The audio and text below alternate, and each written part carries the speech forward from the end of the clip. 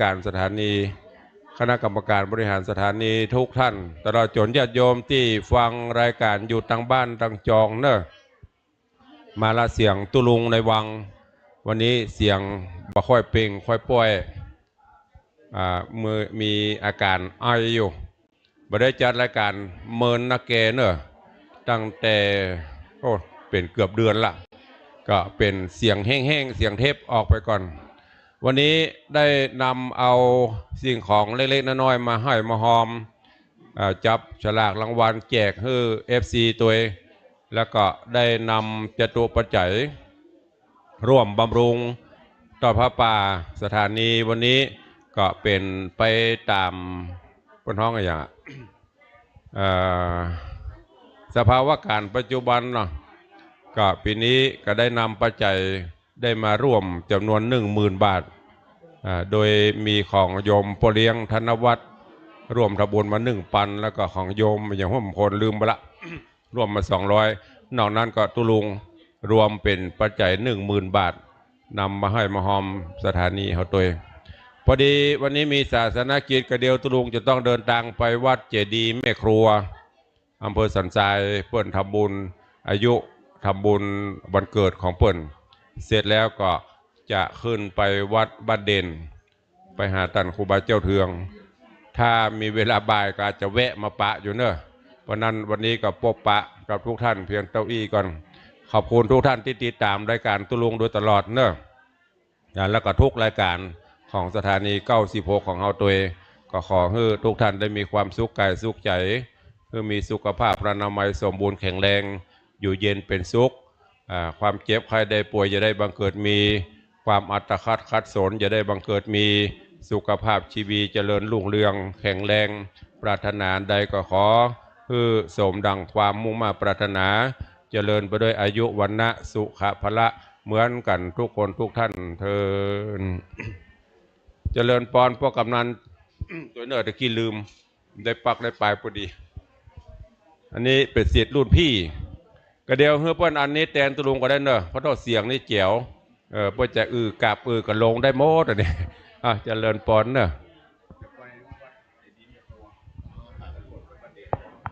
เบิดทบายเขาบังๆแบบนี้มันถึงว่ามันจะบ้างกับนมัสการอวัยสาปรมีธรรมของพระเดชพระคุณท่านหลวงพ่อท่านพระครูพิสิทธิ์ศิลพรเจ้าอาวาสวัดวังสิงคำรองเจ้าคณะอำเภอเมืองจังหวัดเชียงใหม่ของเฮานะครับ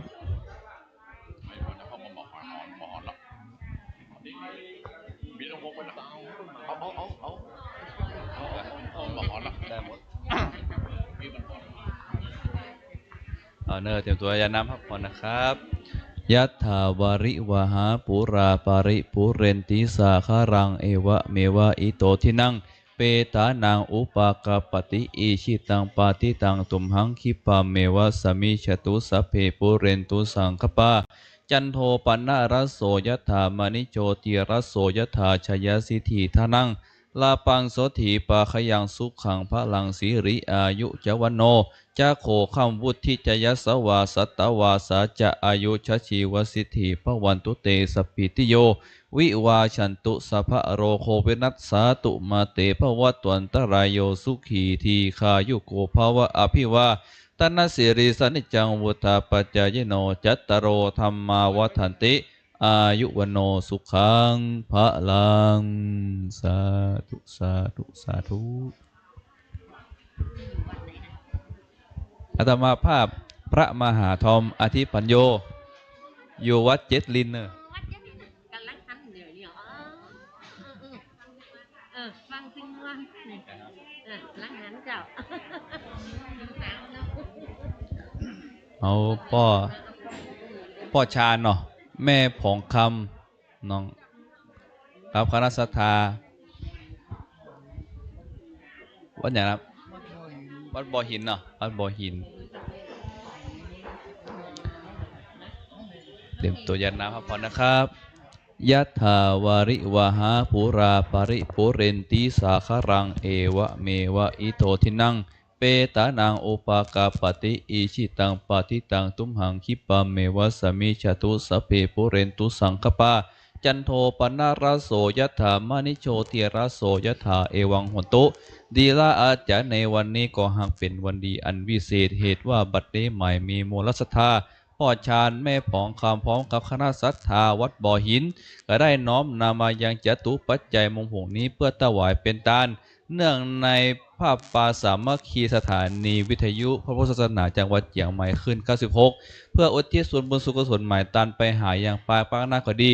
บัดตั้งแต่นั้นก็ได้อุทิศส่วนบุญสุขกุศลแห่งกลุ่มหนึ่งไปหาอย่างพ่อเกิดแม่เกิดเทพบุตรเทวดาเจ้ากรรมในเวรผู้ปกปักรักษาบ้านจองของเฮือนก็ดี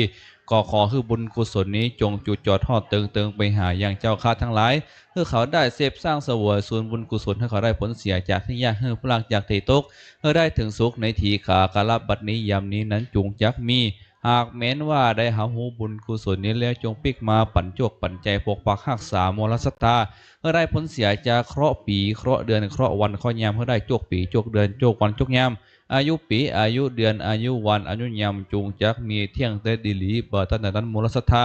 พุทธรัตถวายตาเนขอให้ผลเสียอย่าง30เคราะห์ไปหน้า50เคราะห์ภายหลังสัพพะเคราะห์เสนิจจะไลสัพพะทุกข์สัพพะโศกสัพพะโรคสัพพะภัยจงจักมีจตุรพิทะปอนใจทั้ง10ประการจงมีอายุวันนะสุขาภาละปฏิภาณธนาสารสมบัติธรรมสารสมบัติสมดังคาถาบาลีว่าชยสิทธิทนังลาปังโสถีปาขยังสุขังพลังสีริอายุจวันโนจะโขคำวุฒิจยสาวาสัตตวาสาจะอายุจจีวสิทธิภวันตุเตสปีทิโยวิวาชันตุสัพพะโรโควินัสสาตุมาเตภาวะตวันตรายโยสุขีทีขายุโกภาวะอภิวาตนาเสริสานิจังวุฒาปัจจายโนจัตตโรธรรมาวัฏันติอายุวันโนสุขังพระลังสาธุเนี่ย สาธุนี่แปลว่าอย่างแม่ เฮาก็เปิ้นปั่นปอนกันเนี่ยอย่างกันเฮาก็ว่าสาธุเนี่ยอีแม่แปลว่าอย่างอ๋อโมโหอ่ะนะเฮาก็ถามกันไปอย่างเอี้ยเนาะนะครับมานี่โอ้แม่จันนวลวงอินชัยพี่น้องบ้านจังคำเนอะบ้านเดียวกันถึงผมเนี่ยนะครับ นะครับเอาเจอนี่แม่เข้ามาตะนายเพ่แม่เข้ามาตะนายเพ่ก็เดี๋ยวทำว่างเว้นจากภารกิจก็เข้าไปพ่อหู้ตอนในศาลาเขานี่ประเพณี12 เดือนนะครับว่าใน1 ปีมีกี่เดือน12 เดือนเพิ่นมีอันอย่างพ่องในเรื่องของประเพณีล้านนาเขาอู้ถึงอีแม่ตะกี้สาธุเนี่ยบ่ลืมเด้อเนอะ แปลว่าอย่างอีแม่โอ้โห สาธุแปลว่าดีแล้วหรือดีแล้วเจ้าข้าสาธุดีแล้วที่เขาได้รับปอนนะครับอยู่ที่เก่ามีโจกมีใจไปตั้งหน้ามีโจกมีลาบปรับแปชนะข้าศึกสัทธลูไปดังใดเป็นที่มุตูอีดูขุนนาแก่ฝูงหมู่คนเล่เตบบุตรเตบดาจูโตนจูองค์ที่ได้ส่งหูเลิงหารู้จักยาวเหลือรู้เจ้ามอกาย นะครับเอามาทำบุญมาร่วมกันในวันนี้ขอเทวบุตรเทวดาปารมีของพ่อพญามังลายเขาได้โจทย์เอาลายใหม่เอาชื่ออีแม่อีพ่อปู่นะปู่ป้านาFC ทุกท่านนะครับโจทย์เอาลายใหม่เอาชื่อของทุกท่านไว้ในปตารับคำสนำจำไว้ตกน้ำบ่ฮื้อได้ไหลตกไฟบ่ฮื้อได้ไหมอยู่เย็นเป็นสุขอยู่ที่เก่ามีโจกมีใจไปตั้งหน้ามีโจกมีลาบเหมือนกันทุกท่านทุกคนนะครับการทำบุญบ่ต้องไปยึดติดนะครับวันนี้เมื่อเจ้านี้กระเดียว10 โมงนะครับท่านประหลัดพระครูประหลัดธินวัตรยานสิทธิวัทีนะครับเจ้าอาวาสวัดยังกวงก็จะได้มาเป็นองค์ธรรมกถึกแสดงพระธรรมเทศนาธรรมนาวาวังนะครับคือกับพี่น้อง FC ของเราที่เคารพรักทุกท่านได้สดับรับฟังกันจะใช้เวลาการแสดงพระธรรมเทศนาก็เป็นเวลาประมาณสัก1 ชั่วโมงหรือว่าเพิ่มสักหน่อยชั่วโมงป่าย11 โมงเราก็จะถวายภัตตาหารเพลพระเถรานุเถระสังฆครูบาอาจารย์เจ้านะครับที่ได้ตลอดจนถึงพระนักเทศนะครับพระนักจัดรายการนะครับได้ถวายพระทหารเพลได้ฉันเพลไปที่เรียบร้อยบรรดาอีพ่ออีแม่ทั้งหลายก็กินข้าวน้ำจ้ำข้าวตอนด้วยกันวันนี้ออกอากาศคลื่น FC คลื่น96ของเฮานะครับ วันค่ำออกอากาศวันค่ำพี่น้องที่บ่ได้มาที่หอคำพยามังรายบ่ได้มาสถานีวิทยุคลื่น96ของเฮาก็สามารถเปิดเครื่องรับฟังได้อยู่ขณะนี้นะครับ เพราะว่าเราจะมีการถ่ายทอดสดตลอดทั้งวันในกิจกรรมที่หอคำพยามังรายของเราในวันนี้ หลังจากที่เราได้ถวายพระทหารเพลนะครับบรรดาพ่อแม่พี่น้องFCทุกท่านได้กินข้าวน้ำจ้ำข้าวตอนด้วยกันเสร็จเรียบร้อยแล้วเวลาประมาณบ่ายโมงเนอะอีพ่อยแม่เนอะเวลาประมาณบ่ายโมงนะครับพระนักจัดรายการนะครับก็จะมาพบปะกับบรรดาพ่อแม่พี่น้อง FC ของเราใครเป็น FC ของคนใด FC ของคนใดก็ท่าพอวันนี้ตุเจ้ายองก็จะมานะตุเคบัดเสาปูน้อยนะ นะครับผมก็จ้างโทรไปหาเปิ้ลนะครับโทรไปแสดงปกิณกะตัวเปิ้ลนะครับ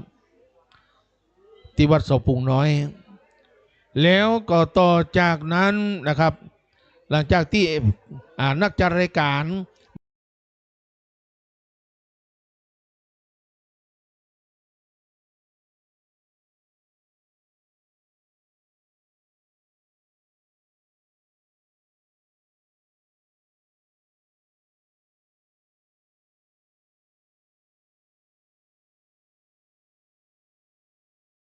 บอกว่าจะเป็นพระเจ้าพระสงฆ์พระสังฆะนะครับได้มาพบปะกับบรรดาพ่อแม่พี่น้องเสร็จเรียบร้อยแล้วก็จะมีการแจกบัตรเนาะแจกบัตรสำหรับผู้ที่มาร่วมงานวันนี้นะครับแจกบัตรสำหรับผู้ที่มาร่วมงานธรรมนาวาวังในวันนี้ทุกท่านทุกคนคือจับฉลากจับเบอร์ว่าใครจะได้อย่างจะได้ตู้เย็นเคลื่อนที่กะเนาะ นะครับจะได้ตู้เย็นเคลื่อนที่กะจะได้แอร์แบบหมุนไงเนาะแอร์แบบหมุนนี้ก็พัดลมตู้เย็นเคลื่อนที่นี้ก็กระติกเนาะแต่เครื่องซักผ้าบ่มีกระมังวันนี้ เครื่องซักผ้าบ่มีเนอะนะครับเพราะบ่มีกระมังเพราะว่าเดี๋ยวเพิ่นบักค่อยตานกระมังกันละเมื่อก่อนนี้เพิ่นตานกระมังโอ้ตู้เจ้าข้าเจ้าจะตานเครื่องซักผ้านะ4 กิโล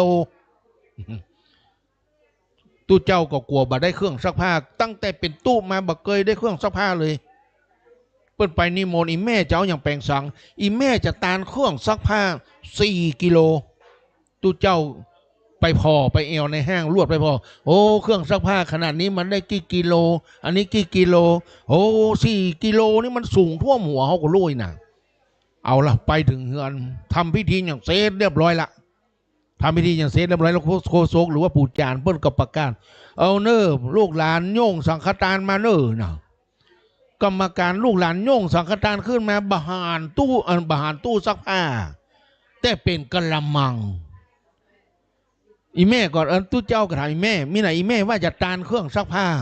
ก็เนี่ยกับเครื่องซักผ้าตู้เนาะไม่หน่อยเนี่ยกะละมังเนี่ยสามารถบรรจุผ้าได้ถึง4 กิโลเป็นว่าตานกะละมังนะครับเจอนี่แม่อีพ่อทั้งหลายเนอFC ทุกท่านทุกคนนะครับเข้ามาสู่ที่หอคำพยามังรายของเฮาก็พักผ่อนกันตามอัธยาศัยอู้เอ่ยกันไปก่อนนะครับวันนี้เขาจะมีการถ่ายทอดทางคลื่นวิทยุนะครับสถานีวิทยุคลื่น96ของเราตลอดทั้งวันนะครับเจอหนีปล่อยแม่ที่มาได้มากับเปิดเครื่องรับฟังสถานีวิทยุคลื่น96ของเราอยู่ต่างบ้านว่ากิจกรรมในวันนี้มีการขับเคลื่อนอย่างได้พ่องเปิ้ลยะอย่างพ่องนะครับวันนี้ผมพ่อกำนันเจริญศรีวิไลนะครับอดีตกำนันตำบลบ้านแหวนอดีตประธานชมรมกำนันผู้ใหญ่บ้านอำเภอหางดงปัจจุบันเหลือก็อาจารย์ เป็นอาจารย์วัดสุวรรณประดิษฐ์จังคำน้อยเป็นผู้นำกินน้ำตาลมัคคณายกอยู่วัดสุวรรณประดิษฐ์จังคำน้อยแม่แต่จ้างหางดงนะครับวันนี้ได้มาเป็นวิทยากรเป็นพิธีกรเนาะไม่ใช่วิทยากรนะครับเป็นพิธีกรเป็นโฆษกประชาสัมพันธ์มันว่างขึ้นมาก็อู้เอ้ยกันเป็น5ถ้าไผ่มาให้มาหอมกับมาที่ตู้เจ้าหุ่นเนอะตู้เจ้าเพิ่นจะปั่นปอนถ้าตู้เจ้าเพิ่นปั่นปอนเขาก็ย่างอู้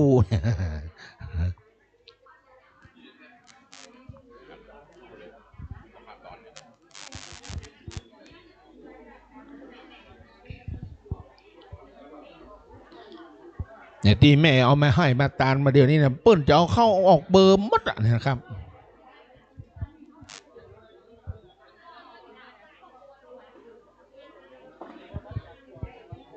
อันนี้โมโนไมค์ครับ เป็นทิสาครังเอวะเมวะอิโตทินังเปตานังอุปากาปติอิชิตังปฏิตังตุมหังคิปะเมวะสมิชตุสัพเพปุเรนตุสังคปา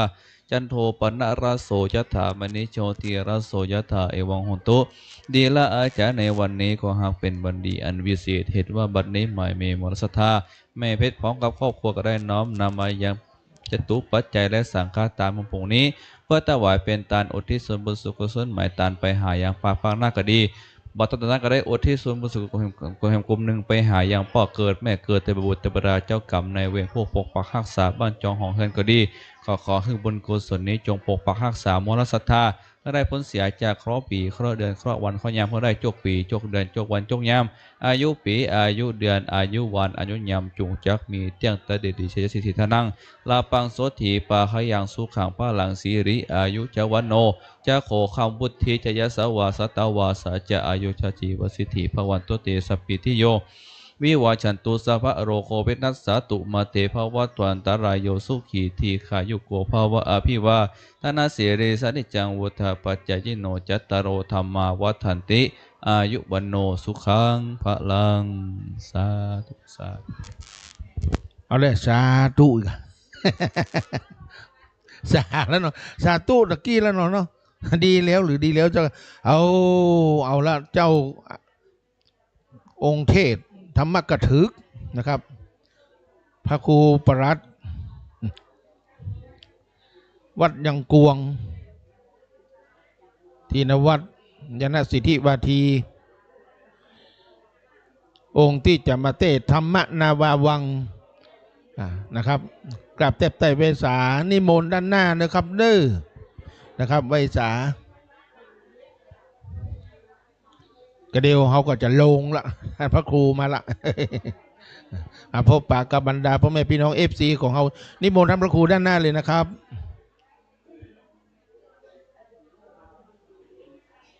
ท่านพระครูปราทินวัฒน์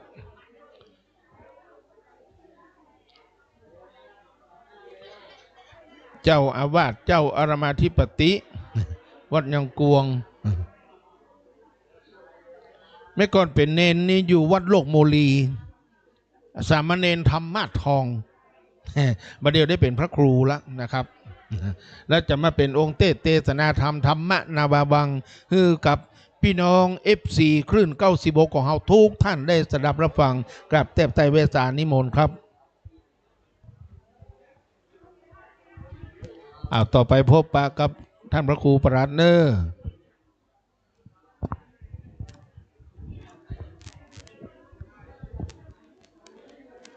ขอเจริญพรญาติโยมพ่อแม่ศรัทธาทุกคนทุกท่านเนอเอาพุทโธเมนาโถตัวกันก็นอจำได้ก็ว่าไรว่าพร้อมๆกันดังๆเนอพุทโธเมนาโถพระพุทธเจ้าเป็นที่พึ่งอันประเสริฐของข้าพเจ้าธัมโมเมนาโถพระธรรมเป็นที่พึ่งอันประเสริฐของข้าพเจ้าสังโฆเมนาโถพระสงฆ์เป็นที่พึ่งอันประเสริฐของข้าพเจ้านี่ล่ะญาติโยมท่านทั้งหลายต่อไปภาคเช้าวันนี้เพื่อความเป็นอุดมมงคลเราพร้อมกันไหว้พระก่อนน้อดีก็แม่ดีเนาะตอนนี้9 โมงกำลังจะเกิงเอาเลิกเอาชัยไหว้พระและลึกถึงคุณพระรัตนตรัยก่อนจะไหว้พระศรัทธาญาติโยมขยับขึ้นมาขยับขึ้นมาเร็วขยับขึ้นมาตั้งบนแม่ขยับขึ้นมาเดี๋ยวมีรางวัลแจกนะขยับขึ้นมาเดี๋ยวตอนบ่ายเรามีรางวัลแจก สำหรับใครที่ตอบปัญหาทำได้วันนี้วันนี้เราอู้จ่าภาษาธรรมญาติโยมทุกท่าน ไม่ได้หมายความว่าเราฟังเทศน์อย่างเดียวนะ แต่เรายังจะสามารถถามตอบกันได้อีดีก็แล้วปกติเรา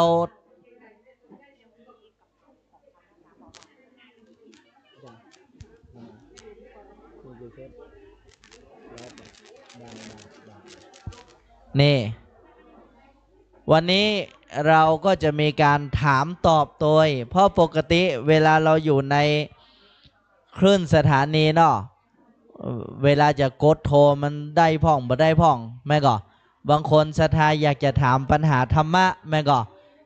จะกดโทรก็กลัวเสียงต่างบางทีโทรไปมันก็บัติดเพราะคนอื่นเพื่อก็นะโทรกันหลายเพราะฉะนั้นวันนี้เราปะหน้ากันแล้วญาติโยมทุกท่านวันนี้เราเจอกันแล้ว เพราะฉะนั้นเราก็จะเอาช่วงเวลาดีๆแบบนี้แหละมาฮื้อกันศรัทธาญาติโยมมีข้อปัญหาธรรมอันใดเราก็จะเอามาอู้สนทนากัน ยกตัวอย่างเช่นอ่าผมใส่บาตรกู้วันเนี่ยแล้ววันใดผมไม่ได้ใส่บาตรเนี่ยจะเป็นอะไรอย่างก่ออันนี้ก็เป็นคำถามเหมือนกันนะบางคนบอกว่าผมสวดมนต์เต้าอายุข้าเจ้าสวดมนต์อิติปิโสเนี่ยเต้าอายุของตัวเก่าอันนี้มันจะแต้ก่ออันนี้มันเป็นปัญหาเหมือนกันนะแม่ก็บางคนเนี่ยมีปัญหาในใจแต่ก็บ่กล้าถามบางคนบอกข้าเจ้าก็เงี้ยตามที่เปิ้นบอกหมดแล้วสวดบทหั่นสวดบทนี่นั่งเงี้ยกันหมดแล้วแต่ว่าชีวิตก็บดีขึ้นสักเตืออันนี้เป็นปัญหาก็เป็นปัญหาเหมือนกันญาติโยมทุกท่านเพราะฉะนั้นปัญหาเหล่านี้เราจะนำมาอู้กันในภาคเช้าวันนี้นี่แหละคือการแก้กรรมอย่างแท้จริงเพราะฉะนั้นญาติโยมท่านผู้ฟังต่างบ้านและญาติโยมที่มาร่วมกันณสถานที่อันเป็นมงคลแห่งนี้ที่จริงวันนี้กิจกรรมของเราเป็นการพบปะนะถ้าจะอู้ตามภาษาโลกก็ FC ขึ้น96นั่นแหละหมายถึงผู้ฟังขึ้น96ทุกคนทุกท่านอาตมาภาพก็ยินดีอย่างยิ่งที่จริงแล้วภาคเช้าวันนี้ก็จะเป็นกิจกรรมที่ประชุมกันตอนนั้นก็มีหลายกิจกรรมนะแล้วบางทีก็ช่วงนี้มันอยู่ในช่วงระหว่างจะส่วนเสเฮฮามันก็บรรทุกกาละเทศะเขาจะมาปะกันตอนบ่ายเลยตอดพระป่าอย่างเดียวก็เสียเวลาทีนี้เนี่ยอย่างใดดีภาคเช้าเพื่อให้เกิดประโยชน์อย่างสูงสุดเราก็จัดให้มีกิจกรรมนี่ร่วมกันขับเคลื่อน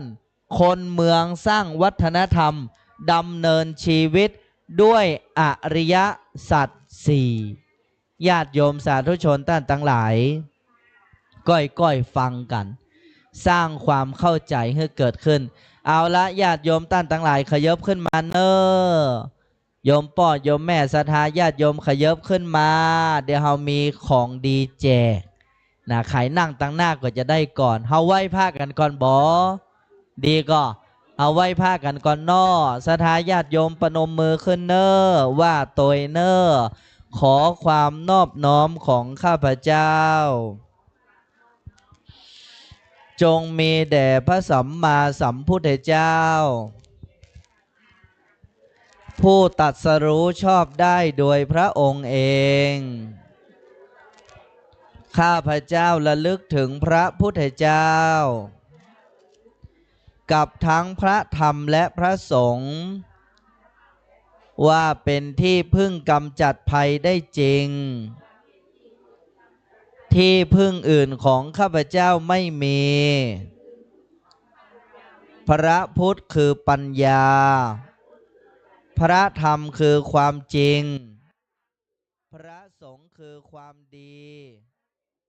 เป็นที่พึ่งอันประเสริฐของข้าพเจ้าอิมินาสกาเลนะพุทธังอภิปูชยามา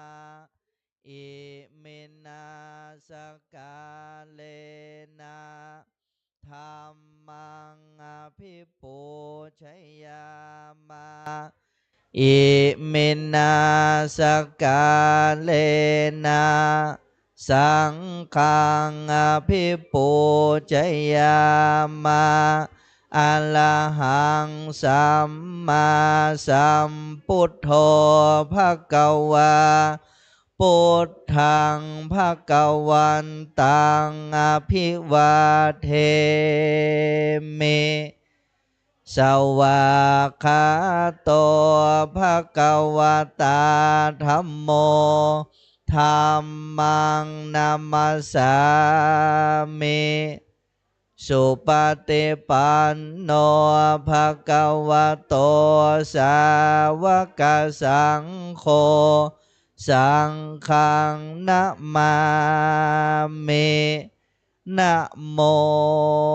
ตัสสะภะคะวะโตอะระหะโตสัมมาสัมพุทธนะโมตัสสะภะคะวะโตอะระหะโตสัมมาทัสสะนะโมตัสสะภะคะวะโตอะระหะโตสัมมาสัมพุทธัสสะพุทธังสรณังเมธัมมังสรณังกัจฉามิสังฆังสรณังกัจฉามิตุติยัมปิพุทธังสะกัจฉามิตุติยัมปิธัมมังสรณังกัจฉามิตุติยัมปิสังฆังสะกัจฉามิตันติยัมปิพุทธังสรณังกัจฉามิตันติยัมปิธัมมังสะกัจฉามิตันติยัมปิสังฆังสรณังกัจฉามิอิติปิโสภะคะวะอะระสัมพุทโธวินชาจารณะสัมปันโนสุขโตโลกาวิทูอนุตตโรสัทธัมมัสสารทิสันทาเตวะมนุสสานังพุทโธภะคะวะติสาวะขาโตภะคะวะสันทิทิโกอากาลิโกเอหิปัสสิโกโอปานาญิโกปัจจันตังเวทิตัมเวนโยเหติสุปฏิปันโนภะคะวะโตสาวกสังโฆโอจุปฏิภะคะวะโตสาวกสังโฆญาญาปฏิปันโนภะคะวะโตสาวกสามิจิปฏิปันโนภะคะวะโตสาวกสังโฆญาทิทังจันตาริปุเรศอันทาปุริสาปุกาลาเอสาภะคะวะโตสาวกสังโฆอาหุนายโยปาโหทักขินายโยอัญจเลการณิโยอนุตตรังปุญญเขตังโลกัสสติพุทโธเมนาโทธัมโมโทสังโฆเมนาโทพุทโธเมนาโทธัมโมเมนาโทสังโฆเมนาโทพุทโธเมธัมโมเมนาโทสังโฆเมนาโทพุทโธเมนาโทธัมโมเมนาโทสังโฆเม พุทโธเมนะโธธัมโมเมนะโธสังโฆเมนะโธพุทโธเมนะโธธัมโมเมสังโฆเมนะโธพุทโธเมนะโธธัมโมเมนะโธสังโฆเมนะโธพุทโธเมนะนาโทสังโฆเมนาโทพุทโธเมนาโทธัมโมเมนาโทสังโฆเมพุทโธเมนาโทธัมโมเมนาโทสังโฆเมนาโทพุทโธเมนาโทธัมโมเมสังโฆเมนะโธพุทโธเมนะโธธัมโมเมนะโธสังโฆเมนะโธพุทโธเมนะโธธัมโมโธสังโฆเมนะโธพุทโธเมนะโธธัมโมเมนะโธสังโฆโธพุทโธเมนะโธธัมโมเมนะโธสังโฆเมนะโธพุทโธเมสังโฆเมนะโธพุทโธเมนะโธธัมโมเมนะโธสังโฆเมนะโธพุทโธเมธัมโมเมนะโธสังโฆเมนะโธภาวะโตสัมปัมมังกัลลังราคันโตสัพวัตตาสัพพะพุทธานุภาเวนะสัทธาโสทิภาวันตุเตภาวะโตสัพกะลังรักขันโตสัพพะเทวตาสัพพะธรรมานุภาเวนะสัทธาภาวันโตเตภาวะโตสัพพะมังกัลลังรักขันโตสัพวัตตาสัพพะสังฆานุภาเวนะสัทธาโสทิภาวันตุเตเอาสาธุดังๆ3 ครั้งสาธุสาธุสาธุจบข่าวเอาละญาติโยมสาธุชนหมู่เฮาทุกคนทุกท่านบัดนี้จิตใจของศรัทธาต้อมดีละน้อต้อมหรือยังคำว่าต้อมหมายถึงอะไรอย่างภาษาเมืองวลคำมันรวมกันเนาะจิตใจมันรวมกันแล้วเนี่ยบางคนว่าพุทโธเมนาโถนั้นมันยังบัติดใจเตื้อก็เฮือว่าอย่างเอี้ยพุทโธเมนาโถธัมโมเมนาโถสังโฆเมนาโถมันจะเข้ากับลมหายใจดีแล้วก็ท่องก้องไว้ในใจหั่นญาติโยมท่านทั้งหลายบางคนคิดว่าโอ้ท่องอย่างอี้มันจะไปได้ประโยชน์ประยามอย่างตู้ข้าเจ้าตรงวันนี้ท่องคาถาเด็ดเหล่านี้นะญาติโยมสาธุชนทั้งหลายฮือหูไวเนอร์คาถาอันยังกบเต้าติรัตนะคาถาติแปลว่า3รัตนะแก้วคาถาว่าโดยแก้ว3ประการนี้คือพระพุทธพระธรรมพระสงฆ์นี่คนตะก่อนแม่จำได้ก่อนเวลาเปิ่นสะดุ้งกาเวลาอะอย่างกะพุทโธธัมโมสังโฆพุทโธธัมโมสังโฆในอย่างเปิ่นพุทโธธัมโมสังโฆแม่ว่าในอย่างมันถึงกั้งออกมาอย่างอันเพราะในใจมันพุทโธธัมโมสังโฆนี่แล้วประเด็นนี้มันไปแม่นอย่างหัน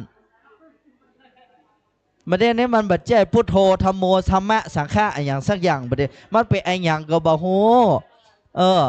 มันเป็นแก่นแต่เหมือนกันนะมันบัดเจ้แก่นแก้วนะกะ แม่นก็แม่ นี่ เวลากั้งเนี่ย บางคนกั้งเป็นมงคล บางคนกั้งเป็นอัปมงคลสาธุสาธุอันนี้ใครสนับสนุนมาเนี่ยฮะครูแอลอนุโมทนาเนอปดโทพอเนี่ยวันนี้นะภายตอบปัญหาได้เนี่ยจะได้ของดีนี่อันนี้เป็นหนังสือแล้วก็เป็นกระเป๋าพระราชทานวันนี้โครงการอะไรยังไหนอ่านพร้อมๆกันเหรอมันอ่านว่าอย่างใดเนี่ยแม่ศูนย์เผยแผ่หลักธรรมพระราชทานธรรมนาวาวังนครพิงค์ร่วมขับเคลื่อนกิจกรรมคนเมืองสร้างวัฒนธรรมดำเนินชีวิตด้วยอริยสัจสี่ณศาลาเวียงพิงค์หอคำพญามังรายวันอาทิตย์ที่14ธันวาคม2568ปรบมือให้ตัวเก่าน้อยฮู้ก่อนนี่อย่างต้องปรบมือแม่เขาบอกฮู้ไอ้อย่างปรบมือนี่มันทำให้ร่างกายของเขากระปี้กระเป๋าบางคนง่อมยังไก่เหงานี่คนจีนเปิ้นก็ฮึดตบมือไหนตบมือแม่ตบมือสถาตบมือดังๆเนี่ยอย่ามาโหกรรมเฮ้ยเนี่ยอยากกะเนี่ยหมดประเด็นเนี่ย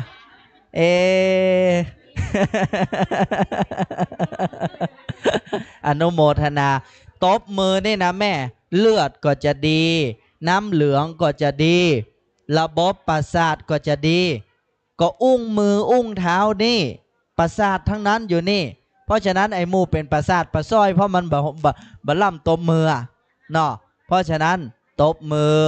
นี่เอามือเนี่ยแม่ฉุบฉีดเลือดนี่ห่างก็มานี่บัจเจก็ได้ก็ฟังธรรมะนะยังได้สุขภาพโดยห่างก็อันนี้นี่อย่างปั้นถึงฮือตบมือเวลาตบมือจะไปตบมือก้อยตบมือดังนะถ้าตบมือดังแล้วสารในร่างกายมันจะทำให้โยมป่อโยมแม่กระปี้กระเป๋าขึ้นมาสุขภาพมันก็จะดีมันเรียกว่ามันไปเรียกให้มันตื่นขึ้นมานะญาติโยมท่านทั้งหลายทีนี้วันนี้ เฮามาแย่อย่างกันหลายท่านหลายคนมีความตั้งใจที่จะมาช่วย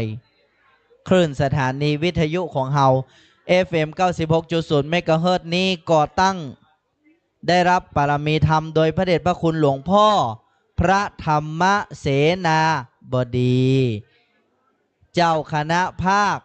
7เจ้าวาดวัดพระธาตุดอยสุเทพราชวรวิหารทำไมเขาต้องมีขึ้น96แล้วขึ้น96นี่บ่มีเรื่องอื่นธรรมะอย่างเดียวล้วนๆเป็นอุดมการณ์ของหลวงพ่อตอนนั้นเนี่ยญาติโยมท่านทั้งหลายก็มาคิดว่าศรัทธามาวัดมันลำบากแล้วก็ประเดี๋ยวนี้มันก็ยังเข้าตำราน่ะวัดจะมองจะอย่างก็ว่าได้ก็อันน่ะเพื่อนบอกวัดจะมองว่าทีนี้คนลูกหลานก็บ่ได้มาส่งมันก็บ่ได้มาวัดเฮาจะแย่งใดเอาวัดไปไว้ที่บ้านพระเดชพระคุณหลวงพ่อซึ่งเป็นพระอุปชฌาย์ของลูกตุเนี่ยก็เลยเกิดว่าต้องมีคลื่นสถานีวิทยุเพราะคนมันง่อมมันก็เปิดเพลงฟังแล้วบางทีมันไม่ใช่แค่เพลงข่าวกันบ้านกันเมืองสงครามเนี่ยมันเงี่ยใจสถาวุ่นวายไปหมดบางคนปะโทเก่งเหลือทหารก่อนมันยังบอกเอาลงบ้านมันท่านเนี่ยบางคนพอข่าวไปตัวกันยันเขี้ยวยันกลางไปตัวอันเนี้ยมันมันอย่างใดมันจิตใจบ่สงบเพราะฉะนั้นไอ้อย่างมันจะทำให้จิตใจสงบก็ต้องธรรมโอสถของพระพุทธองค์ พระเดชพระคุณหลวงพ่อพร้อมกรรมการในสมัยนั้นแล้วนะไอ้ลูกตู้กับตัวน้อยๆอยู่ตอนนั้นยังเป็นลูกเน้นน้อยอยู่เนาะแล้วก็ร่วมกันก่อตั้งสถานีขึ้นมาคลื่นพระพุทธศาสนาและจริยธรรมจังหวัดเชียงใหม่ FM 96.0 เมกะเฮิรตซ์ความสำคัญเพื่ออย่างขึ้น96ของเฮาเพื่อให้เป็นยารักษาใจของศรัทธาตั้งหลายอยู่ที่บ้านมันง่อมมันเหงากว่าแต่ฟังวิทยุฟังเพลงกับฟังธรรมะมาเหมือนกันฟังเพลงมันติดเพลงแต่ฟังธรรมะมันทำให้เกิดปัญญาฟังเหมือนกันเนี่ยแต่บ่เหมือนกันศรัทธาเข้าใจก่อนฟังเหมือนกันแต่ไม่เหมือนกันฟังเพลงแล้วบางทีมันมีตัณหาเพลงมันจะไม่มีอะไรอย่างต่างหลายบะฮักก็อกฮักมีแต่อันน่ะแล้วรุ่นของเฮานี่นะมันแบบอินแล้วประเดี๋ยวเนี่ยกูต้องบะฮักบะแฮกอย่างสักอย่างแล้วประเดี๋ยวนี้เนาะมันแบบเจ้อารมณ์ของเฮาแล้วอ่ะแม่ก็มันแบบเจ้เหมือนแต่ก่อนแม่ก็ศรัทธาบางคนนี่นะสมมติว่าละอ่อนประเดี๋ยวนี้เนาะถ้าอกฮักก็จะฟังเพลงเศร้าแล้วบางคนกำลังมีความฮักก็จะฟังเพลงที่มันเกี่ยวกับความฮักเขาก็จะอินไปกับมันเพลงเนี่ยน้ำตาไหลหลายคนนะบางคนเป็นให้เป็นหุยนะศรัทธาทั้งหลายเพราะนั้นฟังเหมือนกันเนี่ยแต่ได้บ่เหมือนกันฟังเพลงบางทีมันทำให้ใจของเฮามันบ่ได้กุศลแต่ฟังธรรมะนั้นฟังเหมือนกันแต่ได้ประโยชน์ฟังธรรมะเหมือนจะว่าติดธรรมะแต่ว่าติดธรรมะนี่มันติดดีมันติดแล้วมันแยกแยะในใจมันทำให้จิตตื่นรู้ว่าอันนี้อะหยังอันนี้อะหยังอันนี้ของดีอันนี้ของบดีอันนี้ควรปล่อยวางอันนี้บ่ควรปล่อยวางหลายอย่างหลายสิ่งมันจะเป็นเหตุเป็นผลอยู่ในหั่นเพราะฉะนั้นการที่ญาติโยมท่านทั้งหลายร่วมกันฟังธรรมะเนี่ยมันก็เข้าแก็บสุดสูสังละพะเตปัญญังฟังด้วยดีย่อมเกิดปัญญาศรัทธาเคยสงสัยก็ว่าคนสมัยก่อนนี่อย่างเปิ้นฟังธรรมแล้วเปิ้นบรรลุธรรมง่ายศรัทธามีความเห็นอย่างไรไม่มันมีแหมตัวก็ครับเนี่ยไม่หมดละกะขอแหมสักตัวแล้วไม่ลอยไหมก่ออันนี้เนาะลองถามศรัทธาพอแล้วมีไหนศรัทธาตอบเท็ดห้องแหว่งได้ดีเนี่ยอัตมาภาพแก่เหมาะเอาง่ายๆก็ลูกตู้กันแล้วกันเนาะมันน่าฮักดีเนาะลูกตู้นี่เนาะถ้ามันอัตมาเนี่ยมันวิชาการนะเนาะตู้ลูกกันแล้วกันเนาะลูกตู้เนาะศรัทธาว่าคนสมัยก่อนเนี่ยเปิ้นฟังธรรมแล้วเปิ้นอย่างบรรลุธรรมง่ายอีป่อมีความเห็นว่าอย่างไรป่อว่ามาเพราะอะไรอย่างศรัทธาช่วยกันลองคิดหรอว่าเพราะอะไรอย่างอีแม่เพราะว่าอย่างก็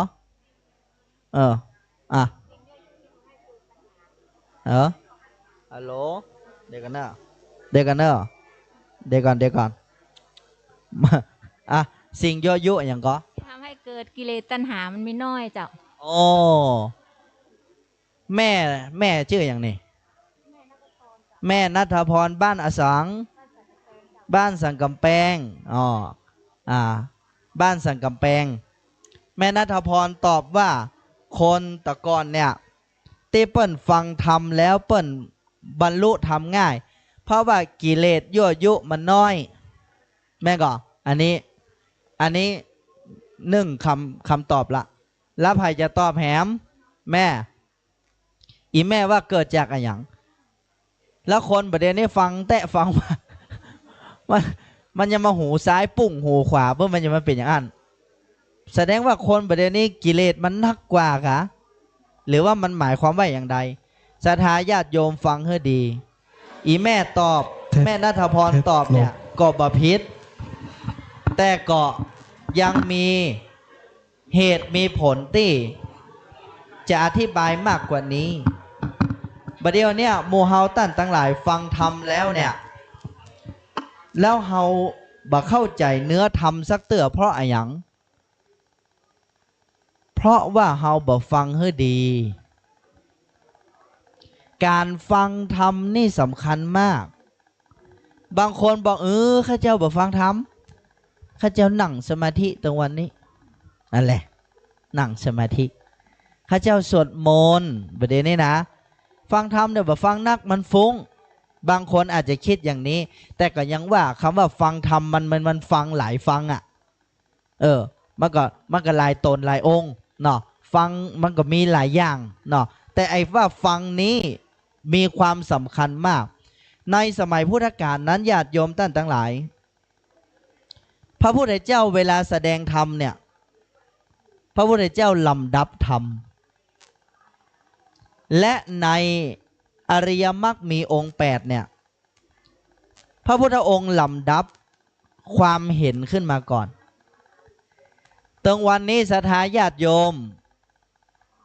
เฮาจะปฏิบัติธรรมเฮาแยกใดก่อนจะนั่งสมาธิละจะเดินจงกรมละแม่ก็จะสวดมนต์ละเข้าใจก่อน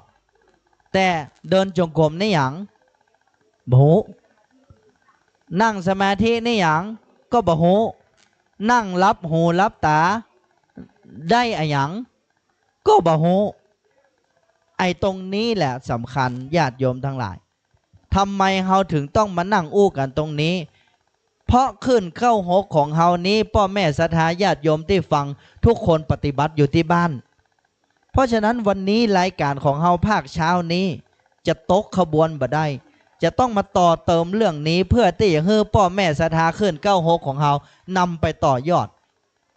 ไอ้ที่นั่งสมาธิดีอยู่แล้วก็จะดียิ่งขึ้นไปไอ้ที่สวดมนต์อยู่ที่บ้านดีอยู่แล้วก็จะดียิ่งขึ้นไปบางคนถามว่าข้าเจ้าก็สวดมนต์ข้าเจ้าก็ภาวนาแต่ข้าเจ้าก็ขี้โคตรเฮ้ยมันเป็นอย่างกับโมโหแหล่งภาวนากับแหล่งขี้โคตรไปติ๊กศรัทธาจะไปว่านะว่าข้าเจ้าบ่ขี้โคตรบางคนขี้แต่งบ่ขี้โคตรแต่ว่าปทโธโคตรสุดอันนี้เป็นเรื่องธรรมชาติญาติโยมทุกท่านไอ้เรื่องอารมณ์นั้นเป็นเรื่องธรรมชาติความโคตรเป็นธรรมชาติความงุดงิดเป็นธรรมชาติน้อยใจเป็นธรรมชาติเสียใจเป็นธรรมชาติบางคนเป็นโรคซึมเศร้าโรคเหล่านี้เกิดจากอะไรอย่างเป็นธรรมชาติเพราะฉะนั้นคำว่าธรรมชาตินั้นเวลาเราจะแก้ไขธรรมชาติเราต้องนี่อย่างก่อนต้องรู้ธรรมชาตินี่ในปฏิจจสมุปบาทเราต้องอัปเกรดสักหน่อยกันเนาะเดี๋ยวขึ้นสถานีอื่นๆขึ้น96มาเอาอย่างเอากระตานอย่างเดียวนะกะจะทอดกระถินอย่างเดียวจะทอดพระป่าอย่างเดียวนะก็ต้องไปฟังขึ้นอันปุ้นเนี่ยมันหลายขึ้นรอบประเด็นนี้เนาะแล้วประเดี๋ยวเพิ่นมาขิงกันเนาะว่าขึ้นไหนจะมีคุณภาพเหลือกันเฮาก็บอกเอาไปวัดกันนะขึ้นไหนมีคุณภาพแต่ทีนี้เรื่องนี้ก็เป็นเรื่องที่ขึ้น96ก็ต้องอู้ได้เพราะประเดี๋ยวนี้ผู้ปฏิบัติมีนักแล้วเดี๋ยวเพิ่นมาถามว่าเนี้ยขอถามหน่อยขึ้น96ในเพิ่นสอนอะไรอย่างศรัทธาจะได้ตอบอย่างน่าภาคภูมิใจว่าสอนอริยสัจ4นี่เข้าใจก่อนแม่ก็เวลาเพิ่นถามแล้วประเดี๋ยวนี้คนหูนักเหี่ยหมู่เป็นอาจารย์หมู่เป็นอะไรอย่างแม่ก็เฮาก็คิดถึงโยมป่อโยมแม่คนฟังขึ้น96ว่าเวลาเขามาถามนี่โยมป่อโยมแม่เขาจะหูมากน้อยแค่ไหนก็อยู่ที่ขึ้นรายการของเฮาจะมอบอะไรอย่างให้หมู่เฮาฟัง เพราะฉะนั้นทีนี้กลับมาปฏิจจสมุปบาทอาตมาภาพบริอู้หลายอู้แค่ตัวเดียวคืออวิชชาเป็นตัวกำเนิดของทุกข์อวิชชาคือความบรู้ศรัทธาญาติโยมน้อยใหญ่จะหู้แค่ไหนว่าตรงวันนี้ตัวเก่าดับทุกข์แทบจะบรรทุกวิธี เวลาที่แม่เครียดเวลาที่แม่บาดสบายกายเวลาที่พ่อบาดสบายใจสถานแย่อย่างใดหนีไปไหนก็บ่ฮู้หนีไปวัดหนีไปหั่นหนีไปนี่ไปวัดมันบ่ใช่ผิดหรอกแต่ไปวัดเพื่อนหนีทุกข์นั้นบ่ใช่บ่ใช่เพราะพระสัมมาสัมพุทธเจ้าสอนไว้แล้วว่าทุกข์คืออะไรอย่างเหตุแห่งทุกข์คืออะไรอย่างทางดับทุกข์คืออะไรอย่างวิธีการดับทุกข์คืออะไรอย่างอีแม่เขาไปวัดถูกแล้วแหละแต่ไปวัดเพื่อที่จะให้ความทุกข์นั้นหายขอเอาน้ำมนต์ฟาดหัวสักหน่อยเถอะอีแม่ได้มาแต่น่ะน้ำมนต์ได้ความสบายใจมาแต่น่ะแต่ความสบายใจนั้นมีอายุมันเนอะแม่สังเกตพอว่าความสบายใจทุกความสบายใจมีอายุอย่างแม่มาวันเนี้ยมาควงพญามังลายเนี่ยแม่สบายใจก็ตอบแหละสบายใจก็สบายใจแต่แม่โหก็ว่าความสบายใจนี้มีอายุและมีวันหมดอายุสังเกตนะสังเกตแหละวันนี้มันม่วนกับม่วนแม่ม่วนแต่แม่ปิ๊กไปกูง่อมอย่างเก่าเดียวนี้ก็เป็นอย่างเนี้ยมันเป็นอย่างอันมันนี่อย่างเป็นอย่างอันน่ะก็แม่อุตส่าห์ได้ความสบายใจแล้วเสียวันนี้แต่ปิ๊กไปง่อมเหมาะแล้วบางทีฟังรายการเนี่ยบางทีตนนี้อู้ดีตนนี้ก็อู้ดีน้อยอีเนาะสมมุติเนาะอีแม่ก็ตีตนนี้ถ้าวันใดวันหนึ่งตนนี้บ่ได้ออกเนี่ยปอดโทรมาล่ะวันนี้เทปกาตุจำได้เนอะนี่เทปมันก็ นี่อย่างบ่มีเวลาออกเลยกะบ่มีเวลาก็บ่ต้องออกเหีย เนี่ยศรัทธาเหยนี่เพราะฉะนั้นอาตมาภาพลูกตู้กำลังแสดงให้ญาติโยมทั้งหลายทำความเอาพวกเราทุกคนประนมมือขึ้นนี่พ่อประปุ้นแม่หลวงพ่อมาหลวงพ่อมาหลวงพ่อท่านพระครูอาทรวิสุทธิคุณเมตตาหลวงพ่อเจ้าคณะอำเภอหยังหลวงพ่อเจ้าคณะอำเภอหยังห่างดงหลวงพ่อวัดหนองตองหรือว่าตุลุงวัดหนองตองของพวกเราวันนี้เมตตามาให้กำลังใจขอโอกาสหลวงพ่อนะครับพอดีว่าภาคเช้าวันนี้ได้รับหน้าที่จากผู้อำนวยการบอกว่าลูกตุทำหน้าที่ในการจัดโครงการขับเคลื่อนคนเมืองสร้างวัฒนธรรมดำเนินชีวิตด้วยอริยสัจ4ทีนี้ปิ๊กมาญาติโยมทั้งหลายปิ๊กมาอู้เรื่องว่าความสบายใจกับความดับทุกข์มันคนละเรื่องกันเนอคนละเรื่องกันความสบายใจบ่ใช่ดับทุกข์ได้และบางอย่างความสบายใจและบางอย่างความดับทุกข์ก็บ่ได้ทำให้สบายใจอยู่ในตู้ก็ว่าแก่มันสบายใจวะบอกอย่างตัวแก่เจ็บตายแก่เจ็บตายถามหน่อยว่ามันมีความสบายใจในฮั่นวะบ่มีแต่เป็นความดับทุกข์บุคคลใดเข้าใจมันเหมือนยาขมยาหวานอีป้อหวานเป็นลมขมเป็นยาความสบายใจเหมือนกับยาหวานแต่วิธีการดับทุกข์เหมือนกับยาขมความจริงเหมือนกับยาขมอย่างที่บอกว่าทุกข์คือกายกับใจนี้เหตุแห่งทุกข์เพราะยึดมั่นในกายกับใจนี้ไขพ่อง บ่อยากจะยึดมั่นในกายกับใจ โอ้ตู้อุ้ยบ่เอาบ่ม่วนหูละเพราะยังฮักผัวอยู่ฮักเมียอยู่ฮักลูกฮักเต้าฮักทรัพย์สินสลินค่ะเงินมีในถุงนี่เป็นปึกใจยังบ่หมดเตื้อตู้จะมาเอาจะตายฮะมะเนี่ยคนเลยบ่หูฟังคนเลยบ่หูฟังความจริงแต่ก็อย่าลืมว่าความจริงนั้นเป็นการดับทุกข์พ่อแม่ศรัทธาญาติโยมเคยสงสัยก็ว่านี่อย่างพระพุทธเจ้าถึงแสดงทุกข์นี่อย่างบัแสดงสุขนี่อย่างบัแสดงสุขสมุทัยนิโรธมรรคนี่อย่างถึงแสดงทุกข์สมุทัยนิโรธมรรคยังบัดตันในอย่างเตื้อทุกข์แห่งละกายก็ทุกข์ใจก็ทุกข์ชาติปิทุกขาแม้ความเกิดก็เป็นทุกข์อย่างในบทสวดมนต์เจ้าอ่ะ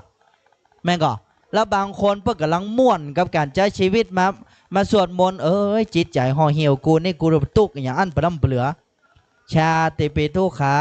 แม้ความเกิดก็เป็นทุกข์ชาลาปิทุกขาแม้ความแก่ก็เป็นทุกข์มรณะปิทุกขังแม้ความตายก็เป็นทุกข์โศกะปริเทวทุกขโทมนัสสุปายาสาปิทุกขะแม้ความโศกความล่ำไรลำพันธ์ความไม่สบายกายความไม่สบายใจความคับแค้นใจก็เป็นทุกข์สรุปชีวิตกูมีอย่างดีพวกนี้เนี่ยและศรัทธาเคยสงสัยก็ว่าทำไมพระพุทธเจ้าถึงแสดงทุกข์ที่แสดงทุกข์นี้เพื่ออย่างญาติโยมท่านทั้งหลายเพื่อให้เฮาหูว่าทุกข์นั้นมันมีอย่างพ่องที่แม่เขาพ่อเขาบ่พ้นทุกข์ได้เนี่ยเพราะว่าเฮาบ่หูองค์ประกอบของทุกข์ตึงวันนี้เฮาจะหนีทุกข์อย่างเดียวเลยแม่ก็สังเกตพอเวลาทุกข์เข้ามาในใจปุ๊บเนี่ยจะหนีอย่างเดียวเลยจะไปอยากฮับมันอันนั้นบ่ใช่วิธีการพ้นทุกข์บุคคลจะพ้นทุกข์ได้ต้องหูทุกข์อาตมาภาพไม่ได้ว่าคนเดียวนะพระพุทธเจ้าว่าในธรรมจักรกับปวัตตนสูตรเรื่องวิธีการ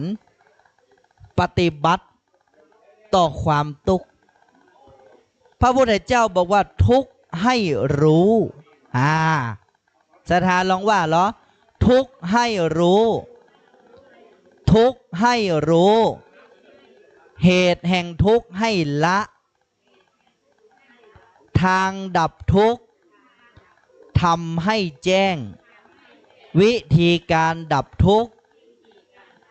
ทำให้มากนี่แล้วตรงวันนี้อีแม่มีทุกข์อีแม่หนีทุกข์มันไม่ใช่กรรมพระเจ้าเลยนั่นพระเจ้าไม่ได้ว่าอย่างนั้นแม่นก็ทุกข์ต้องหูเจ็บหัวหนีทุกข์เจ็บตาหนีทุกข์ปวดท้องหนีทุกข์ปวดขาหนีทุกข์หิวข้าวหนีทุกข์สารพัดความทุกข์ที่เกิดขึ้นวิธีการของญาติโยมก็คือหูมันไม่ต้องไปหนีมันเจ็บท้องบักให้เจ็บท้องกูเป็นอะไรอย่างเจ็บท้องไปซ่อยามาเหรอ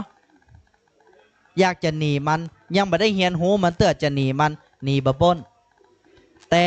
ญาติโยมฟังให้ดีมันอัศจรรย์พอมันทุกข์สมมติว่าเจ็บท้องแต่กำหนดเข้าไปว่านี้ทุกข์นี้ทุกข์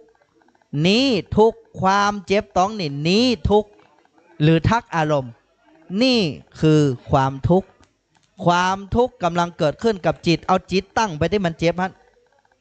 ความทุกข์กำลังเกิดขึ้นกับจิตกำลังมีความทุกข์ความทุกข์กำลังปรุงแต่งจิตกำลังถูกความทุกข์ปรุงแต่งความอัศจรรย์หนึ่งจะเกิดขึ้นแก่ญาติโยมคืออะไรอย่าง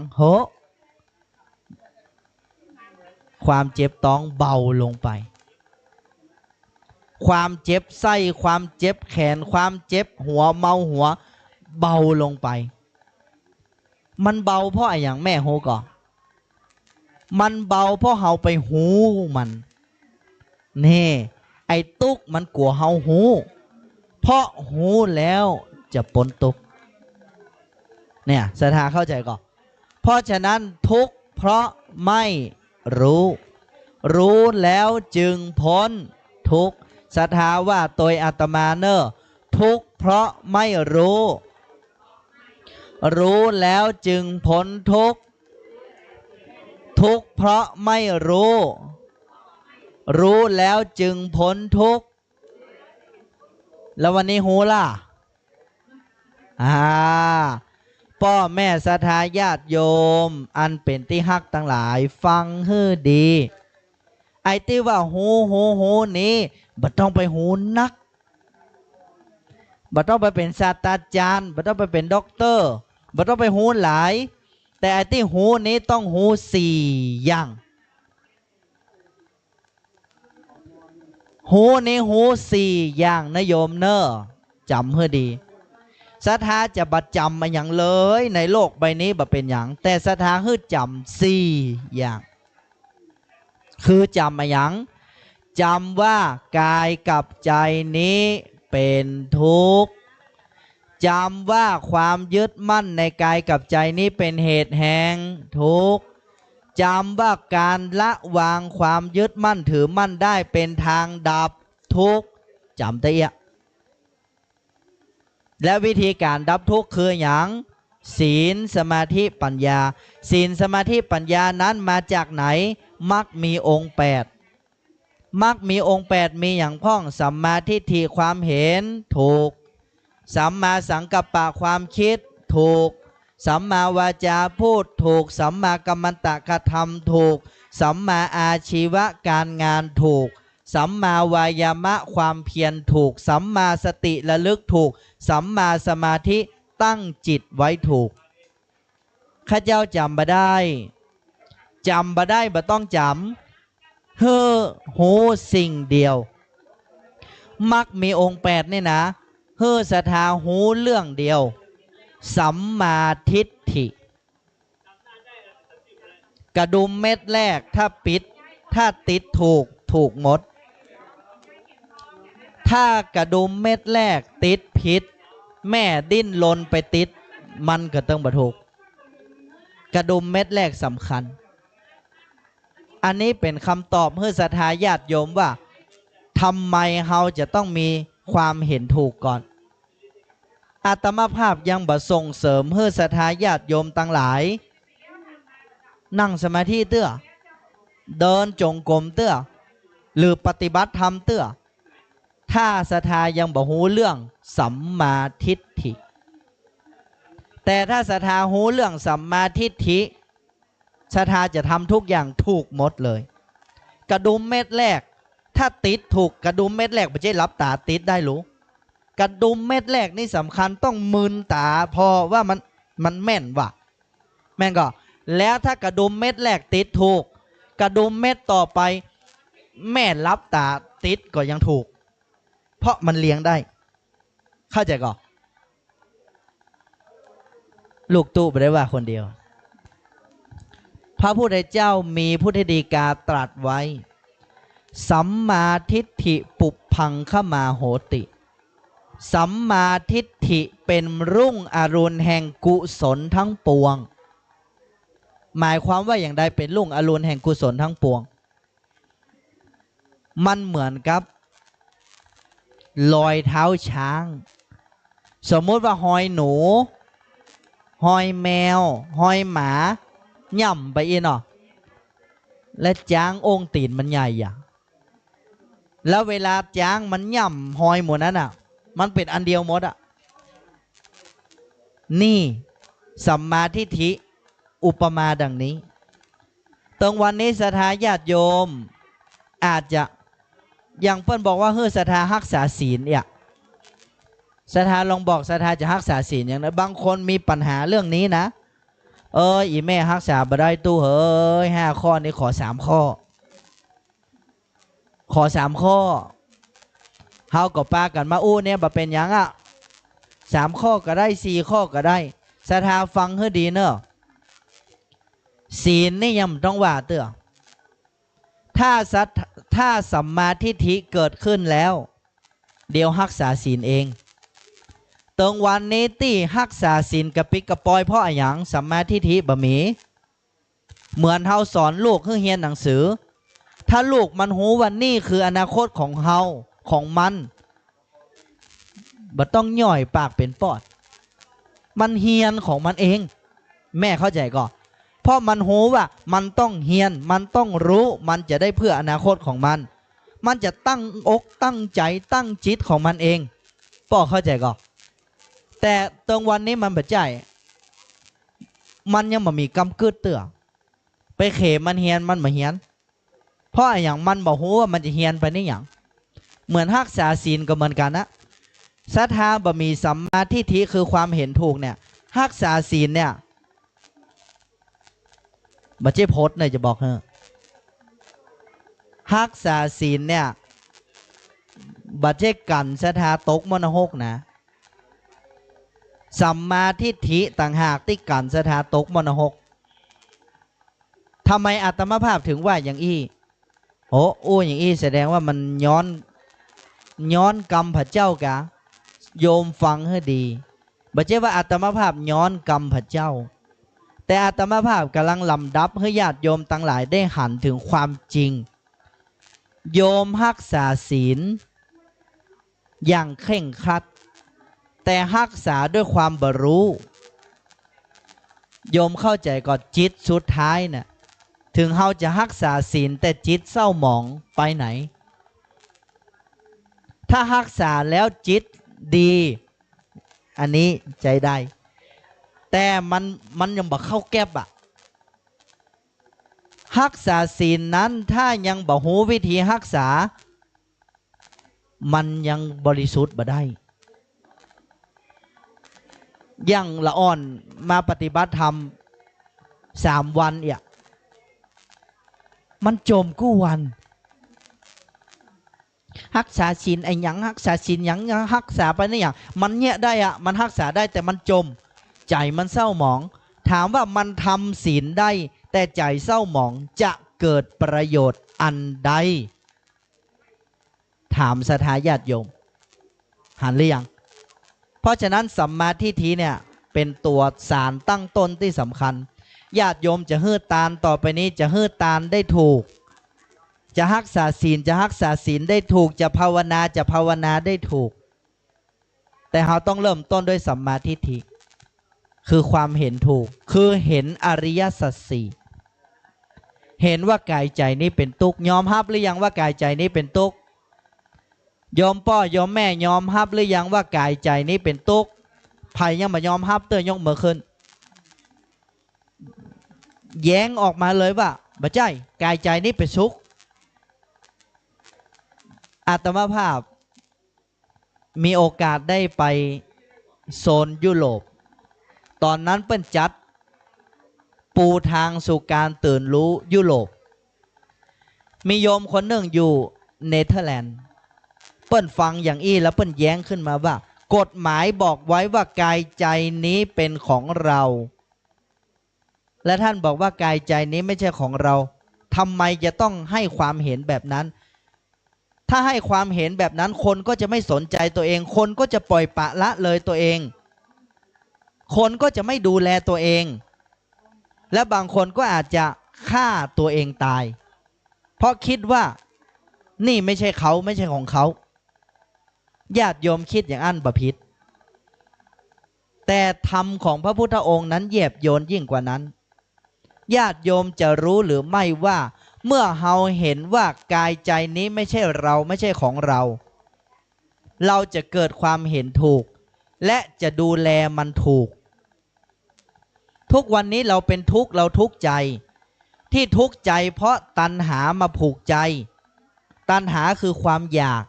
ความอยากนั้นมี3 อย่างอยากเป็นอยากได้ไม่อยากได้อยากเป็นอยากจะได้อยากจะเป็นกับอยากที่จะไม่เป็นเพราะมีตัณหา3 ตัวนี้หวั่นอยู่ในใจของเรามันจึงสร้างความทุกข์อย่างแม่เป็นโรคภัยไข้เจ็บเป็นยังไม่ได้จะหายสักเตื้อหามันยังมาเป็นอย่างอี้ติ๊กจะสวดมนต์กี่บทปล้ำปะเหลือมันจะหายจะแย่งได้มันจะหายแหละทำไมต้องหายโลค่านิทังสังขารเป็นรังของโลก ชีวิตมนุษย์ทั้งหลายทั้งปวงเกิดแก่เจ็บแล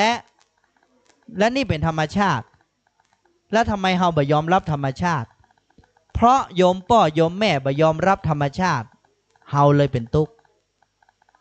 แล้วถ้าคนที่เปิ้นยอมรับธรรมชาติหรอมันจะเอาทุกข์ที่ไหนมาเจ็บก็เจ็บไปกะปวดก็ปวดไปกะแต่มันบ่ใช่ซึ่งตึงจนชนิดบ่ไปกินยุกกินยา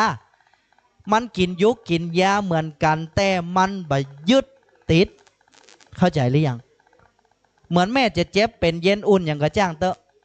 ใจของแม่จะเกิดองค์ความรู้ขึ้นมารองรับว่า ธรรมชาติเป็นธรรมชาติมันเกิดคนเดียวมันดับคนเดียวมันเกิดคนเดียวมันดับคนเดียวเกิดคนเดียวมันได้มันก็ดับคนเดียวมันได้เพราะพระพุทธเจ้าทรงตรัสรู้ธรรมชาติว่าสรรพสิ่งทั้งหลายทั้งปวงเกิดแล้วก็ดับไปไม่เป็นไปตามอำเภอใจนะอันนี้แหละอนิจจังทุกขังอนัตตาที่เขาว่านะหลวงพ่อพระครูอมรธรรมประยุทธ์ใครฟังกราบก่อนฮะไม่ได้ว่าเมินแล้วด่ะหลวงพ่อเปิ้นบอกอย่างอี้เปิ้นแต่งเป็นกราบ เดี๋ยวก่อนนะมาเจ้าในเสียงมันบอกค่อยดีนะอันนี้กับน้ำกาแฟเห็นไหมขอน้ำบดายสักแก้วหรอคนตะกอนเนี่ยเปิ้นเขียนในวรรณกรรมล้านนาเปิ้นแต่งเป็นกราบทำไว้เปิ้นไม่ใช่เอาม่วนอย่างเดียวป้อหมู่ป้อน้อยป้อหนานทุกท่านเปิ้นว่าอย่างอี้สงสารเฮยสงสารอันว่าสงสารนี่นะเลยมันบ่มันเตียงโลเบ็ดเบียงไปมาโลเพทาแตกมาเพราะว่าสังขารมาแต่งตั้งสัตว์ใหญ่น้อยแบ่งตามไว้มันเป็นของเตมาเหลือวิสัยเจ้าโลกอันเตียวนายสงสารคนตั้งหลายอย่าได้ประมาทในการใจชีวิตเนี่ยคนตะก่อนบ้านเฮาเมืองเฮาเนี่ยบ่ใช่ว่ามาอู้เรื่องนี้บัดเดี๋ยวนี้เปิ้นอู้ไว้เมินแล้วศรัทธาเหยศรัทธาบ้านอย่างตังนอกเฮาเนี่ยเปิ้นมีสวดกรรมฐานแม่จำได้ก่อเฮาสวดกรรมฐานวัดบ้านเฮาบ่หมู่สังกำแพงก็มีสัมปะตองก็มีดอยสะเก็ดก็มีเปิ้นจะสวดกรรมฐานไปถึงบทหนึ่งเปิ้นจะว่าเกสาโลมานะคาทันตาตะโจมังสังนะฮาโลอัตถิหมู่เนี่ยสวดกรรมฐานแต่ที่ศรัทธาบ่ฮู้ก็เพราะว่าแปลมันบ่ออกนี่อย่างถึงสวดกรรมฐานเพื่ออย่างกรรมฐานนี่มีไว้เพื่อฮู้ว่าอย่างฮู้ว่าความจริงของชีวิตเป็นอย่างใดอย่างแม่ฮู้ก็ว่าเกสาโลมานาขาทันตาตะโจมังสังนะหาลูอาทิมิจังวกังหาทยังเนี่ยแม่ฮู้ก็ว่ามันแปลว่าอย่างผมขนเล็บฟันหนังเนื้อเอ็นกระดูกเยื่อในกระดูกม้ามหัวใจตับพังผืดไตปอดไส้ใหญ่ไส้น้อยอาหารใหม่อาหารเก่าและนี่อย่างพระเจ้าถึงฮือว่าแล้วเขาจะว่าเพื่ออะไรอย่างจะถามว่าเพื่อให้จิตนี่มันหูว่าร่างกายนี่มีอย่างร่างกายนี่มีอะไรอย่างแล้วมีไหนความยั่งยืนของมันเนี่ยมีไหนผมดำในวันนั้นอ่ะวันนี้มันจะมาขาวโอโฟ32ซี่เต็มในวันนั้นวันนี้มันหายไปไหนมันต้องว่าอันน่ะพอลูกตัวเนี่ยถอดแว่นมากับบ่ฮู้ละอีแม่เจออย่างประเดี๋ยวเนี่ยหลงนะอันนี้พอใจกะอันนี้ไม่ยิงกะกับบ่ฮู้ละฮะนี่ความเสื่อมสภาพของมันพ่อแม่ศรัทธาญาติโยมทั้งหลายนี่เราลองมาเรียนรู้แหมหน่อยว่าธาตุในร่างกายเรามีอย่างพ่องที่เปิ้นว่าธาตุ4มันมีอย่างธาตุ4 และอะยังเป็นธาตุสี่ธาตุสี่มีอย่างพ่องก็ดินน้ำไฟลมเนอะเวลาลำดับเนี่ยสถาจะไปลำดับผิดนะดินน้ำลมไฟไม่ใช่ดินน้ำไฟลมเวลาเกิดดินน้ำไฟลมแต่ถ้าเวลาตายปิ้นกันลมไฟน้ำดินหันมันสลับกันถ้ามันเกิดดินน้ำไฟลมถ้ามันตายลมไฟน้ำดินนี่และทีนี้ดินน้ำไฟลมในร่างกายมีอย่างพ่องไหนไขตอบได้พ่องธาตุดินมีอย่างไขตอบได้ธาตุดินมีอย่างได้กระเป๋าพระราชทานธรรมนาวาวังโอ้ในนี่มันมีอะไรอย่างเนี่ยพอเนี่ยโอ้มันมีวิทยุโดยรู้นี่วิทยุพระราชทานก่อนนั้นเนี่ยฮะอันนี้มันไม่ใช่ถูกๆนะนี่สถาเหยมีอย่างพ่องจำได้วะพ่อแม่สถาญาติโยมว่าโดยลูกตูเนอร์ธาตุกรรมฐานสี่ธาตุสี่คือธาตุดินเรียกปฐวีธาตุธาตุน้ำเรียกอาโปธาตุธาตุไฟเรียกเตโชธาตุธาตุลมเรียกวาโยธาตุธาตุอันใดมีลักษณะแข็งแข็งธาตุนั้นเป็นธาตุดินธาตุดินที่มีในกายนี้คือผมขนเล็บฟันหนัง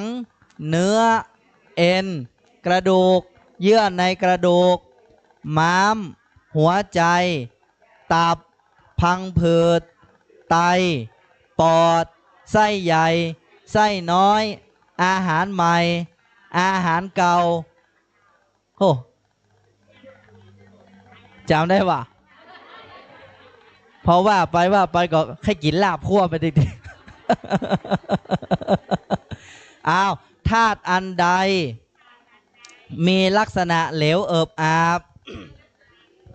ธาตุนั้นเป็นธาตุน้ำธาตุน้ำที่มีในกายนี้คือน้ำดีน้ำเสลดน้ำหนอง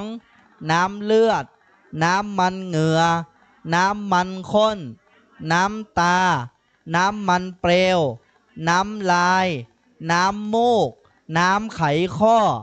น้ำปัสสาวะเนี่ยแล้วเราเป็นคนมาได้อย่างไรบอกฮู้ว่าตัวเก่ามีอย่างพ่องแม่เราเป็นคนมาได้อย่างไรตั้งวันนี้เป็นคนบอกฮู้เรื่องตัวเก่าฮู้เรื่องเจ้าบ้านนี่ฮู้ดีปั่นไปไหนเนี่ยอย่างฮู้หมดมันเหลือกล้องวงจรปิดก่อนไอ้ที่เรื่องตัวเก่าบอกฮู้สักอย่างแกบอกคือว่านี่ก็มันแม่นว่ามันมีในตัวกูวัดจังวันนี่ บางคนยังสงสัยว่าไอ้ที่ว่านี่มีในตัวของตัวเก่าก่อนนะก็ถ้ามามีแม่ไม่ได้เป็นคนละจังวันนี่เอาทีนี้ธาตุอันใดมีลักษณะร้อนธาตุนั้นเป็นธาตุไฟธาตุไฟที่มีในกายนี้คือไฟที่ทำกายให้อบอุ่นไฟที่ทำกายให้ทรุดโทรมไฟที่ทำกายให้กระวนกระวายไฟที่ทำอาหารให้ย่อยหารหรือยังแม่ผ้าเนี่ยมันแบบเจ๊ว่ามันอุ่นในตัวไอความอุ่นมันอยู่ที่ตัวของแม่เอาผ้าไปคลุมเพื่อให้รักษาอุณหภูมิในร่างกายมันเลยอุ่นเพราะฉะนั้นอีไฟนี่มันจะอยู่นอกไฟอยู่ในตัวของแม่เวลาเป็นไข้มาเป็นได้ดับปัทตะหัวในฮ้อนหูฮ้อนปากฮ้อนในหันหรือยังนี่ธาตุไฟธาตุอันใดมีลักษณะพัดไปมาธาตุนั้นเป็นธาตุลม ธาตุลมที่มีในกายนี้ คือลมพัดขึ้นเบื้องบน ลมพัดลงเบื้องต่ำลมในท้อง ลมในไส้ ลมพัดไปตามตัว ลมหายใจ ความกำหนดพิจารณากายนี้ ให้เห็นว่าเป็นแต่เพียงธาตุสี่คือดินน้ำไฟลม ประกอบรวมกันอยู่ ไม่ใช่เรา ไม่ใช่ของเรา เรียกว่าธาตุกรรมฐานเนี่ยพ่อแม่ศรัทธาญาติโยมทุกท่านพระพุทธเจ้าเฮามีปฏิปทาสอนอย่างนี้ นี่แหละคือสิ่งที่พุทธะเฮาสอนให้มาหูเนื้อหูคิงหูตัวของตัวเก่าสอนให้มีสัมมาทิฏฐิความเห็นถูกอริยสัจสี่นี่นะศรัทธาเหยศรัทธาว่ามันจะเกิดขึ้นง่ายอีเนี่ยนะศรัทธาว่าอันเนี้ยที่อ่านว่าอริยสัจสี่เนี่ยศรัทธาว่ามันเกิดขึ้นง่ายกันในโลกนี้บะหมี่พระพุทธเจ้านี่บ่ได้ยินเนอะถ้าสิ้นพระพุทธเจ้าไปแล้วก็จบเนอะพระพุทธเจ้าทุกพระองค์สร้างบารมีมากี่แสนอสงไขยมหากัปถึงจะได้เฮียนหูเรื่องนี้ท่านทั้งหลายว่าพระพุทธเจ้าเกิดมาในหยังเรื่องอื่นตัดไปให้หมดการจะเป็นพระพุทธเจ้าเพื่อสิ่งเดียวเพื่อให้มาหูอันนี้และอันนี้แหละเป็นนาวาเรือใหญ่นำคนทั้งหลายเปิกพ้นจากวัฏสงสารแต่วันนี้เฮาได้ยินเฮาได้ฟังเฮาได้หูแต่เฮาบ่สนใจอย่างสักอย่างบ่ฮู้เรื่องสักอย่างอะอย่างก็เป็นอริยสัจสี่สัจแสะก็บ่ฮู้เรื่องสักอย่างอย่าอริยสัจสี่คือหยังยกตัวอย่างเหรอหิวข้าวเป็นทุกข์บ่ได้กินข้าวเป็นเหตุแห่งทุกข์ไปกินข้าวเหี่ยเป็นตังดับทุกข์หม่ำเข้าใส่ปากเป็นวิธีการดับทุกข์จบข่าวพระราชสำนักเลยอีนี่บ่ได้กินแล้วจะทาเหยอริยสัจสี่อย่างอีนี่ตั้งวันนี้ที่หมู่เฮาตั้งหลายเป็นทุกข์เรื่องนี้แม่ว่าสำคัญก่อพ่อว่าสำคัญก่อนี่อย่างเฮาถึงฟังขึ้น96ฮะแม่ยังไปฟังเพลงยังไปพอลิเกอ่ะยังไปพอซอพุ่นแล้วแม่ฟังธรรมะนี่อย่างใครปนทุกข์แม่นก็เนี่ยวิธีการปนทุกข์อ่ะแต่เวลาว่าให้ฟังบ่ใครฟังก็บ่ฮู้เรื่องถึงฟังหูเรื่องก็ไม่อยากจะฟังอย่างก็บ่ฮู้ตุกๆแตกๆอย่างก็บ่ฮู้แล้วมันจะเอาอย่างใดประเดี๋ยวในชีวิตแม่พ่อศรัทธาญาติโยมทั้งหลายชีวิตเฮาตรงวันนี้มันเดินเข้าหาความจริงไปเรื่อยๆลูกตู้จะอู้เป็นภาษาอย่างประเดี๋ยวเนี่ยเฮาจะอู้กำสุดได้ก่อนว่าแม่พ่อเหยชีวิตเฮาเดินเข้าหาความตายไปเรื่อย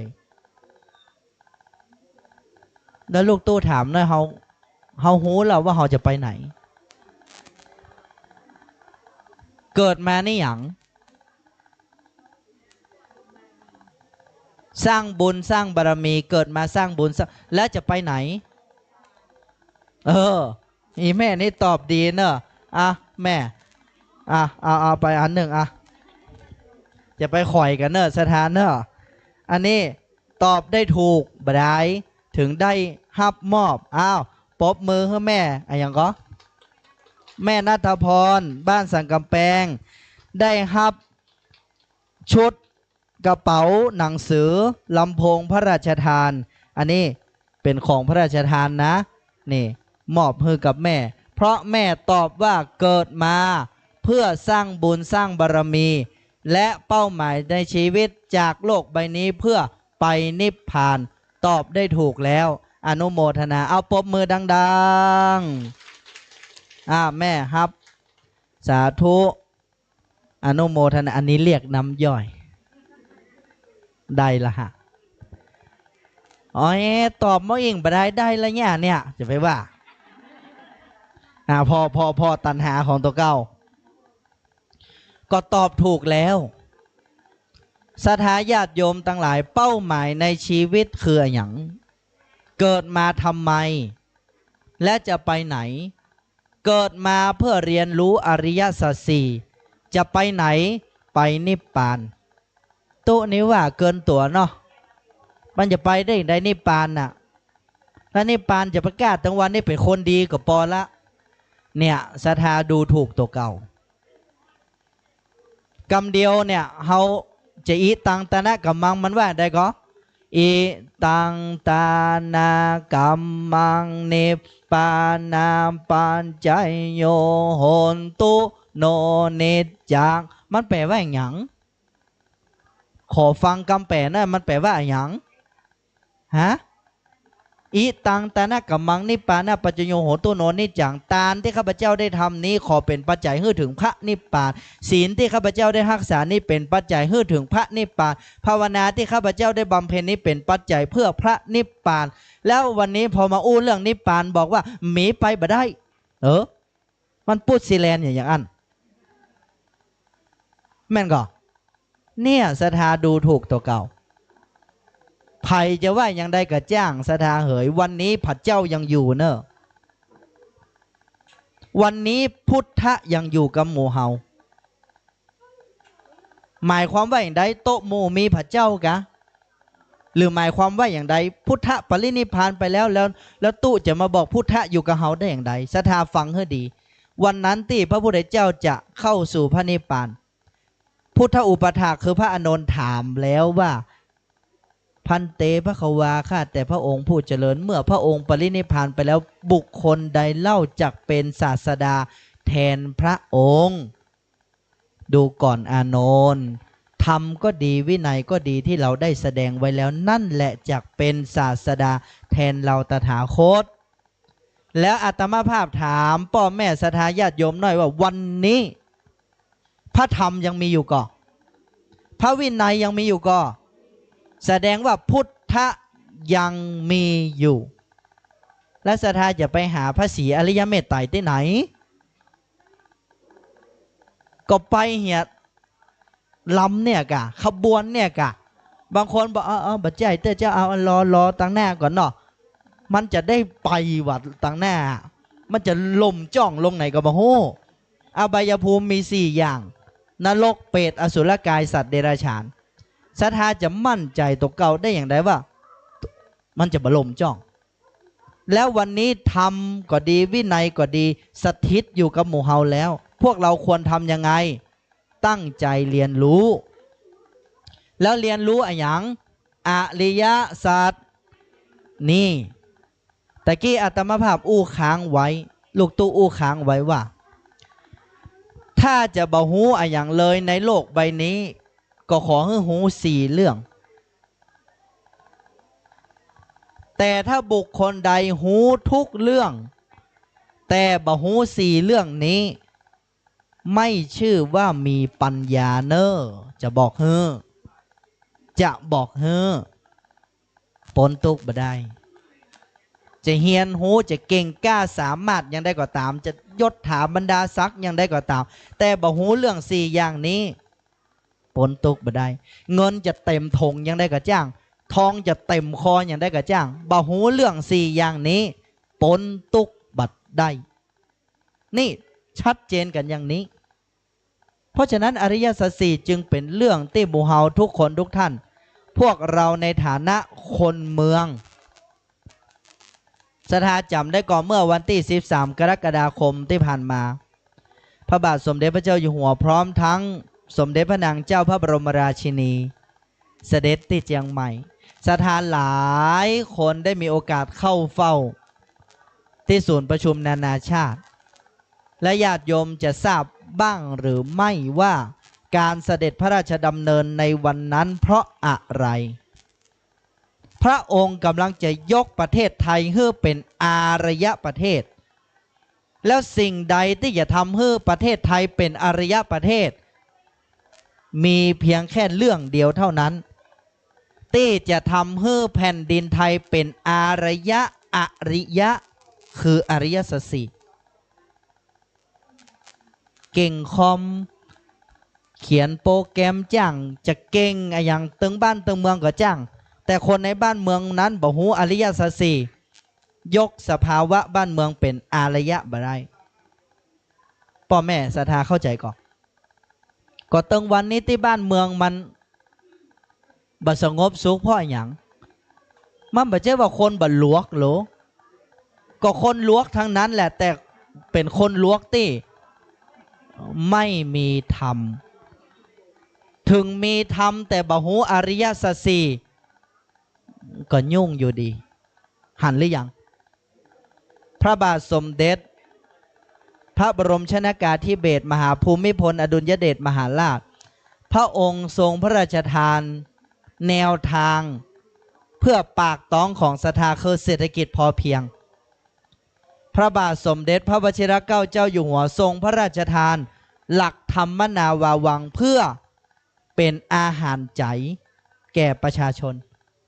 เพราะฉะนั้นเศรษฐกิจพอเพียงเป็นอาหารกายแต่ธรรมนาวาวังเป็นอาหาร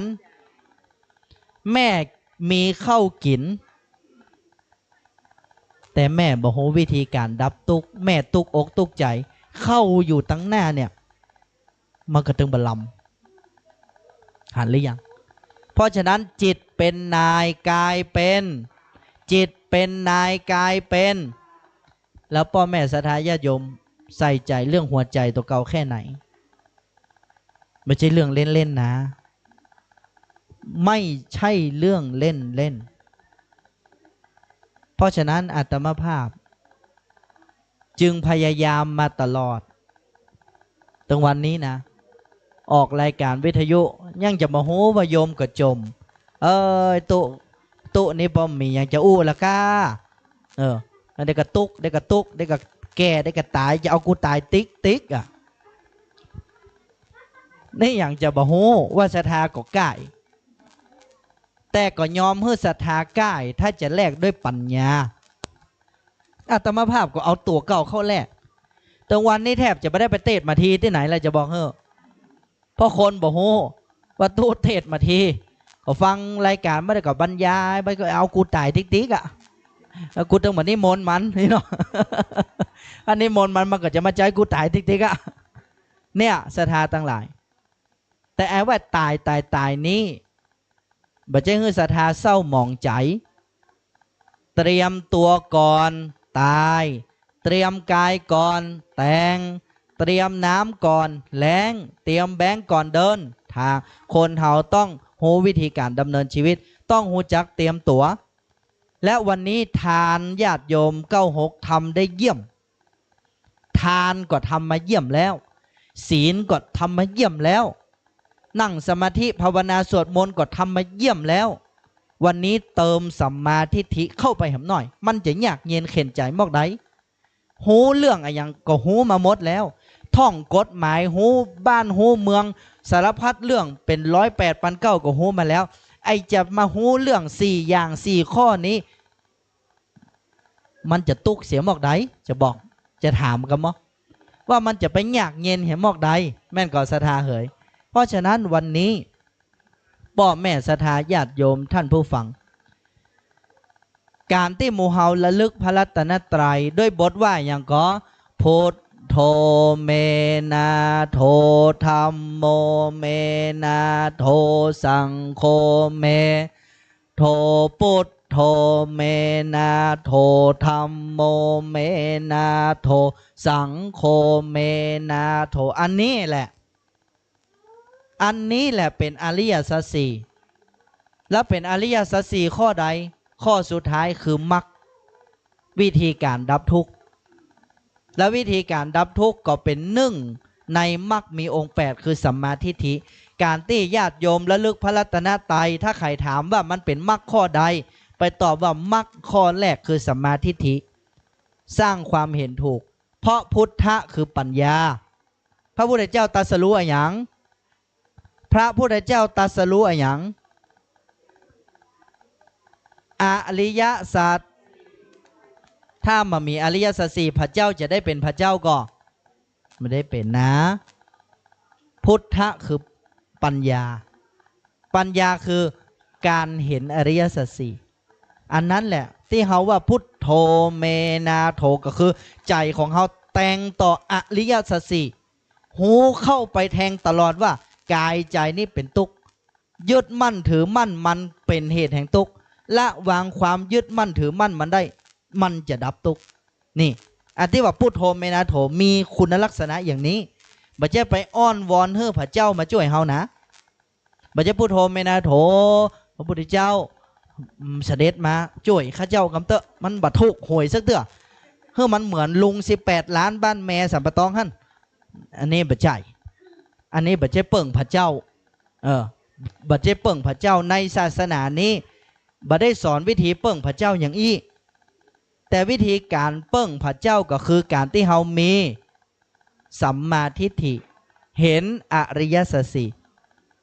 พระธรรมคือความจริงเข้าใจอริยสัจสี่พอรู้ว่ามีอริยสัจสี่ประกอบด้วยอะไรอย่างก็เข้าใจว่าอริยสัจสี่ต้องปฏิบัติอย่างใดทุกข์ให้รู้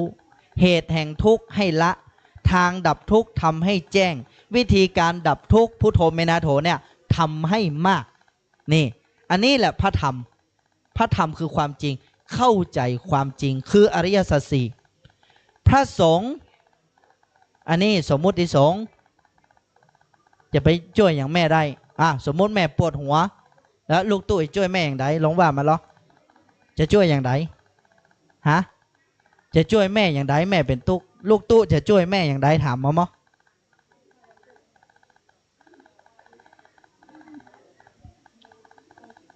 ก็นั่นแหละมันช่วยได้อย่างเดียวก็คือช่วยบอกสุดท้ายคนที่จะทำนั้นคือไผคนที่จะทำนั้นคือไผคือตัวของแม่นั่นแหละเพราะฉะนั้นสังฆะคือพระสงฆ์นี้คือผู้ปฏิบัติต่ออริยสัจสี่หูอริยสัจเข้าใจอริยสัจปฏิบัติต่ออริยสัจนี่แหละพุทธรัตนะธรรมรัตนะสังฆรัตนะมันก็จะไปเชื่อมโยงกับคำว่าอัตตาหิอัตโนนาโถตนเป็นที่พึ่งของตนหันหรือยังใจเป็นที่พึ่งของกายอย่างแท้จริงต้องเป็นใจที่หันอริยสัจสี่เพราะฉะนั้นเมื่อพ่อแม่ศรัทธาญาติโยมเข้าใจอย่างนี้แล้วมันจะช่วยอย่างพ่อแม่ศรัทธาได้เฮาจะบ่ไหวไปเลยเฮาจะบ่เชื่อไปเลยเอาเข้าหัวปีก็ไหวส้วมแตกก็ไหวเอาบอกว่าที่ไหนน้ำมันจืมออกมาโหอันนี้น้ำศักดิ์สิทธิ์ที่ไหนได้โฮมสเตย์สเตอร์อย่างอยู่ป่ายดอยบุญแล้วต่อมันปุ่งมาแล้วต่อน้ำส้วมมันแตกหันหรือยังที่ผ่านมาศรัทธาญาติโยมตั้งหลายเอาตัวเก่าไปเจื่ออย่างกับบ่ฮู้ไปเปิ้งอย่างกับบ่ฮู้บ่เคยเปิ้งตัวเก่าเลยทีนี้เมื่อเฮาตั้งหลายฮัดเพิ่งตัวเก่าด้วยพระรัตนะแก้วเจ้าทั้ง3นี้แล้วศรัทธาจะเป็นผู้มีสติปัญญาหมดใสแล้วเวลาเฮามีความทุกข์ไผ่จะช่วยจัดการทุกข์อีแม่อีพ่อจะไปหาไผ่วันนี้ลูกมันจะไปอยู่กับเฮาก็ไม่เป็นไร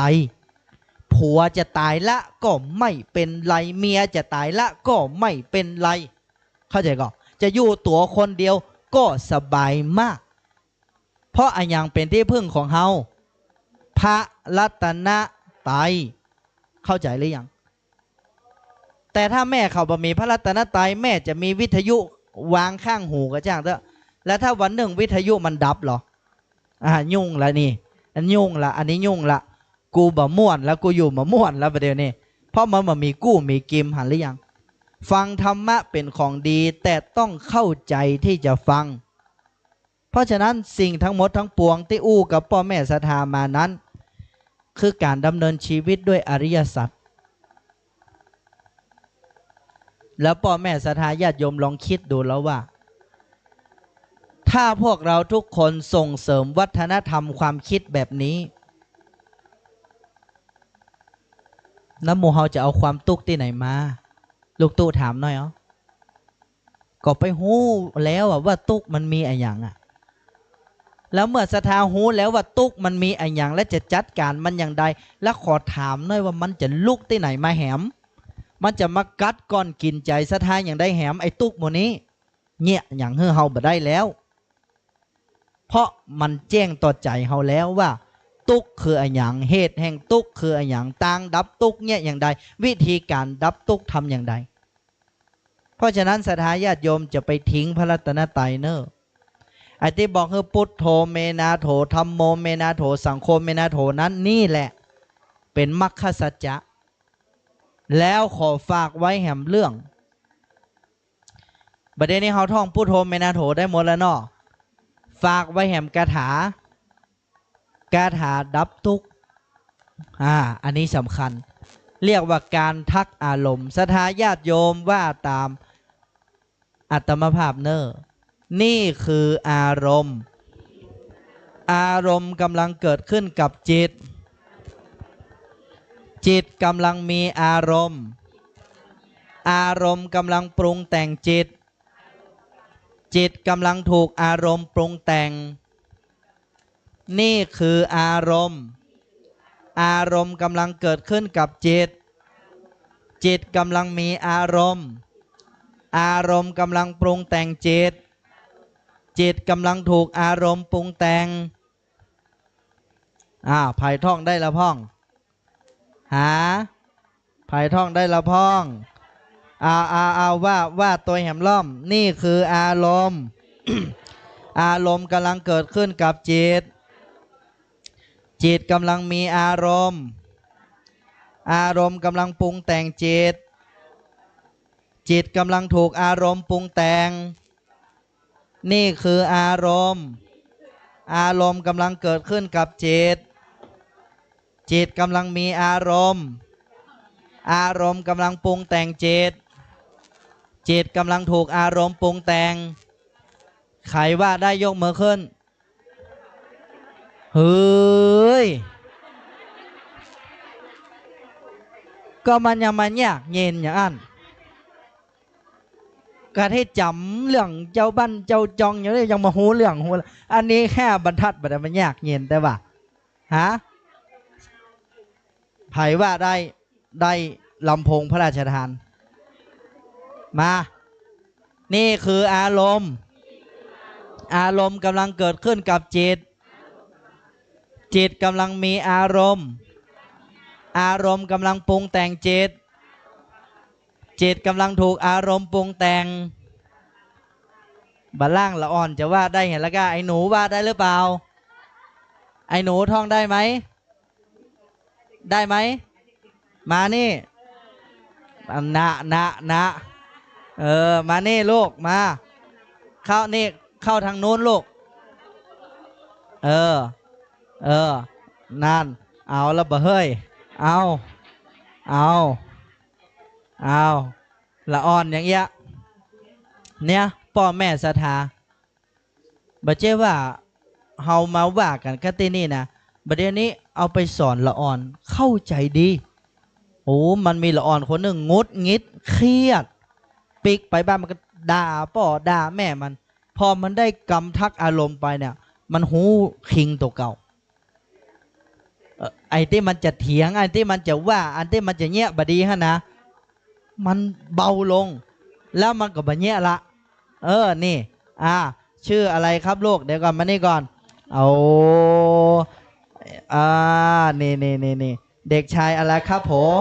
เด็กชายชักชนังตาลิโยครับโรงเรียนอะไรครับเทศบาลตำบลตลาดใหญ่ครับอยู่ที่ไหนลูกแม่จ้องแม่จ้องคนเมืองเลยเนี่ยไหนลองท่องคำทักอารมณ์ให้อาจารย์ฟังสิครับนี่คืออารมณ์นี่คืออารมณ์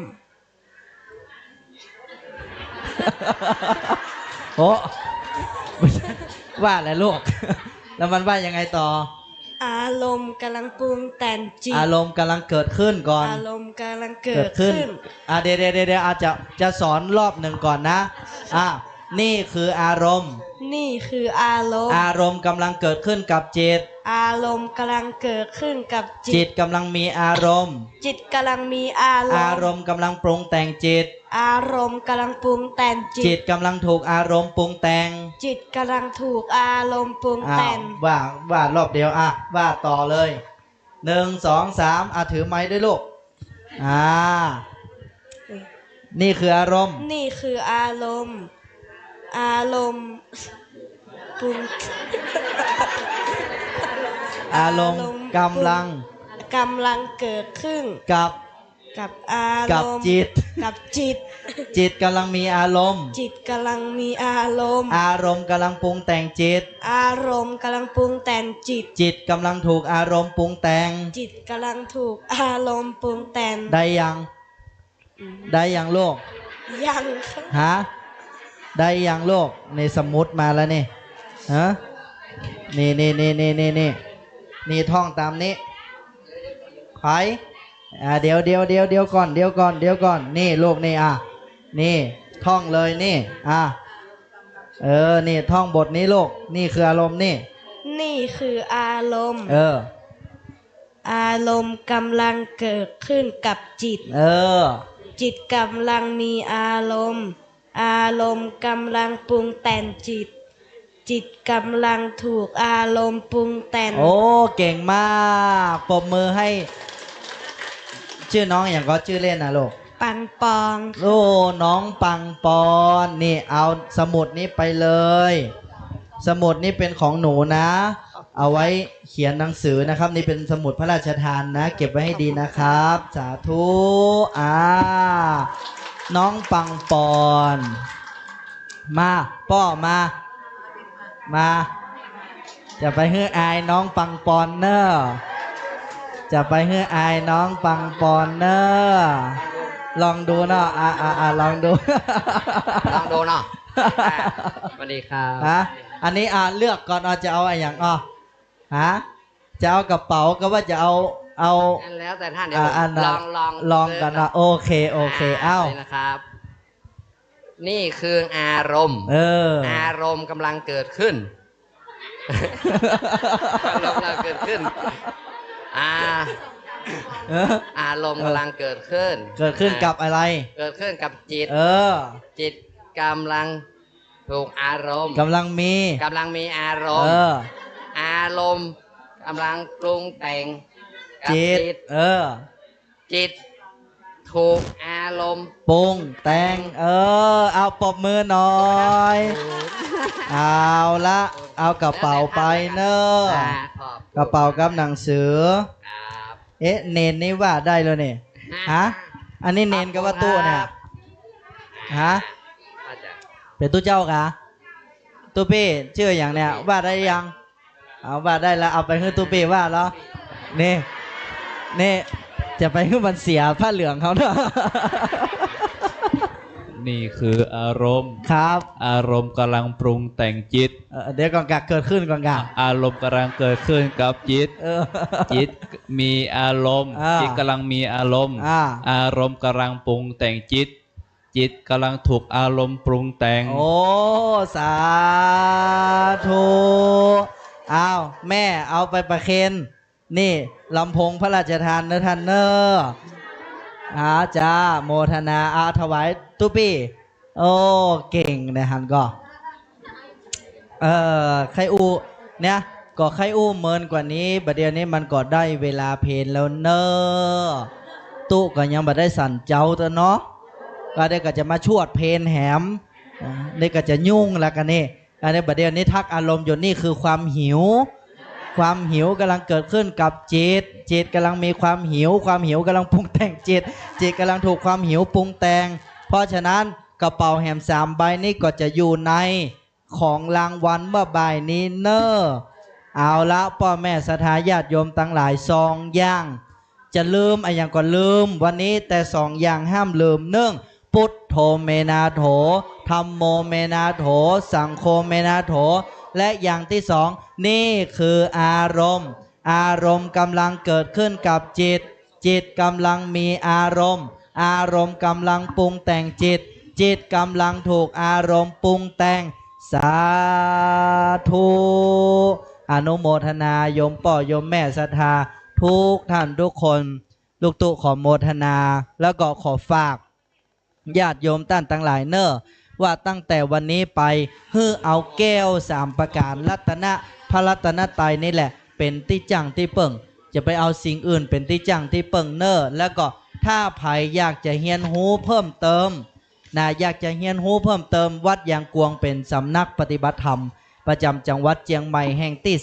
35มีการสอนวิปัสสนากรรมฐานตามแนวสติปัฏฐาน4ทุกวันเสาร์วันอาทิตย์และเมื่อตอนแรงก็มีการสวดมนต์ทำวัดเย็นและสนทนาธรรมทุกวันนะก็เชิญชวนหรือญาติโยมท่านทั้งหลายจะเข้าไปแอวมาเจ้าอีแม่มีคำถามหรือบางคนอยากจะไปร่วมทำบุญส่งเสริมกิจกรรมวัดยางกวงในนามสำนักปฏิบัติธรรมและในนามศูนย์เผยแผ่หลักธรรมพระราชทานก็ยินดีเป็นอย่างมากแล้วก็ยินดีต้อนรับศรัทธาญาติโยมทุกคนทุกท่านวันนี้ก่อนที่จะเข้าสู่ปีใหม่อาตมาภาพก็อำนวยพรแล้วก็ถือว่าได้ฮื้อของดีไว้แล้วของดีที่ฮื้อศรัทธาญาติโยมในวันนี้ไม่ใช่วัตถุสิ่งของแต่เป็นวัตถุทางใจขอโยมป่อโยมแม่เอาประดับไว้ในใจดีๆเนอะวันนี้ยังมาหันผลเตื้อจะไปฟังเอาขว้างเตื้อทำไปเรื่อยๆแล้วโยมป่อโยมแม่จะรู้ว่าสิ่งที่ลูกตู้เอาฮื้อเป็นของขวัญปีใหม่ก่อนปีใหม่นี้เป็นของอันเลิศประเสริฐศรีเป็นแก้วรัตนะที่จะหาแก้วรัตนะใดเสมอกล้าบ่ได้เพราะฉะนั้นด้วยอานุภาพแห่งพระรัตนตรัยเพื่อเป็นปฏิพรย้อนสนองปกห่มรักษา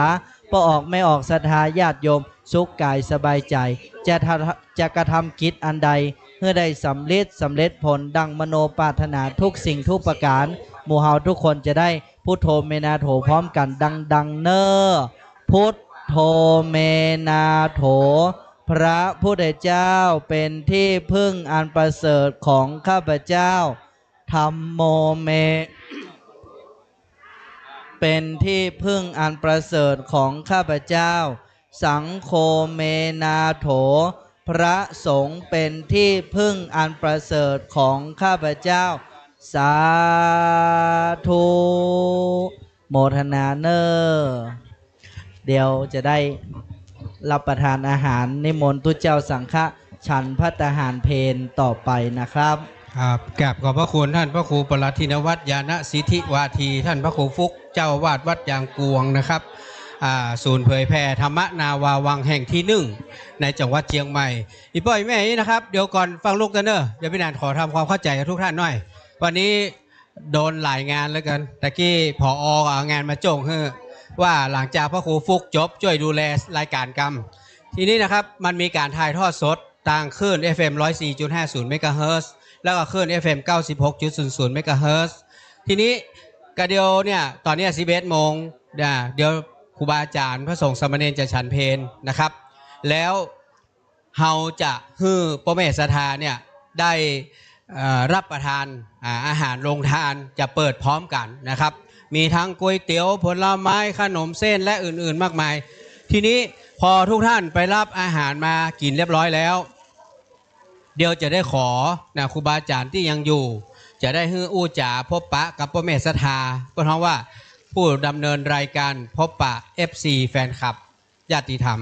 แล้วหลังจากนั้นเนี่ยช่วงที่เปิ้ลกำลังพบปะญาติธรรมเนี่ยนะครับเดี๋ยวผมจะฮื้อทุกท่านลงทะเบียนการลงทะเบียนในวันนี้นะผมมาดูประเมินแล้วนะคนประมาณไม่ถึง200นะ100 กว่าคนแล้วของขวัญเขาเนี่ยที่ท่านเห็นเนี่ยนะครับก็คงจะมีเป็น100นะเป็น100น่าจะถึงทีนี้ของขวัญเป็น100เนี่ยเขาก็จะมีสิทธิ์ลุ้นทีนี้การลุ้นอย่างนี้นะครับมันมีปัญหาหลายๆปีที่ผ่านมานะครับในการจับฉลากเนี่ยอันนั้นอย่างอี้ปีนี้ผมใช้วิธีแบบนี้เพราะว่าผอ.มอบหมายคณะกรรมการบริหารมอบหมายให้พี่หนานวุฒิชาติเป็นคนดูแลเรื่องการจับฉลากในปีนี้ฉะนั้นผมขออนุญาตที่จะใช้วิธีการของผมวิธีการผมง่ายสุดเดียวทุกท่านเนี่ยจะให้ตั้งโต๊ะแล้วเราก็ เข้าไปทีละคนนะไม่ต้องรีบนะจะให้ลงทะเบียนทีละคน ชื่อนามสกุลชื่อนามสกุลก็พอหลังจากที่เขียนชื่อนามสกุลแล้วกระดาษเนี่ยผมทำเป็นตารางไว้หมดละผมจะตัดกระดาษนั้นน่ะแล้วจะให้เขาม้วนทุกคนเลยเซตแล้วใส่กระป๋องไว้และทีนี้เฮามือท่านจับมันวุ่นวายเฮาจะให้หมู่ผู้ดำเนินรายการพี่นานเขานี่แหละช่วยจับเฮามีของขวัญกี่ชิ้นเช่นเฮามีของขวัญ100 ชิ้นผมจะจับ100 ครั้งถ้ามันหมดของขวัญใครไม่ได้กลับบ้านเลยอันนี้คือเอาไว้ท้ายรายการนะตานผ้าป่าเสร็จก่อนถ้าคนไม่อยู่สละสิทธิ์บอกไว้ก่อนนะครับเดี๋ยวเปิ้ลจะตานผ้าป่าช่วงบ่ายพอตานผ้าป่าเสร็จเราจะจับฉลากเป็นรายการสุดท้ายดังนั้นทุกท่านอยู่ในอุ้งมือผมถ้าหมายความว่าจับขึ้นมาแล้วชื่อท่านมีแต่ตัวท่านไม่อยู่แล้วห้ามฝากกับใครด้วยนะไม่ให้ฝาก1 คนต่อ1 สิทธิ์คนที่ได้คือคนที่อยู่ในที่นี่ถ้าใครไม่อยู่ปิกก่อนฟังไม่ได้ถือว่าท่านสละสิทธิ์โดยอัตโนมัติทำความเข้าใจนะครับกึดก่อนเนอะกูถ้าจะอยู่บ่ถึงเนี่ย2 โมง 3 โมงเลยนะมันต้องลงชื่อเนอะมันเสียเวลาเดี๋ยวอารมณ์เสียลงชื่อแล้วบ่ได้กูยังมาส่งไปรษณีย์มาให้กูอย่างนะไม่มีนะครับดังนั้นท่านจะได้ต่อเมื่อท่านอยู่ในที่นี่นะถ้าท่านไม่อยู่แม้แต่หนานวุฒิชาติก็ไม่มีสิทธิพิเศษตรงนั้นกรรมการทุกคนสถานีทุกคนไม่มีสิทธิ์ทุกคนมี1 คน 1 สิทธิ์ถ้าใครไม่อยู่ถือว่าถ้าใครไม่อยู่ถือว่าถ้าใครไม่อยู่ถือว่าถ้าใครไม่อยู่ถือว่าจบข่าวครับนะอันนี้ทุกท่านว่านะครับนิมนต์ครูบาอาจารย์ฉันเพลครับสามเณรฉันเพลครับนิมนต์ฉันเพลทีนี้รายการนะครับตอนนี้มันจะถ่ายทอดสดไปในคณะเดียวเขามีดนตรีไหมเปิดดนตรีไว้ก่อนขอเชิญทุกท่านลุกเลยครับลุกไปรับประทานลงทานครับผมหายังอ๋อเดี๋ยวสักครู่แป๊บหนึ่งไปได้ตาลเดี๋ยวลืมไปขอนิมนต์พระสักรูปนะครับมาปั่นปอนกรรมไม่ได้ปั่นปอนเตื้อขอนิมนต์ไอ้วีรศักดิ์ครับขอเมตตาขอทุกเจ้ามาปั่นปอนสักตนได้ครับขอปั่นปอนสักตนหนึ่งหน้ากากเอาทุกเจ้ามาไอ้วีรศักดิ์ครับไอ้วีรศักดิ์ขอทุกเจ้าปั่นปอนท่านอาจารย์จันมาปั่นปอนด้วยกัน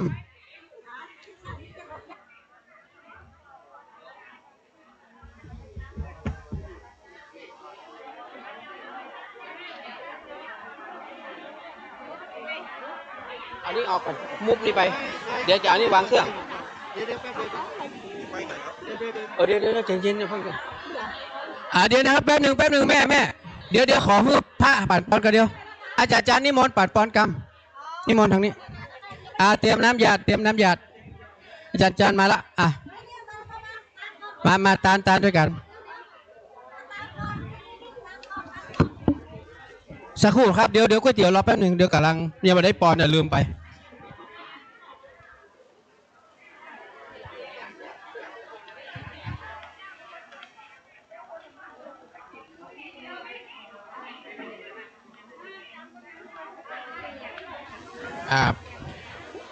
ปอนด้วยกันเลยปอนด้วยกันเลย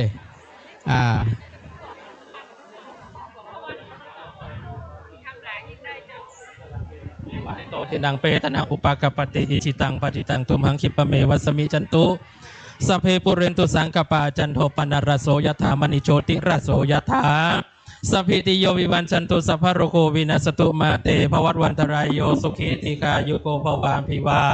ธนาสีลิสนิจังพุทธาปจายโนตัตตาโรธรรมาวัฏันติอายุวันโนสุขังพะลังเฮงรวยอายุมั่นขวัญยืนเฮงรวยปากันรวยเนอะสถาขึ้น96เขาเนี่ย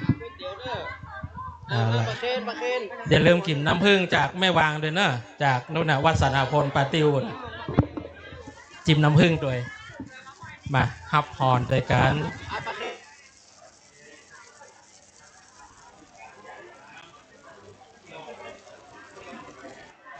แม่หยาดน้ำนะพี่นะ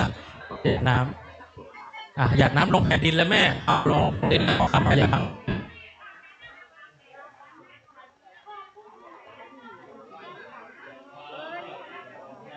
ปริปุเรนติสาขลังเอวะเมวะอิโตทินังเปตนะอุปกปปติ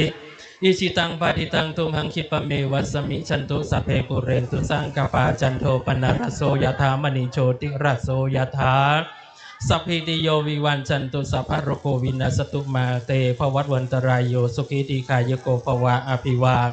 ธนาสิลิสนิจังวุธาปจายโนจตารโรธรรมาวัฏันติอายุวันโนสุขังพะลังเฮงเฮงรวยรวยนะคณะสัทธาขึ้นกระหกเห่าปากันรวยวันนี้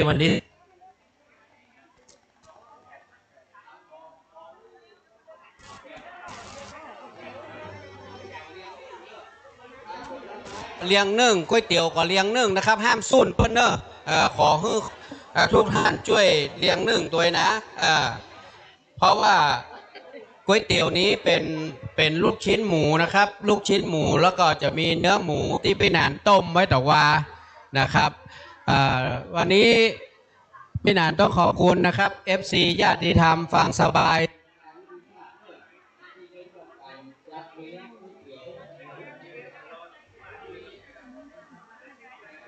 ฮัลโหลไอ้ขาชนละลำโพงมันดังนะลำโพงโอเคดังละ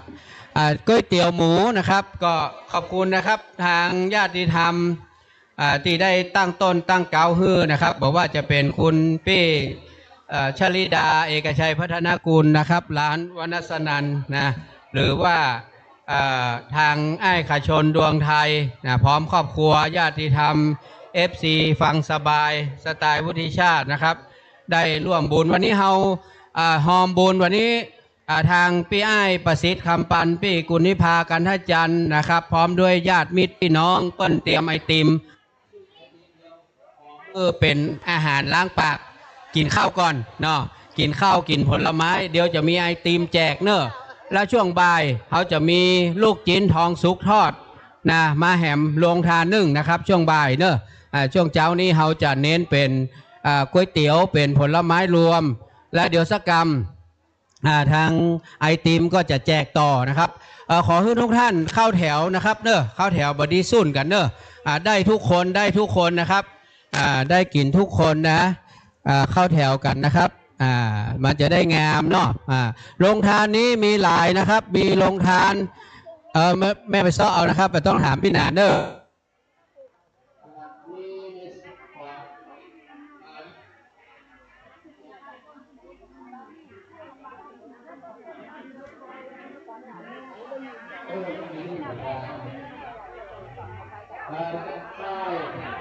จะมีอาหารของท่านพระอาจารย์พระมหาประสิทธิ์วัดชั้นค้างเนอะเจ้าหน้าที่เลือกเสียงไม้มาดังเนอะไม้ตัวนี้มาดัง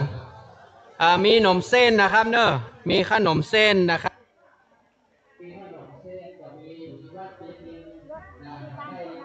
จัดขนมเส้นมานะครับมีโรงทานผลไม้นะครับลง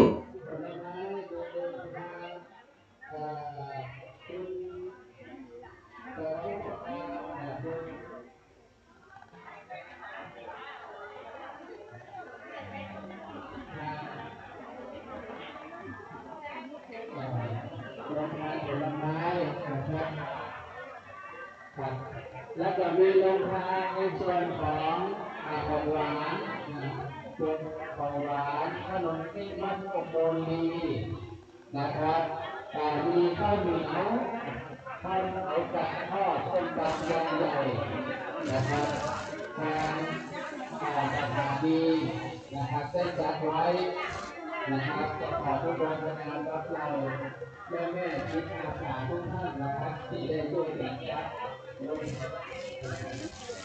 ญาติโยมเอาได้รับประทานกันนะครับ หลับนั่นตามหลับเนี่ยเขาเป็นอย่างนี้เดี๋ยวจะไปเอานะครับก้อยๆนะครับวันนี้บางคนถามว่าก๋วยเตี๋ยวนี้ใครเป็นคนทำใครเป็นคนปรุงนานพุทธิชาติปรุงเองเนอะปรุงด้วยใจให้ด้วยรักจาก FC ฟังสบายสไตล์วุฒิชาตินะครับ FC บ่ได้มาแต่หอมสตางค์มาหอมสตางค์มาเพื่อพี่หนานนะครับช่วยกันนะครับก็ขอบคุณนะครับขอบคุณ FC ดูที่ป้ายนะลายจื้อลายผู้ลายพุ้ยนะพระป่ากับลายพุ้ยลงทานกับลายผู้ลายพุ้ย ไปจ้างเพื่อนทำเพื่อที่ร้านจะรัดธุรกิจก็ขอบคุณนะฮะเจ๊เจ้าของร้านจะรัดธุรกิจเพื่อนมาเอาสักบาทนะเพื่อนทำเพื่อพี่นานฟรีเฉพาะป้าย400 กว่าบาทเพื่อนบอกว่าไม่เป็นไรแล้ววันนี้เพื่อนยังหอมน้ำดื่มแหม200 ขวดนะแล้วก็ยังร่วมบุญผ้าป่าลงทานกับพี่นานตัวนะครับขอบคุณนะฮะร้านจะรัดธุรกิจนะครับต้นพระป่าพี่นานนี่ที่ปักนี่เฮายังไม่ได้เอายอดทำมาปักแล้วนะอันนี้คือสถาปักก่อนยอดพี่นานเนี่ยไม่ได้ปักเตื้อกินข้าวมื้ออิ่มกันเนอะเพียงนั้นก็ขอให้ทุกท่านลงเอาทีละคนนะครับพระครูไพบูลย์เจติยานุรักษ์ด็อกเตอร์วัดโลกโมลีขนมเส้นครับสาธุครับโมทนาบุญจ้าวัดเจริญมาขนมเส้นเหมือนกันลำสัตว์มหาโพธิ์เอาผลมาแล้วไม่มากะโอ้สาธุอนุโมทนาวัดสัตว์มหาโพธิ์เอาลงทานผลไม้มาร่วมเลี้ยงขอบคุณนะครับอนุโมทนาเจ้าหน้าที่เครื่องเสียงไม้ตัวนี้มาออกเนอะไม้ลอยไม่แหนมตวงเอาไม้ลอยตัวมากำเนอะ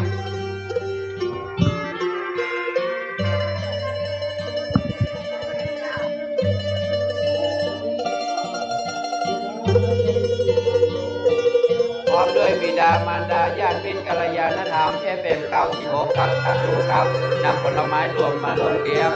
อนุโมทนาของคนแม่ทุกท่านนะครับรวมวันนี้ก็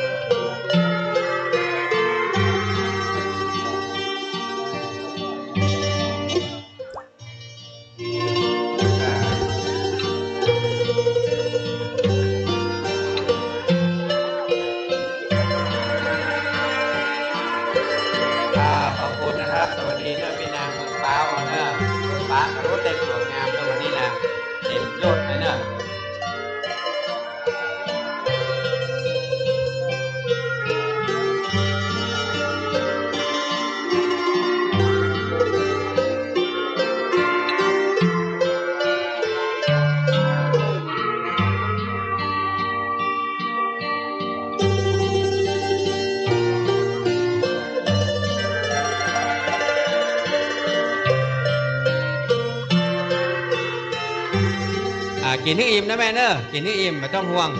กินให้อิ่มนะครับตั้งในกินกันให้อิ่มนะครับถุงขยะนะครับเอามีไว้เป็นจุดป้อยแม่ช่วยเมตตาเอาวางตามจุดเลยเนอะ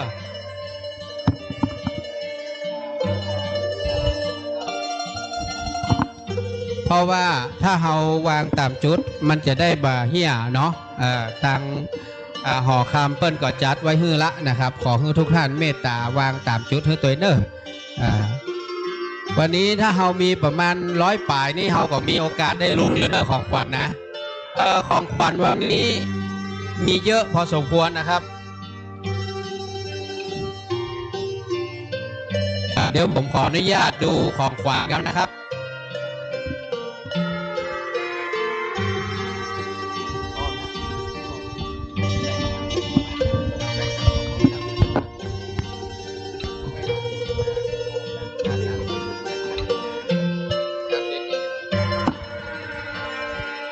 ตอนนี้นะครับผมจะลองเช็คของขวัญดูนะครับว่าทั้งหมดมีเท่าใดนะครับ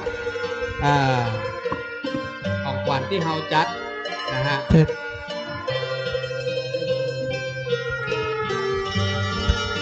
เฉพาะข้าวๆนะโอ้มีเสื้อนะมีเสื้อก็มีเนอะมีเสื้อนะครับแล้วก็มีข้าวสารโอ้ข้าวสารมีหลายกระสอบเนอะปัดโถหูเสื้อนี่เหมาะเลยเนี่ยโอ้พี่หนานจับได้นี่เหมาะเลยละ1 2 3 4 5เป็นเสื้อเชิ้ตเนาะ5 ตัวนะครับสีขาวตัวข้าวสาร3 กระสอบ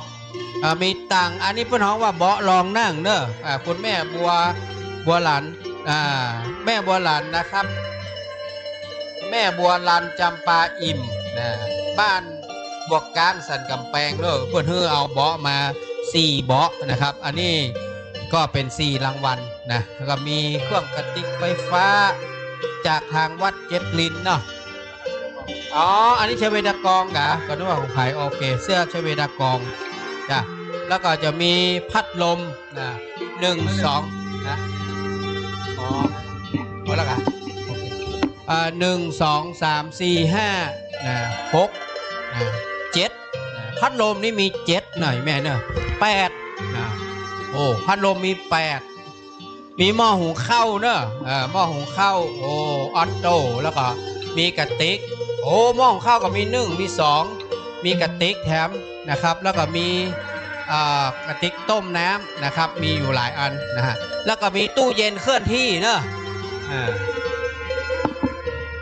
บางคนถามว่ามันเป็นยังไงหน้าตาตู้เย็นเคลื่อนที่ขอดูหน่อยเหรอขออนุญาตเนอะ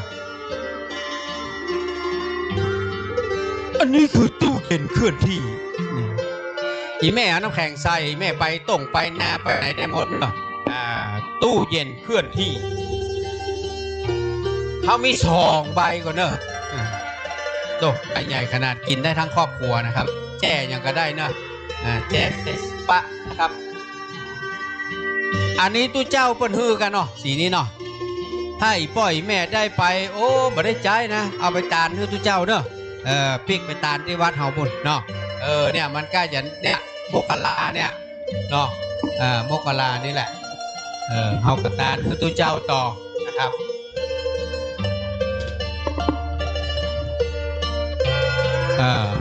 ลำโพงมาย้อนหาผมนี่ก็จะมีผ้าตัวผ้าห่มหลายผืนด้วยเนอะนี่ผ้านวมมีนี่นะหมอนน้อยก็มีเนอะหมอนอิงหมอนอิงนะครับส่วนปีนี้พี่หนานต้องขออนุญาตนะครับวิทยุนั้นมีจำนวนจำกัดมากปีนี้วิทยุขาดตลาดนะครับพี่หนานได้มาประมาณสัก10 กว่าเครื่องบ่ได้โอ้เอาแจกเลยแม่เอาแจกเลยขนมตัวไปแจกเอาไปแจกเลยมันจะบูดเนาะมันจะบูดฉะนั้นไม่ต้องห่วงนะครับวันนี้ของแจกของอย่างมีนะเครื่องน้อยนะกะวิทยุพระราชทานกะได้มีวิทยุพระราชทานอยู่1 เครื่องนะครับลูกเนนเพิ่นมาบอกประเดี๋ยวนี้ลูกพระลูกตุ๊เพิ่นมาบอกว่ามีวิทยุพระราชทานอยู่1 เครื่องฉะนั้นอีพ่ออีแม่เฮาไม่ต้องห่วงนะครับไม่ต้องห่วงสบาย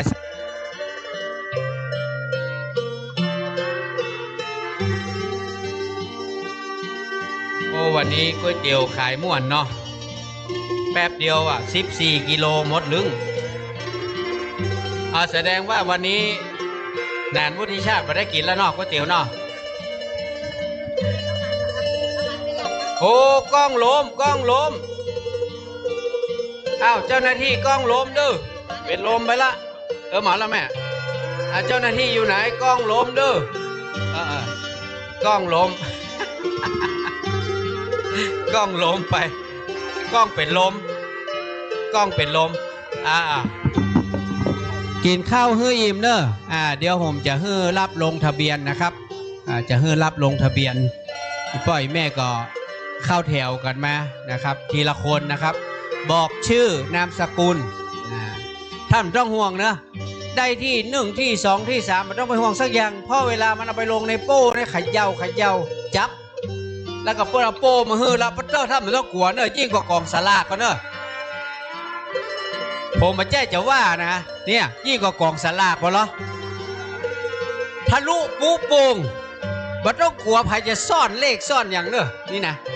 มันจะโหใครอยากให้เอาไปจับกองสลากขนาดนี้เนี่ยวันที่16นะอยากให้มันจับกองอย่างนี้นี่เนาะมันหันนะแม่มันเอาเลขอย่างใส่หันมดอันเนี่ยนั้นเดี๋ยวอีป้ออีแม่เขานะเสร็จปุ๊บลงทะเบียนเสร็จพี่นายก็จะให้เขาตัดม้วนใส่นี่แล้วเขาก็ล้วงเนี่ยรับรองนะมันจะมาหายไปไหนเนี่ยนะรอลุ้นเนาะอันนี้ก็คือเรื่องของการจับฉลากนะครับ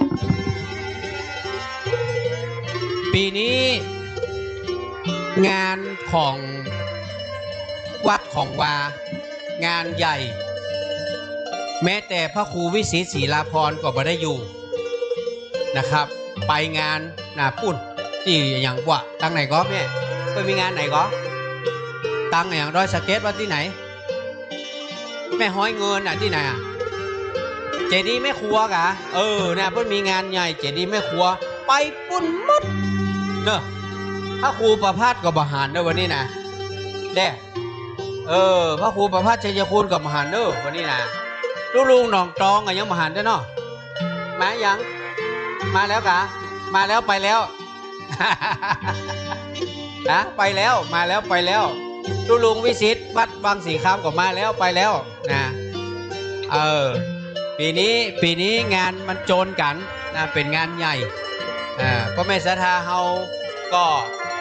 ปีนี้ผ้าป่านะครับผ้าป่าสถานีก็ใครที่มาได้หอมครับดีเจคนไหนนะก็เอามาปักต้นรวมได้เนอะเอามีต้นรวมมือปักนะครับเอามาปักต้นรวมได้เลยนะครับเพราะว่าเขาจะได้ใช้เงินเนี้ยนะครับเอามาไว้ดูแลสถานีขึ้น96ในปี2569ตอนนี้เงินสถานีนะครับมีอยู่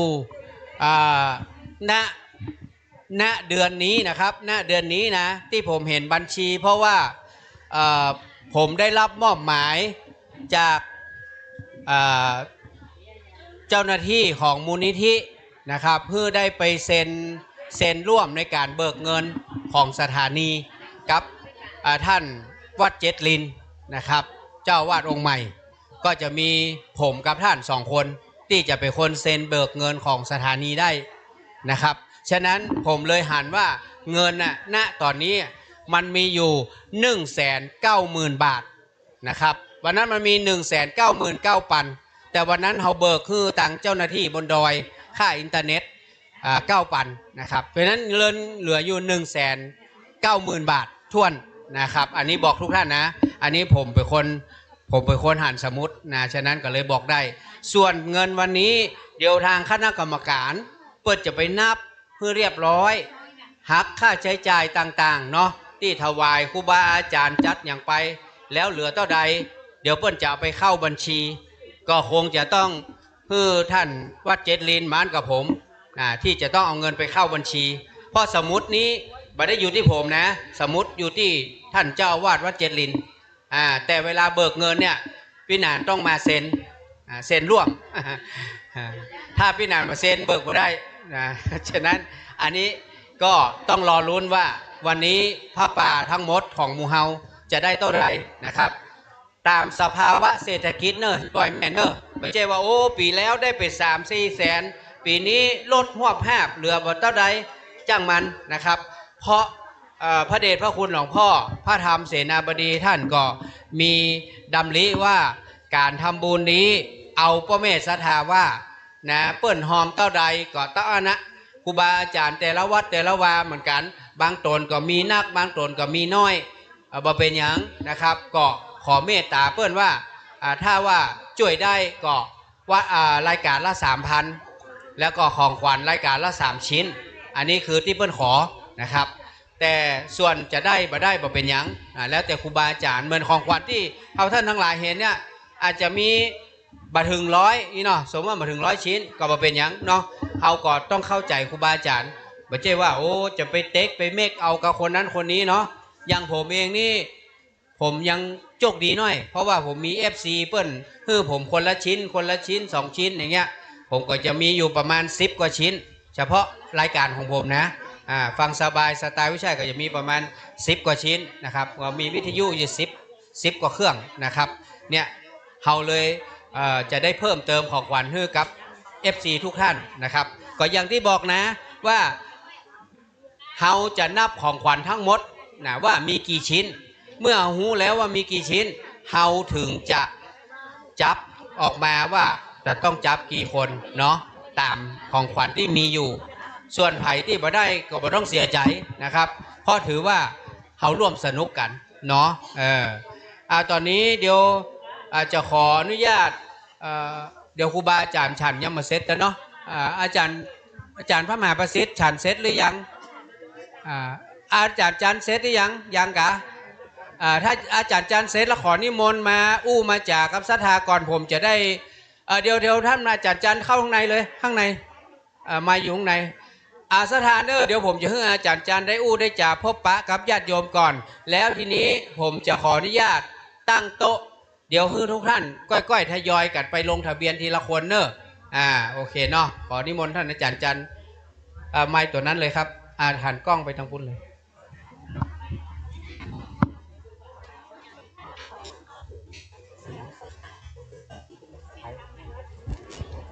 ขอเจริญสุขสวัสดีศรัทธาญาติโยมทุกท่าน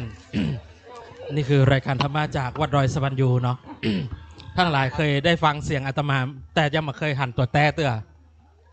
ธรรมะเขาเรียกว่าธรรมะจากวัดดอยสวรรยูหรือว่าวัดสันมาบนบ้านปลาเตี้ยอำเภอแม่วางจังหวัดเชียงใหม่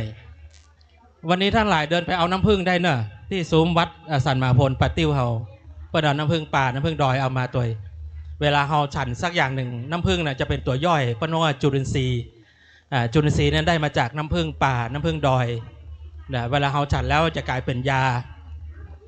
จึงสมด้วยพระบาลีว่าอโรคยาปรมาลาภาความไม่มีโรคภัยไข้เจ็บเป็นลาภอันประเสริฐทุกวันนี้ไวรัสมันกลายพันธุ์เป็นว่ามันจะมีไวรัสสายพันธุ์ใหม่มาเรื่อยๆถึงวันนี้ผู้สูงอายุเขาต้องได้ฉีดใครรู้ว่าวัคซีนไข้หวัดใหญ่กันแต่ถึงวันเขาต้องบูตร่างกายตัวเก่าเนาะแต่ว่าในทางพุทธศาสนามีอยู่เภสัชอยู่5อย่างคือน้ำผึ้งน้ำมันนั้นจะเป็นน้ำมันงาก็ได้งาขาวงาแดงงาดำน้ำมันมะพร้าวหรือว่าน้ำมันผักกาดหรือว่าเนยใสเนยข้นแล้วก็น้ำอ้อยเพราะฉะนั้นถ้าทั้งหลายต้องบูตร่างกายตัวเองให้ร่างกายมันแข็งแรงขึ้นเพราะว่าสายพันธุ์มนุษย์นั้นตั้งแต่สมัยพุทธกาลมาแล้วเพิ่นใช้การใช้บูตร่างกายอัพว่าอัพตัวเองขึ้นมาโดยใช้น้ำผึ้งน้ำมันน้ำอ้อยแล้วก็เนยใสเนยข้นมาจากอายุรเวทของอินเดียเปิ้ลเขียนไว้ในพระไตรปิฎกเพราะว่ามนุษย์เท่านั้นจะกลายพันธุ์เรื่อยๆกินแบบไหนเป็นแบบนั้น ทุกวันนี้บริโภคอาหารให้เป็นยาวันนี้พี่นานเปิ้ลเอาก๋วยเตี๋ยวมาหลายท่านเนาะที่มีไก่ทอดตัวมีส้มตำตัวแต่ต้องปิดท้ายเนาะด้วยน้ำผึ้งนั้นเป็นเภสัชเภสัชก็คือยารักษาโรคตามธรรมชาติของมนุษย์อยู่แล้วเพราะว่าในจังหวัดเชียงใหม่เฮามีป่าเบญจพรรณป่านานาพันธุ์น้ำผึ้งนี้เปิ้ลจะบินไปทั่วเนาะไปเอาเกสรดอกไม้จากป่านานาพันธุ์จากป่าเบญจพรรณอาจจะเป็นเอื้องแซะเอื้องดอยหรือว่าอาจจะเป็นเกสรไม้สักหรือว่าอาจจะเป็นเกสรไม้เต็งไม้ลังทุกวันนี้บ้านเฮานั้นถือว่าเป็นป่าที่อุดมสมบูรณ์อยู่ลองใช้น้ำผึ้งรักษาตัวเก่าหลายคนหลายท่านบอกว่าน้ำผึ้งนั้นเป็นยาแต่เฮาเจอน้ำผึ้งปลอมทำให้โรคภัยไข้เจ็บมันแทรกซ้อนได้แต่ในสมัยพุทธกาลนั้นพระศิวลีเพิ่นได้ถวายน้ำผึ้งเพื่อทำข้าวมรุปยาตพระศิวลีเลยเป็นผู้ที่มีลาภเยอะเพราะอานิสงส์ชาติอดีตชาติเปิ้ลบุพกรรมเปิ้ลได้ถวายน้ำผึ้งบ้านเฮานี่ถือว่าเทศกาลถวายน้ำผึ้งอย่างเดือน4เ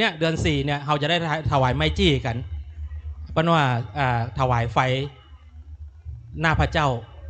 ไม้จี้เป็นไม้บริสุทธิ์เนาะไม้ที่สะอาดมันก็เหมือนไม้เกี้ยไม้แปลกเฮานี่แหละเฮาได้ถวายได้สุ่มเพราะว่าเดี๋ยวช่วงนี้พระเจ้าวันหนาวในสมัยพุทธกาลพระองค์ก็ทรงบำเพ็ญฌานสมาธิแต่ก็ต้องสุ่มไฟตัว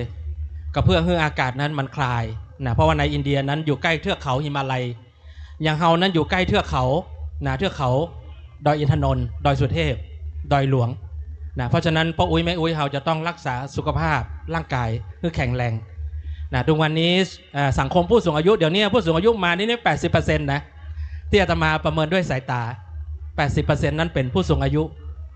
เพราะว่าเราได้มาทำกิจกรรมร่วมกันครั้งหนึ่งในนามของขึ้น96เฮาได้ทอดผ้าป่าเป็นกองทุนไว้ท่านผอ.ได้บริหารท่านอาจารย์วรลบงามนามวงพรมวิหารผู้ชาติคำปันนะเพราะฉะนั้นการทำอย่างนี้เป็นการแสดงถึงความสามัคคีนะพลังจิตแห่งความสามัคคีพลังจิตแห่งความศรัทธาพลังจิตแห่งความเสียสละเหมือนที่สุขที่แล้วอาตมาได้ตั้งว่าพลังจิตแห่งความเสียสละครูบาอาจารย์ท่านได้เสียสละนะเป็นกองทุนไว้ให้กับทุนนิธิของขึ้น96เฮานะบางท่านก็ 3,000 บางท่านก็ 5,000 บางท่านก็11,000นะแต่ตามแต่สภาวะของแต่ละครูบาอาจารย์ท่านอาตมาเห็นอย่างนี้อาตมาประทับใจนะเพราะว่าในเชียงใหม่เฮานั้นเป็นเมืองใหญ่นะเชียงใหม่นี้ถือว่าเป็นมหานครนะรองจากกรุงเทพเท่านั้นเองเดี๋ยวนี้นักท่องเที่ยวเฮาเข้ามาในจังหวัดเชียงใหม่เยอะมากเลยนะวันเสาร์วันอาทิตย์วันนี้นะคนมาสอบเฮาที่เชียงใหม่นี่เป็นหมื่นนะวันนี้นะกระจายกันไปทั่วในตัวเมืองโดยนอกตัวเมืองตัวท่านหลายได้เห็นวันนี้นะนักท่องเที่ยวทั้งชาวต่างชาติทั้งชาวไทยนะมารวมตัวกันที่อนุสาวรีย์สามกษัตริย์ก็ดีวัดอินทคินก็ดีนะวัดพระสิงห์ก็ดีนะวัดเจดีย์หลวงก็ดีท่านหลายเห็นแล้วท่านหลายจะภูมิใจนะบางคนภูมิใจได้เป็นคนเชียงใหม่ภูมิใจได้ฟังขึ้นพุทธศาสนาขึ้น96เฮาเป็นขึ้นท้องถิ่นชาวจังหวัดเชียงใหม่นะอาตมาเห็นอย่างนี้อาตมารู้เลยนะว่าชาวเชียงใหม่เป็นคนที่มีบุญนะพร้อมทั้งจังหวัดลำพูนตัวที่เพิ่นได้ฟังขึ้น96เฮาถึงวันนี้เป็นกัลยาณมิตรกันเป็นกัลยาณธรรมกันนะช่วยกันดูแลรักษากันไปนะเพราะว่าขึ้น96นั้นเป็นยาเนาะยารักษาจิตยารักษาใจน้ำผึ้งนั้นเป็นยารักษากายนะน้ำผึ้งนั้นอยู่ในโซนเนี้ยนะพวกนั้นวัดสันพลบ้านป่าติ้วเปิ้ลมีน้ำผึ้งป่ามาเป็นโรงทานมอบให้กับป้าอุ้ยแม่อุ้ยทุกท่านได้ชิมเนาะได้จิบเอาไว้จิ้มกับผลไม้ก็ได้นะเพราะว่าวันนี้คุณโยมพัชรินทร์สุกันโทพร้อมคณะเปิ้ลมีผลไม้เอาน้ำผึ้งผสมกับผลไม้จะกลายเป็นแฮมรสชาติหนึ่งนะเป็นแฮมรสชาติหนึ่งเพราะว่าเป็นธรรมชาติบำบัดนะภาษานี่ปนธรรมชาติบำบัดนะผู้สูงอายุทุกวันนี้ต้องฉันน้ำชานะฉันน้ำชาที่เป็นเกสรหรือว่าเป็นยอดหญ้าเนาะน้ำชาอูหลงก็ดีชาชิงก็ดีก็เพื่อให้เลือดตัวเองนั้นมันได้เลือดมันจะได้มีพลังขึ้นนะการกินน้ำเย็นนั้นทำให้เลือดมันหนืดตัวละนะเลือดมันข้นแต่ว่าการกินน้ำร้อนการกินน้ำชานั้นเป็นยาอายุวัฒนะเดี๋ยวนี้อาตมาประเมินท่านหลายก็ประมาณ70บางท่านก็60บางท่านก็50นะวันนี้เราบริโภคอาหารนะเราฉันอาหารให้เป็นยาเราบริโภคอาหารให้เป็นยานะเพราะทุกวันนี้ท่านทั้งหลายเตรียมยามาตัวอยู่ในกระเป๋าอาตมาเห็นนะอาตมาเป็นคนชอบสังเกตยาเบาหวานยาความดันนะยาไขมันนะอันนี้เขาเรียกว่ายาประจำตัวของผู้สูงอายุเฮาท่านทั้งหลายจะต้องใช้ยาที่เป็นธรรมชาตินะไม่ว่าจะเป็นน้ำชาไม่ว่าจะเป็นน้ำผึ้งนะถ้าเป็นแต่น้ำผึ้งป่าแต้ๆเนอะนะอันนี้เป็นน้ำผึ้งที่เป็นยาฮื้อเลือดลมเฮาดีที่อาตมาแบบนี้ก็เป็นอโรคยาเนาะปรมาลาภาพอขึ้น96เฮานั้นผู้สูงอายุฟังนักนะฟังกันนักวันนี้ท่านหลายมาที่ขึ้น96เฮาอยากได้วิทยุไว้นะหลายท่านนะขออธิษฐานจิตขอเดี๋ยววันนี้ขอให้จกขึ้นได้วิทยุจะเอาเข้าต้งเข้าสวนเข้านาตัวนะเวลาพกไปในบ้านเราพกไปง่ายเนาะใส่ถ่านปุ๊บมาก็ยกไปนะในต้งในสวนในนาเขาได้นะหลายท่านนี่อยากจะได้วิทยุปรารถนาอยากได้วิทยุเป็นกัลยาณมิตรเป็นกัลยาณธรรมอันนี้ก็คือเป็นกองเผยแพร่ของเชียงใหม่ก็ได้เนาะของจังหวัดลำพูนก็ได้ของจังหวัดแม่ฮ่องสอนก็ได้เพราะว่าคนเชียงใหม่เพิ่งก็ฟังเป็นกองเผยแพร่ในการบรรยายธรรมก็ดีในการกับผู้สูงอายุก็ดีผ่านขึ้น96ครั้งนั้นมีอานุภาพสูงมีคุณูปการต่อสังคมผู้สูงอายุต่อโรงเรียนผู้สูงอายุแต่ละอำเภอแต่ละตำบลแต่ละหมู่บ้านตัว นะท่านทั้งหลายบางคนเป็นอสม.ด้วยซ้ำไปเนาะมาที่นี่นะเป็นอสม.นะเพราะฉะนั้นทุกวันนี้เราต้องดูแลตัวเองหลายคนหลายท่านนั้นก็ไอนะมีเสมหะตัวเองลองใช้มะนาวนะกับน้ำผึ้งดูลองใช้น้ำผึ้งกับผลไม้ดูลองใช้น้ำผึ้งกับส้มดูไม่แน่นะอาจจะรักษาอยู่ที่นี่กันเลยนะขึ้น96เราอาจจะเป็นศูนย์การเรียนรู้ของผู้สูงอายุเรานะได้ชิมนะน้ำผึ้งกับได้ชิมกับส้มเราส้มสายน้ำผึ้งเชียงใหม่แล้วกินแล้วรู้สึกว่าร่างกายเราดีขึ้นเนาะการไอเราลดขึ้นนะเพราะว่ามีจุลินทรีย์ที่ดีเนี่ยอย่างป้าอุ้ยแม่อุ้ยท่านนั่งฟังขึ้น96กันแล้วลองใจสูตรนี้ดูนะใช้น้ำผึ้งกับมะนาวใช้น้ำผึ้งกับส้มใช้น้ำผึ้งกับมะกรูดใช้น้ำผึ้งกับมะขามป้อมใช้น้ำผึ้งกับสมอนะสมอก็คือมะนะบ้านเฮานี่แหละปนต้องกินกู้กันมันจะเกิดฤทธิ์เป็นยานะเกิดฤทธิ์เป็นยาที่อาตมาอู้แบบนี้ก็เพราะว่ามีพระอสวเนาะอาสาสมัครนะสาธารณสุขประจำวัดอสวแต่ถ้าเป็นฆราวาสพระน้องอสมนะอสมเพราะว่าอาสาสมัครสาธารณสุขประจำหมู่บ้านตัวเองแต่ว่าพระอสวนี่คือเป็นอาสาสมัครสาธารณสุขประจำวัดนะเราจะต้องช่วยกันนะประชาสัมพันธ์นะให้ท่านหลายได้เข้าใจตัวกันเนาะใครที่จะลงทะเบียนนะครับขออนุญาตมาเข้าแถวที่พินานนี่เลยใครจะลงทะเบียนมาเรียงนึ่งครับเรียงนึ่งของชื่อนามสกุลพอต่อไปท่านทั้งหลายไปลงทะเบียนที่พี่หนานเวชกำปันเลยนะเมนเนอร์เพราะว่าพี่หนานเปิ้ลจะได้ฮู้นะตัวเส้นว่ามีได้กันกี่คนนะเพราะว่าเดี๋ยวนี้เราจะให้ผู้สูงอายุเรานั่งกับที่นะเพราะว่าปีที่แล้วนี่จะนั่นหน่อยชุลมุนหน่อยเนาะปีนี้ถือว่ากรรมการเปิ้ลอาจจะดูแลอย่างดีลงทะเบียนก่อนลงเส้นก่อนนะเพราะว่าของเขาอาจจะตรงกับผู้ที่มานี่แหละมี100 กว่าชิ้นนะมี100 กว่าชิ้นนะศรัทธาทุกท่านนะไปที่พี่หนารุชกำปันเลยคณะญาติธรรมที่ซุ้มก๋วยเตี๋ยวท่านทั้งหลายที่ไปเอามาเมื่อกี้นี่แหละนะเพราะฉะนั้นอันนี้ก็ฟังการบรรยายไปตัวเนาะอาตมานี้บรรยายให้เป็นปัจจุบันขณะนะปัจจุบันขณะนี้เรายืนอยู่เรารู้ว่าเรายืนอยู่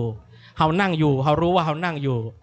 เรารับประทานอาหารเรารู้ว่าเรารับประทานอาหารอยู่ปนว่าพลังจิตตื่นรู้นะอาตมาจัดรายการจากวัดดอยสะพันยูนี่เป็นธรรมะคลายทุกข์ธรรมะคลายทุกข์นี่ก็เพื่อให้จิตมันตื่นรู้ตื่นตัวอยู่ตลอดเวลานะถ้าเกิดภัยพิบัติเนี่ยคนที่เป็นนักศีลนักบุญนะเปิ้ลจะรอดก่อนเพราะว่าเปิ้ลมีเซนส์นะเปิ้ลมีสัญชาตญาณที่สูงนะเปิ้ลจะเกิดการรับรู้ข้อมูลข่าวสารได้ไวนะเซนส์เปิ้ลจะสูงนะถ้าเกิดแผ่นดินไหวก็ดีเกิดน้ำท่วมก็ดีเกิดไฟไหม้ก็ดีจะมีการตื่นรู้กันอย่างพ่ออุ้ยแม่อุ้ยเฮาซึ่งเป็นนักศีลนักบุญได้ฝึกตนเองมาเป็นเวลา10 ปี20 ปี30 ปีก็เป็นการตื่นรู้นะด้านองค์ธรรมเฮานะเพราะฉะนั้นขึ้นพุทธศาสนาและจริยธรรมนั้นเป็นขึ้นนะที่ตอบโจทย์นะตอบทุกอย่างนะในจังหวัดเชียงใหม่ในจังหวัดลำพูนเฮานะเพราะว่าฉะนั้นอยากจะให้พ่ออุ้ยแม่อุ้ยเฮาหรือว่านักศีลนักบุญเฮามาเจอกันครั้งหนึ่งนะเพราะว่าจะได้ซึมซับบรรยากาศแบบนี้อาตมาเคยอยู่วัดเบญจมาบพิตรมาก่อนนะวัดเบญจมาบพิตรนั้นเป็นพระนว่าสาภูมิจังหวัดเชียงใหม่สาภูมิจังหวัดลำพูนสาภูมิจังหวัดแม่ฮ่องสอนนะอาจารย์วันลบนาบงพรมท่านก็เคยอยู่วัดเบญจมาบพิตรมาก่อนเป็นศิษย์ผู้พี่นะอาจารย์หลายท่านเนาะอาจารย์สมจิตเปิ้ลก็มาจากเคยเป็นอาจารย์สมจิตเปิ้ลก็เคยเป็นนั่นนะอาจารย์สมใจนะอาจารย์สมใจก็เป็นลูกศิษย์จากวัดเบญจมาบพิตรเหมือนกันเปิ้ลก็เคยเปิ้ลว่าถ้าอยู่ในกรุงเทพเราจะมีสมาคมชาวเหนือเช่นเดียวกับเชียงใหม่เรานี่แหละขึ้น96เรานี้จะเป็นสหภูมินะเป็นสหธรรมชาวจังหวัดเชียงใหม่จะเป็นศูนย์รวมนะจะเป็นศูนย์รวมของคณะศรัทธานะทุกหมู่เรานะมารวมกันที่หอคำพญามังลายแห่งนี้มีกิจกรรมอาตมานึกถึงวัดเบญนะวัดเบญเยอะๆตานกวยสลากกันแล้วคนจะมาเป็นพันเป็นหมื่นเลยแหละเหมือนกันเลยนะที่เราจะมีกิจกรรมที่หอคำพญามังลายก็เหมือนกันเพราะว่าที่นี่จะมีบ้านว่าการเดินทางก็ง่ายนะวัดเบญนะมันอยู่ในเขตดุสิตนะอันนี้ก็หอคำพญามังลายเพิ่งก็อยู่ที่ใจกลางเมืองเชียงใหม่เลยนะอันนี้บ้านว่าบรรยากาศอาตมานึกถึงตอนที่อาตมาเป็นเนนน้อยอยู่ที่วัดเบญ มันนึกถึงเป็นตู้เจ้าก็อยู่ที่เชียงใหม่นะมานึกถึงบรรยากาศแบบนี้ถือว่าอบอุ่นนะอบอุ่นมากนะแล้วว่ามีโรงทานเอาไว้เลี้ยงพ่อศีลแม่ศีลเปิ้ลนะพ่ออุ้ยแม่อุ้ยเปิ้ลคณะญาติธรรมเปิ้ลอันนี้เป็นห้องบรรยากาศพาไปไม่ง่ายนะองค์กรไหนจะทำได้แบบนี้ไม่ง่ายนะจะต้องมีความรู้ความสามารถนะบางคนบางท่านที่เปิ้ลอยู่ตามบ้านนั้นเปิ้ลมาเคยมาสักเตื้อถ้ามีโอกาสนี่ยังมาตันนะวันนี้นะเดี๋ยวนี้ก็ประมาณเที่ยงนะว่าการลงทะเบียนเพื่อจับฉลากชิงรางวัลเนาะจากครูบาอาจารย์แต่ละวัดที่เปิ้ลมอบของขวัญไว้ให้กับขึ้น96เฮาขึ้น96เฮาก็คืนความสุขให้กับคณะศรัทธาทุกท่านที่เป็นญาติธรรมที่เป็นแฟนคลับของแต่ละรายการได้จับของขวัญแล้วก็เอาของขวัญนั้นเอาไปดูเอาไปใจนะที่บ้านจะเป็นความภาคภูมิใจนะหลายท่านนั้นฟังขึ้นของพี่หนานบางท่านก็ฟังวัดยางกวงบางท่านก็ฟังวัดวังสิงห์คำหลายท่านเนาะเป็น FC ของแต่ละท่านนะบางท่านเนี่ยโอ้โหเป็นแบบติดตามมาเป็น10 ปี20 ปีนะบรรยากาศนี้หายากนะอาตมาเลยบอกว่าถ้าเชียงใหม่เพิ่นทำได้แบบนี้ก็เป็นผลงานของอาจารย์วันลบนามวงพรมซึ่งเป็นผู้อำนวยการวิทยุของขึ้น96เฮานะเพราะฉะนั้นการได้บันทึกภาพก็ดีการได้ถ่ายทอดสดผ่าน Facebook ไลฟ์ก็ดีตัวนี้สำคัญเพราะว่าชาวบ้านที่เปิ้ลอยู่ตามบ้านที่เปิ้ลมาได้เปิ้ลค่อยหันบรรยากาศว่าขึ้น96เฮานั้นทำได้เป็นการรวบรวมคณะศรัทธามารวมกันที่หอคำพญามังรายแห่งนี้นะวันนี้ท่านหลายได้ต่อแถวกันลงทะเบียนไว้เอาไว้เป็นสถิติเอาไว้เป็นข้อมูลหลักฐานว่าขึ้น96เฮานั้นมีกิจกรรมทำอยู่ที่หอคำพญามังรายนะอาตมานี่เห็นที่วัดเบญเปิ้ลมารวมตัวกันนะเปิ้ลก็จะมารวมกันเยอะแต่ละจังหวัดไม่ว่าจะเป็นสาวภูมิจังหวัดเชียงใหม่สาวภูมิจังหวัดลำพูนสาวภูมิจังหวัดแม่ฮ่องสอนนะสาวภูมิจังหวัดเชียงรายสาวภูมิจังหวัดลำปางสาวภูมิจังหวัดแพร่สาวภูมิจังหวัดพะเยานะสาวภูมิจังหวัดน่านนะในภาคเหนือเฮาเนี่ยก็ไปรวมกันที่วัดเบญจมาภิตรอย่างเชียงใหม่เฮาก็จะมารวมกันที่เนี่ยหอคำพญามังรายแห่งนี้อันนี้ก็มีคณะศรัทธานะเปิ้ลได้นั่งสนทนาธรรมกับครูบาอาจารย์แต่ละวัดที่เปิ้ลมาร่วมกิจกรรมกันณแห่งนี้นะมีโอกาสได้เจอนะได้เจอเปิ้ลได้นั่งอู้เปิ้ลได้นั่งสนทนาธรรมกันนะได้ถามสารสุขดิบกันนะหลายท่านนั้นก็จะมีกล้องเนาะอาตมาอยากให้ท่านเอากล้องนั่นน่ะถ่ายบรรยากาศในงานเหล่านี้เก็บไว้เอาไว้ดูแก้ง่อมแก้เหงาเอาไว้ดูเจริญพรแม่เจริญพรแม่พรทิพาแม่พรทิพานี้ถวายเพชรไว้ที่พระธาตุชิรกองไว้นะเพชรนั้นได้ฝังไว้ที่พระธาตุไว้ละแม่พรทิพาเพราะอาตมาจำเพิ่นได้เลยละ ที่อาตมามีเสื้อมาอยู่ประมาณ5 ผืนเนาะเป็นเสื้อที่พี่หนานใส่เสื้อพระธาตุชิรกอง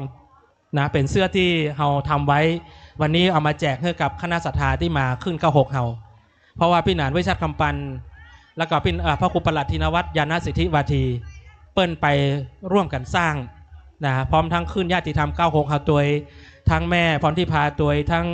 ซ่อนีเจียทองเฮงตัวพร้อมทั้งลิชชี่ตัวทั้งแม่ครูลำแพนจันทรเทพแม่พิกุลลักเหล่านะที่เปิ้ลขึ้นไปด้วยกันแปลงพระธาตุชิรกองที่วัดสันหนบ้านปะเตี้ยอำเภอแม่วางจังหวัดเชียงใหม่วันนี้อาตมาเอาเสื้อพระธาตุมาตัวเอามาแจกให้กับคณะศรัทธาทุกท่านนะพี่หนานเปิ้ลว่าภูมิใจมากนะเพราะว่าเสื้อเหล่านั้นพี่หนานได้ใส่ไว้นะเสื้อบางท่านที่มาจากวัดสันหนปะเตี้ยเปิ้ลจะมีเสื้อนะเปิ้ลจะเขียนว่าพระธาตุชิรกองวัดสันหนบ้านปะเตี้ยนะอำเภอแม่วางจังหวัดเชียงใหม่นะวันนี้ท่านหลายลองเก็บภาพไว้ได้เนอะอย่างแม่ทุกท่านมีกล้องไว้เก็บภาพไว้เอาไว้ดูยามง่อมยามเหงานะเพราะว่าเราเก็บเป็นผลงานของผู้สูงอายุเอาไว้ให้เทศบาลดูเอาไว้ให้อบต.ดูว่าแม่ได้มาร่วมงานกิจกรรมของขึ้น96เฮาเป็นขึ้นท้องถิ่นชาวจังหวัดเชียงใหม่นะเพราะฉะนั้นอาตมานี้อธิบายเป็นองค์รวมเนาะเพราะว่าสังคมผู้สูงอายุนี่มันเติงกันเนาะเทศบาลตัวอบต.ตัวนะเพราะว่าโรงเรียนผู้สูงอายุอำเภอเมืองโรงเรียนผู้สูงอายุอำเภอหางดงโรงเรียนผู้สูงอายุอำเภอสันปะตองโรงเรียนผู้สูงอายุอำเภอแม่วางอันนี้อาตมายกตัวอย่างให้ดูได้เนอะเพราะว่าผู้สูงอายุเขาฟังขึ้นกับของเขานี่น่าขนาดทุกวันนี้เป็นสังคมผู้สูงอายุกัน นะเพราะฉะนั้นท่านมีเบี้ยผู้สูงอายุบางท่านเพิ่นก็เก็บปัจจัยไว้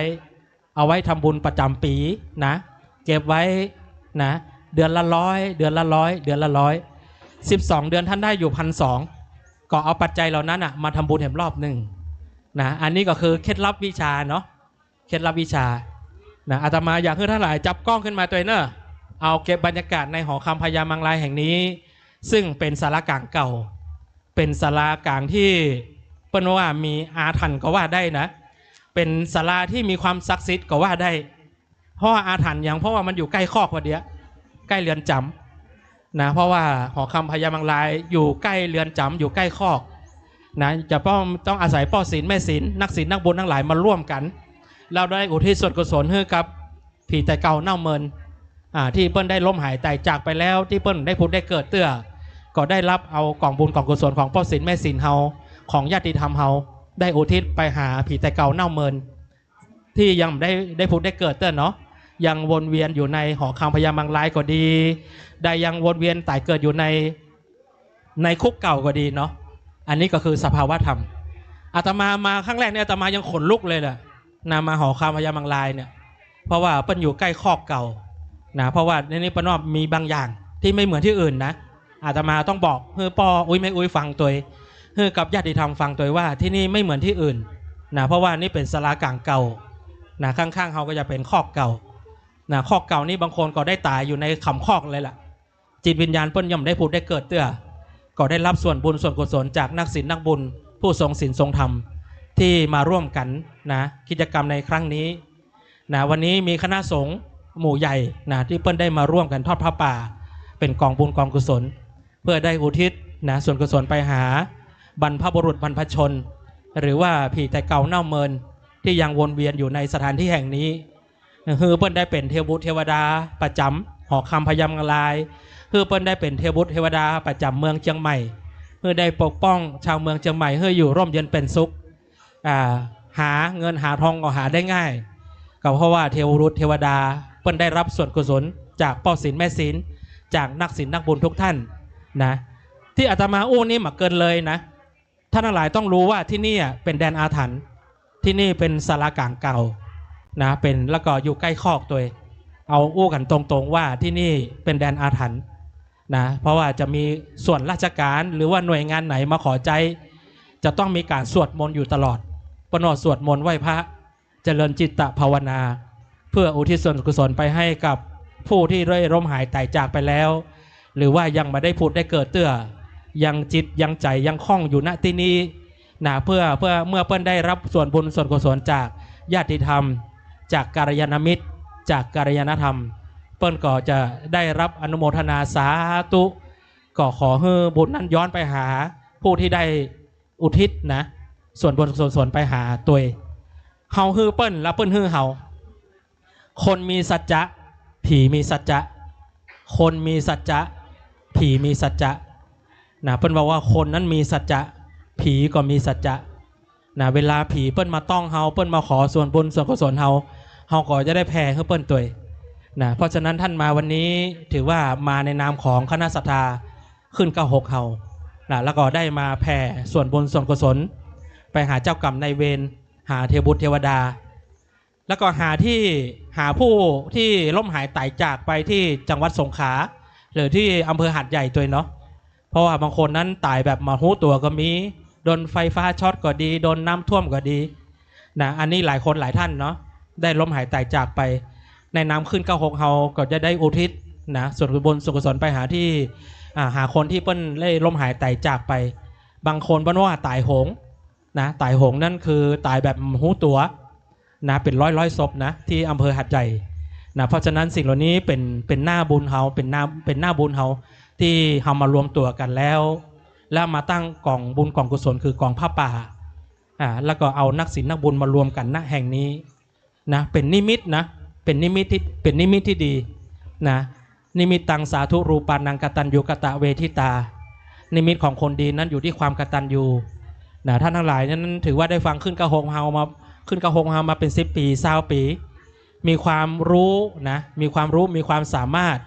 แล้วมีการรู้คุณตัวของครูบาอาจารย์ก็ได้ร่วมกันมาตั้งกองผ้าป่าไว้ เป็นกองทุนงานของขึ้น96เขานั้นขับเคลื่อนไปในด้านการเผยแพร่พระพุทธศาสนานะอาตมาอู้นั้นเป็นภาษาไทยพ่องเนาะเป็นคำเมืองพ่องนะก็ค่อยๆกันค่อยๆปรับกันไปนะเพราะฉะนั้นวันนี้ลองถ่ายรูปไว้นะแม่เนอะลองถ่ายรูปไว้ทุกท่านเก็บรูปไว้นะเก็บบรรยากาศไว้นะเพราะว่าบรรยากาศงี้ปีนึงทำมาเจอกันครั้งนึงแล้วก็ต้องใช้งบประมาณก็ไม่ใช่น้อยๆเลยนะเพราะว่าโรงทานแต่ละโรงทานเพิ่นก็มารวมกันณที่นี้นะผู้มีจิตศรัทธานะผู้มีจิตศรัทธาที่เป็นทายกทายิกาได้มาร่วมกันไม่ว่าจะเป็นกาแฟไม่ว่าจะเป็นส้มไม่ว่าจะเป็นผลไม้รากไม้ไม่ว่าจะเป็นก๋วยเตี๋ยวไม่ว่าจะเป็นลูกชิ้นนะมีเลี้ยงโรงทานตลอดเวลาจริงๆทุกจังหวัดอยากจะทำแบบนี้นะมีขึ้นประจำจังหวัดเชียงใหม่นะอาตมาบอกว่าขึ้น96นั้นเป็นขึ้นประจำจังหวัดเชียงใหม่นะเฮาไปจังหวัดอุบลก็ดีไปจังหวัดขอนแก่นก็ดีเปิ้ลก็จะมีขึ้นประจำจังหวัดเปิ้ลในนามของพุทธศาสนาในประวัติขึ้นพุทธศาสนาและจริยธรรมเป็นขึ้นท้องถิ่นชาวจังหวัดเชียงใหม่เปิ้ลสามารถก่อตั้งขึ้นมาได้20 กว่าปีแล้วก็มีผลงานเป็นที่ประจักษ์แก่คณะศรัทธาญาติโยมทุกหมู่เหล่าเอาไว้ประชาสัมพันธ์เอาไว้พบเจอคณะศรัทธาไม่ว่าจะเป็นผู้สูงอายุไม่ว่าจะเป็นผู้พิการไม่ว่าจะเป็นผู้ป่วยไม่ว่าจะเป็นพ่อบ้านแม่บ้านไม่ว่าจะเป็นกลุ่มหนุ่มสาวกลุ่มเยาวชนเมื่อได้ฟังขึ้น96ไปแล้วมีการประชาสัมพันธ์ผ่านขึ้น96กันแล้วทัศนคติเปิ้นจะเปลี่ยนทัศนคติมันอยู่ทางในมันอยู่ที่จิตมันอยู่ที่ใจนะทัศนคติเมื่อเราฟังข่าวอันเป็นบุญเป็นกองบุญเป็นกองกุศลแล้วจิตเฮาจะเปลี่ยนเปิ้นพลังจิตพลังใจพลังขวัญถ้าจิตเฮาใจเฮาขวัญเฮาไปคล้องไปติดไปคล้องอยู่ณที่ใดฮือปิกมาอยู่กับตัวกับตนเนออันนี้ก็คือการเชิญจิตเชิญใจเชิญขวัญฮือมาอยู่กับตัวกับตนเฮานะฮือมีกำลังจิตนะเพิ่นฮือมีพลังจิตพลังใจพลังขวัญที่มั่นคงอันนี้มีญาติโยมนะเพิ่นมาเสียบเนี่ยมาเสียบของผ้าป่าไว้ภาพนี้จริงๆถ้าเก็บไว้จะงามมากเลยนะเนี่ยญาติโยมเปิ้นมีปัจจัยมา100เปิ้นมาเสียบนะเปิ้นมาเสียบไว้เป็นกองทุนของขึ้น96เฮาอาตมานั่งเดี๋ยวนี้อาตมาหันแล้วอาตมาประทับใจนะเปิ้นบอกว่าเปิ้นได้มาอย่างเดียวแต่เปิ้นอยากจะสนับสนุนส่งเสริมนะเอาเงินปัจจัย101มาเสียบกับต้นเงินแล้วก็เสียบไว้นะเงิน100ของท่านนั้นจะเป็นเปิ้นว่าคุณอุปการจะเป็นผู้สนับสนุนอย่างเป็นทางการนะเป็นผู้สนับสนุนขึ้น96เฮาขึ้น96เฮานั้นยังดำรงอยู่ไปนะคู่กับนักศิลป์นักบุญชาวจังหวัดเชียงใหม่นะหลายคนหลายท่านอยากจะถ่ายรูปอยู่ที่กองผ้าป่าด้วยซ้ำไปเนาะนะอย่างนั้นงามมากนะถ่ายรูปไว้นะเพราะว่าแบ็กกราวน์นั้นก็คือต้นผ้าป่าเขาแล้วก็มีของขวัญที่จะมอบให้กับกัลยาณมิตรให้นักศิลป์นักบุญเขานะอย่างทุกท่านลองถ่ายไว้เนอะภาพนี้หายากนะเพราะว่าเป็นกองทุนที่ท่านทั้งหลายช่วยกันตั้งขึ้นมานะบางคนก็เอาแบงค์10มาแบงค์20แบงค์50แบงค์100แบงค์500แบงค์พันมาเนี่ยคือภาพแห่งความงดงามเปิ้นฮ้องว่าพลังจิตแห่งความเสียสละนะจากเงินซาวเนี่ยกลายเป็นเงินพันกลายเป็นเงินหมื่นกลายเป็นเงินแสนขึ้น96เขานี่ทำได้นะอาตมาเชื่ออย่างเดียวคือพระครูประหลัดธินวัฒน์ญาณสิทธิวาทีเปิ้นไปแปลงพระธาตุจิรกองที่วัดสันมาพลบ้านปะเตี้ยอำเภอแม่วางจังหวัดเชียงใหม่เปิ้นก็เริ่มจากเงินซาวนี่แหละมาเป็นเงิน100เงินซาวมาเป็นเงินพันเงินซาวมาเป็นเงินหมื่นเงินซาวมาเป็นเงินแสนเงินซาวมาเป็นเงินล้านได้เช่นเดียวกับขึ้น96เฮานี่แหละมีคณะศรัทธาญาติโยมหลายหมู่บ้านเนาะหลายตำบลหลายอำเภอเปิ้นฟังขึ้น96เฮาแล้วมีใจศรัทธานะก็มาห้อมกันเนาะนะคนละซาวถ้าล้านคนเนี่ยเปิ้นว่าถ้า100,000 คนได้2 ล้านละ100,000 คนนี่นะที่ฟังขึ้น96เฮาเนี่ยคนละซาวนี่นะ100,000 คนขึ้น96เฮาจะได้งบประมาณในการพัฒนาขึ้นเฮาได้อยู่2 ล้านถ้า2 ล้านนี่อาจารย์วันลบนามวงศ์พรบอกว่าโอ้พอแล้วนะพอที่จะบริหารขึ้น96เขาได้เป็นปีเลยละนะขอให้คนละซาวเท่านั้นนะคนละซาวแต่มีจำนวนกัน100,000 คนเชียงใหม่ทำได้ ละปูนก็ทำได้เพราะว่าขึ้น96เขานั้นเจียงใหม่ละปูนเพิ่นฟังกันนักนะถึงวันเนี่ยนะวันนี้ท่านหลายลองมาถ่ายตรงนี้ตรงที่หน้ากองผ้าป่าเนี่ยถ่ายไว้เป็นที่ระลึก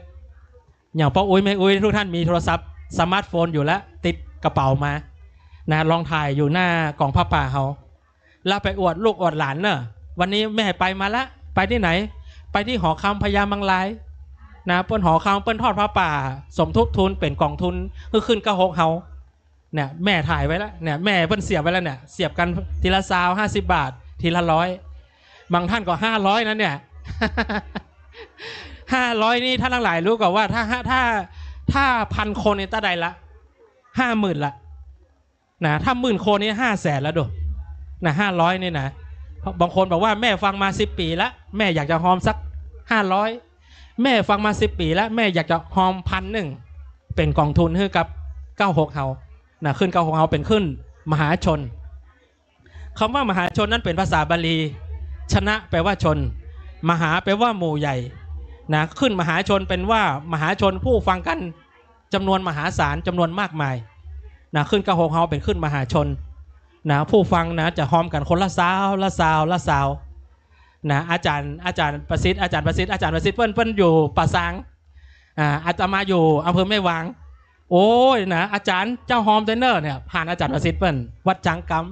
ำของอาตมานี่ผ่านวัดดอยสะพันยูหรือว่าวัดสันมหวนบ้านป่าติ้วเปิ้นหอมมาทีละสาวนะจำนวน100 คน1,000 คน10,000 คน100,000 คนมาในนามของขึ้น96เฮานะคนละซาวนะแต่ว่ามาในนาม100,000 คนด้วยกันก็ได้งบประมาณเป็น2 ล้านนะที่อาตมาโอ้นี่ไม่เกินเลยไม่เกินจริงแต่ท่านหลายต้องมีจิตเสียสละนะเสียสละ20 บาทมาเป็นกองทุนการเผยแผ่ของขึ้น96เฮาอย่างท่านหลายเป็นผู้สูงอายุได้เดือนละ600เดือนละ700เดือนละ800เดือนละ900แม่ใครหากองทุนฮือกับขึ้น96เฮาเนี่ยแม่จะอุทิศนะบางคนก็อยากฮือเดือนละ20ก็ได้ฮือเดือนละ50ก็ได้ฮือเดือนละ100ก็ได้เอาเงินเดือนผู้สูงอายุนะเอามาหอมนะเอามาหอมเดี๋ยวพี่นานเพื่อนอาจจะทำสปอร์ตนะเป็นเพื่อนห้องเป็นหมายเลขบัญชีของขึ้น96เฮาบางคนบอกว่าแม่จะหอมเนอะเดือนละเดือนละ20เดือนละ20นะเดือนละ20นี่ถ้าหลายเดือนละ20นี่มันจะน้อยๆนะผู้สูงอายุเฮามีประมาณ100,000 คนในเขตอำเภอแต่ละอำเภอเนาะอย่าอาตมายกอำเภอเมืองนะผู้สูงอายุเฮาพร้อมที่จะหอมนะเดือนละ20ผู้สูงอายุสันปะตองผู้สูงอายุห่างดงผู้สูงอายุแม่วางโอ้เจริญพรแม่อายุวันโนสุขังพลังแม่อัมพรแม่ละแม่อัมพรนามสกุลอย่างแม่ยานภาพนะแม่เนาะพร้อมบุตรหลานอุทิศไปภายภาคหน้าถวายข้าน้ำข้าวไฟสาธุเจ้าอายุวันโนสุขังพลัง อันนี้คือถวายถ้าถวายอาตมาก็จะมอบให้อาจารย์วันลบนามวงผมเพิ่นอันนี้แม่มอบถวายที่อาตมานี่ถวายไปแล้วเนาะอันนี้ถวายให้อาตมาอายุวันโนสุขังพลังแม่เนอร์แล้วไม่อัมพรยานภาพบางท่านบอกว่าหันเคยฟังเสียงอาตมาเหมือนไดพระอาจารย์จันทร์ขันติพโลอาตมามีคาถาประจำตัวเนาะอาตมาจะใช้สัมพุทโธทิปทังเสโธนิสิโนเจวามาชิเมโกนทัญโยบุภาภาเคจาอาคาเนยเยจากาสะปวงสารีบุตโตจะทาคีเนหารติเยอุบาลิจา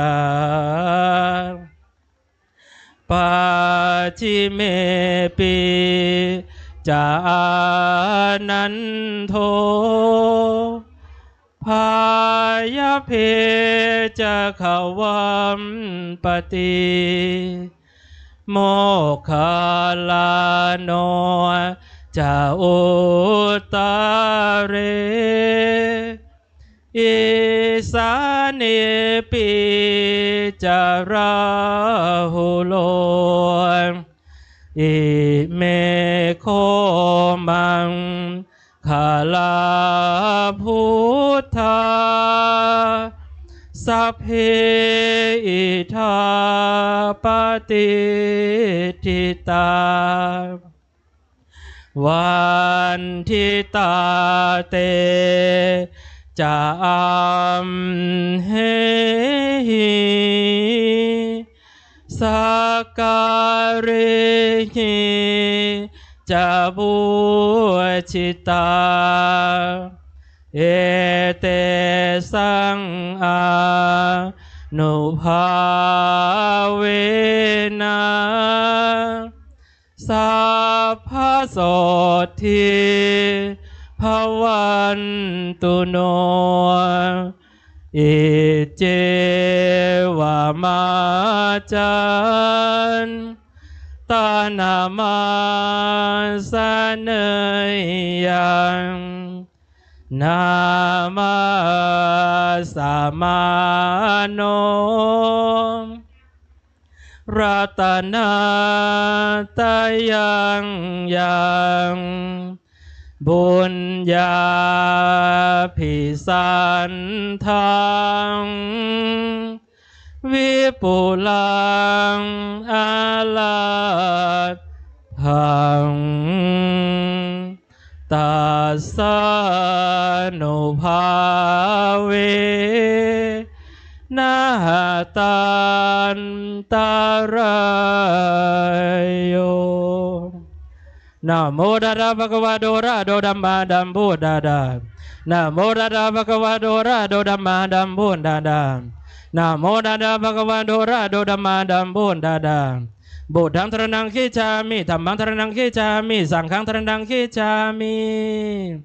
ทุติยัมปิพุทธังสรณังคิจฉามิทุติยัมปิธัมมังสรณังคิจฉามิทุติยัมปิสังฆังสรณังคิจฉามิตาติยัมปิพุทธังสรณังคิจฉามิตาติยัมปิธัมมังสรณังคิจฉามิตาติยัมปิสังฆังสรณังคิจฉามินี่คือรายการธรรมะจากวัดดอยสะพันยูอำเภอแม่วางจังหวัดเชียงใหม่เวลาอาตมาสวดมนต์อาตมาชอบรับตาเพราะกลัววอกแวก เดี๋ยวจะลืมคาถาตัวเก่าไม่ได้นะจริงๆวัดดอยสะพันยูนั้นเพิ่นอบรมบาลีก่อนสอบเลยเนาะที่วัดดอยสะพันยูมีภิกษุสามเณรประมาณ200กว่ารูปท่านหลายมีจิตศรัทธาเสร็จจากการทอดผ้าป่าจากขึ้นเก้าหกกันแล้วก็ปากันไปร่วมถวายจตุปัจจัยเครื่องทายธรรมหรือว่าผ่านพี่หนานวิชากำปั้นก็ได้เพราะว่าพี่หนานเพิ่นจะไปวันที่28เดือนนี้แหละพี่หนานเพิ่นจะถวายข้าวสารอาหารแห้งกุ๊ปีนะในนามขึ้นเก้าหกเฮาขึ้นเก้าหกเฮาสัญจรไปที่อำเภอแม่วางที่วัดดอยสะพันยูถวายข้าวสารอาหารแห้งแก่ภิกษุสามเณรผู้อบรมบาลีก่อนสอบปริญญาธรรม9ประโยคปริญญาธรรม8ประโยคปริญญาธรรม7ประโยคปริญญาธรรม6ประโยคปริญญาธรรม5ประโยคปริญญาธรรม4ประโยคปริญญาธรรม3ประโยคประโยค1 2จำนวน200กว่ารูปโดยมีพระเดชพระคุณหลวงพ่อพระราชมณีหลวงพ่อนั้นเป็นอาจารย์ใหญ่ฝ่ายคันธาธุระพระอาจารย์นั้นดูแลการอบรมบาลีอยู่ที่วัดดอยสะพันยูการประชาสัมพันธ์นี้ถ้าอาจารย์พระครูสุตตากิจจาภิรมถ้าอาจารย์นั้นเป็นรักษาการเจ้าหน้าอำเภอแม่วางเปิ้นฝากประชาสัมพันธ์ผ่านขึ้นเก้าหกเขาก็คือศรัทธาญาติโยมที่เป็นพ่ออุ้ยแม่อุ้ยผู้ทรงศีลทรงธรรมได้รับรู้รับทราบก็สามารถบริจาคผ่านพี่หนานพิจคำปันได้ผ่านขึ้นเก้าหกเขานี่แหละขึ้นเก้าหกเขานี้ก็จะมีผู้สูงอายุร่วมหอมผ่านขึ้นเก้าหกเขาก็เพื่อให้ขึ้นเก้าหกเขานั้นเป็นศูนย์กลางการเผยแพร่ต่อไปต่อไปอาตมาก็จะมอบบางอย่างให้พี่หนานพร้อมหรือยังพี่หนานพร้อมหรือยังพี่หนานพร้อมหรือยังเอาต่อไปเอาต่ออาจจะเจริญพรแม่เนาะเพราะว่านานๆได้เจอสักเตือนหนึ่งบางท่านเคยได้ยินเสียงอาตมาแต่มาเคยเจอตัวแต้อาตมาอยู่ในห้องส่งอาตมาก็จะใช้คาถาเดี๋ยวถ้าท่านจากมหาประสิทธิ์มีเวลาของพระอาจารย์มหาประสิทธิ์จากญาติโยมด้วยนะครับท่านอาจารย์จะต่อด้วยท่านอาจารย์พระมหาประสิทธิ์เด้อ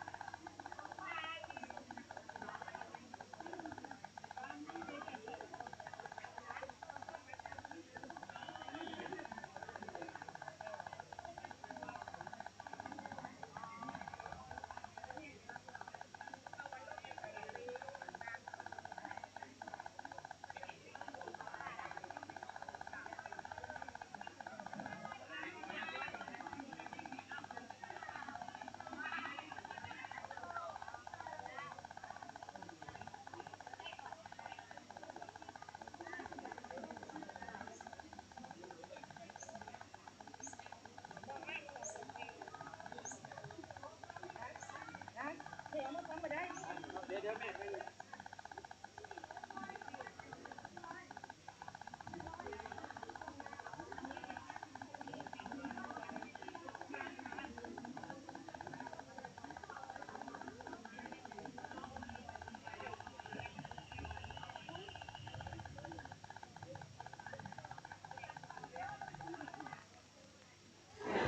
ลโหล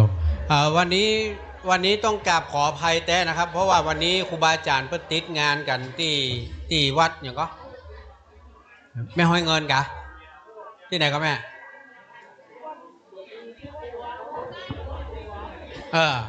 แล้วก็ผอนะก็ซ้ำมาติดธุระแหม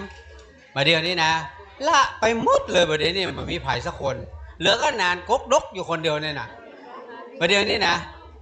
ทีนี้โอ้ท่านอาจารย์อยู่ท่านอาจารย์นิมนต์อู้กับญาติโยมกันปะผมยังเคลียร์ตัว9%ยังไม่ได้กินข้าวตั้งนานประเด็นนี้นะวันนี้นะพระครูประพัฒน์ก็บอกมาไทยที่อู้เป็นเก่งๆหายแซบหมดวันนี้ตู้ลุงเสิร์ชก็บ่ลงมาวัดดอยสุเทพนะถ้ามาเดี๋ยวสอนกรรมฐานนี่ไม่ได้นะก็บอกมาวันนี้ปรากฏว่าติดธุระกันหมดเลยนะตะกี้ลูกพระก็เอาซองพระครูวิสิต10,000กับวัดเจ็ดลิน10,000มาฝากพี่นานแถมะแบบนี้นะแล้วตกลงเดียวตอนบ่ายนี่มีไผ่5พี่นานจะ5ตานพระป่าคนเดียวเนอะ เดี๋ยวถ้าตุเจ้าปีกหมดเดี๋ยวเขผอมาปั่นปอนเนอะเดี๋ยวผอวันโลบจะมาตอนบ่ายผอมาปุ๊บพอตานพระป่าโยกผอ5ปอนผอคนเดียวเลยเนาะถ้าทุเจ้าหนีล่ามดเนี่ยคือผอป่านปอนเนอะทุเจ้าเก่าหรอมดแล้วกะเอามาให้แล้วไอ้มาเนี่ยอันนี้นะครับทั้งหมดมีตะเอียนเนอะถ้าจะได้ทุกคนอันนี้นะเพราะว่าของขวัญเขาก็พอสมควรนะของขวัญเขาก็มีอยู่นะครับฉะนั้นผมว่ามีโอกาสเนอะได้ลุ้นเนอะปีนี้นะแต่ว่ารางวัลนี้จะได้อะไรผมก็บอกนะมันมีพัดลมมันมีหม้อหุงข้าวมันมีอย่างหลายอย่างนะครับวันนี้ผมจะมีรางวัลพิเศษ1 รางวัลนี้นะครับของร้านวนัสนันเจชลิดาจะฮื้อสำหรับคนที่ผมจับขึ้นมาได้นี่ผมฮื้อ1,000 บาทเนอะลุ้นเลยเนอะแล้วพี่หนานวิชาจะมีรางวัลพิเศษให้1 รางวัล500 บาทนะนะตอนนี้มี 1,000 กับ 500 บาทฮะนึกว่าจะมาบอกว่าจะเพิ่มรางวัลให้500นึกว่าอ้ายไปฮื้อรางวัลวันนี้จะมีรางวัลพิเศษของคุณย่าปานีประดิษฐ์สุวรรณร้านดำรงการหลวงแหม1 รางวัล500 บาทดอกจัดไปเนาะแม่เนาะใครจะมาเกท่าผมก็เนี่ยใครจะเกท่าผมได้นะเกิน 1,000 ได้นะเกิน500ได้เนอะมาบอกได้เลยนะมาบอกหลังไมค์ได้เลยเนอะอาจจะเป็นรางวัลพิเศษอันนี้จะเอาไว้ท้ายเนอะรางวัล500กับ 1,000 นี่ผมจะเอาไว้ท้ายสุดเนอะรอเปิดปิ๊กก่อนฮะจับขึ้นมาอะไรบะยูเข้าเนื้อเข้าเจ้าเนาะทำไมล่ะถ้ามาออกก็เข้าเจ้าเนาะถ้ามันมาออกก็เอาปิ๊กคืนเจ้าเพื่อนเจชลิดาก็เอาปิ๊กคืนไปคุณย่าปานีก็ปิ๊กคืนไปนานผู้ชายเก็บใส่กระเป๋าเหมือนเดิมเนาะถ้ามันอยู่นะประเดี๋ยวมันเงินมันเขียมนะ500 ปานนี่ถ้าไผ่ได้เนี่ยมันดึงสบายกูละการนัดอาจารย์แม่การนัดเดี๋ยวนี้นะเขาบอกว่าถ้าอีป้อยแม่จะไปการนัดนี่นะถ้ามันมีเงิน500ห้ามเข้าการนัดเด็ดขาดเนอะเพราะอย่างถ้าตามครัวเปิ้นนะแม่เขาสมัยว่าเขานั่งขายจันเมินมันไม่ได้ขายเขาจะหมาย500พริกถาดเดียวกับเจ้า500นะเพราะอย่างที่คัดเก็บมันตกแล้วเก็บได้นะมะนาวก็จะเอาเหมือนกันนะ500 นะแล้วก็โยกขึ้นไปเลย500น่ะแต่นั้นถ้ามี500ห้ามเข้าการนัดเนอะเพราะเข้าการนัดนี่ต้องมี500ขึ้นถ้าจะไปห้างต้องมี 1,000 นะน้อยกว่า 1,000 ห้ามไปนะเพราะว่าอย่างกล้าเตียวเข้าประตูห้างปะโถเลียงแหลบมีกล้าของขายนะเดี๋ยวนี้นะแม่ได้ไปห้างก่อนเดี๋ยวนี้นะในห้างเปิ้ลมีของขายตั้งแต่หน้าประตูยันถึงในห้างเปิ้ลเนอะชั้น 1ชั้น 2เปิ้ลมีหมดนะนะครับเดี๋ยวนี้เขาจะรอผอ.มาพ่อผอ.นัดผมบ่ายโมงท่านจะปิกเข้ามาผอ.มาปุ๊บอาจารย์ทับพระป่าเลยเนาะเพื่อรวบรัดเนาะเอามาต้องไปใจเวลาเมินสมมติว่าผอ.มาปุ๊บก่อนนิมนต์ท่านอาจารย์ทับพระป่าเสร็จเขาแจกของขวัญเลยแจกเสร็จบ้านไผ่บ้านมันเนาะโอเคว่าโอเคยกมือขึ้นโอเคยกมือขึ้นอันนี้เป็น อันนี้เป็นคำมั่นสัญญาผมบอกว่าได้ก็ตะเกียถ้าจับแล้วคนมาอยู่ว่าจะได้ว่าได้ก็สละสิทธิ์ถ้าใครมาอยู่นะครับ ฉะนั้นไม่ใช่ว่าโอ้ข้าฝากเขาไว้แล้วนะได้แน่ๆราคาอีนะฝันเตอะเนอะแล้วไม่ต้องกลัวเปิ้นฮักก้าคิวเนอะฮักหัวคิวหมีพ่อมได้นะตะกี้มีบางคนมาเนี่ยอันถ้ามาอยู่นี่ฝากได้ก็ฝากพี่นานได้ก็วะแม่ใจเส้นวะฝากพี่นานได้ก็อีวะมาได้เนอะมาได้เมียผมก็มาได้เนอะถ้ามาอยู่นะแล้ววันนี้ขอญาติเนอะขอเอาชื่อตัวเก่าใส่ตัวเนอะจับกู้ปีมาได้ใส่ชื่อตัวเปิ้ลปีนี้ขอใส่ตัวเตอะเพื่อจะได้แบงค์พันถ้าเขาได้แบงค์พันนี่เขาต้องว่าเขานี่ถ้าจะต้องใจวิธีกลสักอย่างนะเนาะต้องได้มันจับชื่อตัวเก่าขึ้นมาพอดีนะแบงค์พันนี่นะมันใจแล้วมันนี่มันจุกูละฮะจุกูละอีเนาะมาใจนะชื่อแนนก็อยู่ในเนี้ยแม่เราจะไปหูได้อันไหนของแนนนี่แล้วผมก็ไม่ได้เขียนด้วยนะเพื่อเขาเขียนไม่ได้ชื่อผมเขียนคนเดียวเขาเขียนนี่ประเดี๋ยวนี้นะครับเขารอผอ.ถ้าผอ.เตียวเข้าประตูมานี่เขาก็จะตานพระป่าละนะไม่ต้องมา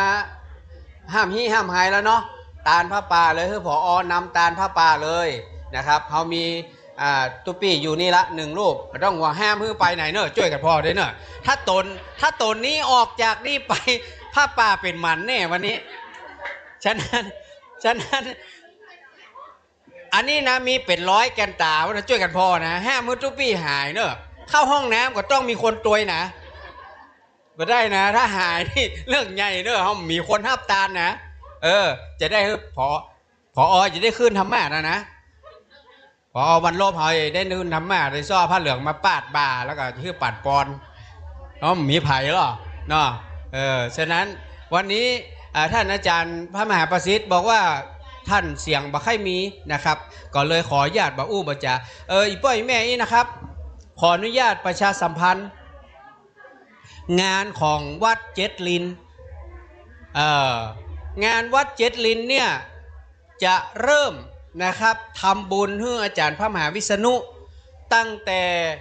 วันที่14วันที่14จนถึงวันที่22กุมภาพันธ์2569ขอเชิญชวนศรัทธาสาธุชนร่วมทำบุญเป็นเจ้าภาพณวัดเจ็ดลินตำบลพระสิงห์อำเภอเมืองจังหวัดเชียงใหม่เอาไว้ไปโฆษณาขายครัวดีกว่าฮะเปิงไปขายยาเนี่ยขี่รถเล่ขายยาเนาะนี่นะอันเวลาทำสปอร์ตมันจะทำประมาณนี้นะโดดน้ำลายอีแม่เฮ้ยสะเด็นสนดีนะมีไผ่อยู่ใกล้เฮานะถ้ามาอ่านมันต้องเป็นน้ำลายเต็มหน้าป่ะนะแม่ไม่ผมนี่นะต้อยกระหอ7แม่น้ำลายเสด็จใส่เวลาทำสปอร์ตโฆษณานะก็ใครจะไปร่วมบุญไปที่วัดเจ็ดลินวันที่14ถึงวันที่หยังฮะ 18ใช่เหรอ14 ถึง 18เนาะอันนี้ FC เจ็ดลินเนาะ14วันที่14ถึงวันที่18กุมภาพันธ์2568ร่วมกันทำบุญที่วัดเจ็ดลินตำบลพระสิงห์อำเภอเมืองจังหวัดเชียงใหม่และวัดไปพุ่นนะวัดดอยสัมปยุวันที่19จนถึงวันที่22กุมภาพันธ์2569ขอเชิญร่วมทำบุญชาปนกิจบำเพ็ญกุศลศพท่านอาจารย์พระมหาวิษณุจารุธรรมโมณศูนย์อบรมอปต.ภาค7วัดดอยสัมพันยูอำเภอแม่วางจังหวัดเชียงใหม่แอโคมมีเอาต้องเติมคนเดียว ฉะนั้นวันที่19ถึงวันที่22วันนั้นผมได้ขึ้นไปวัดดอยสุเทพเอาบุญมาฝากทุกท่านวันนี้ผมทำผ้าป่าวันป่อได้เงิน 12,121 บาทเอาไปถวายหลวงพ่อวันนั้นท่านมีบัญชาว่าบอกคือศรัทธาว่าใครที่สามารถจะไปร่วมบุญที่ดอยสัพพันยูได้ก็ไปใครบ่สามารถไปที่ดอยสัพพันยูได้คือไปร่วมที่วัดเจ็ดลินนะอันนี้หลวงพ่อท่านบ่ได้บังคับ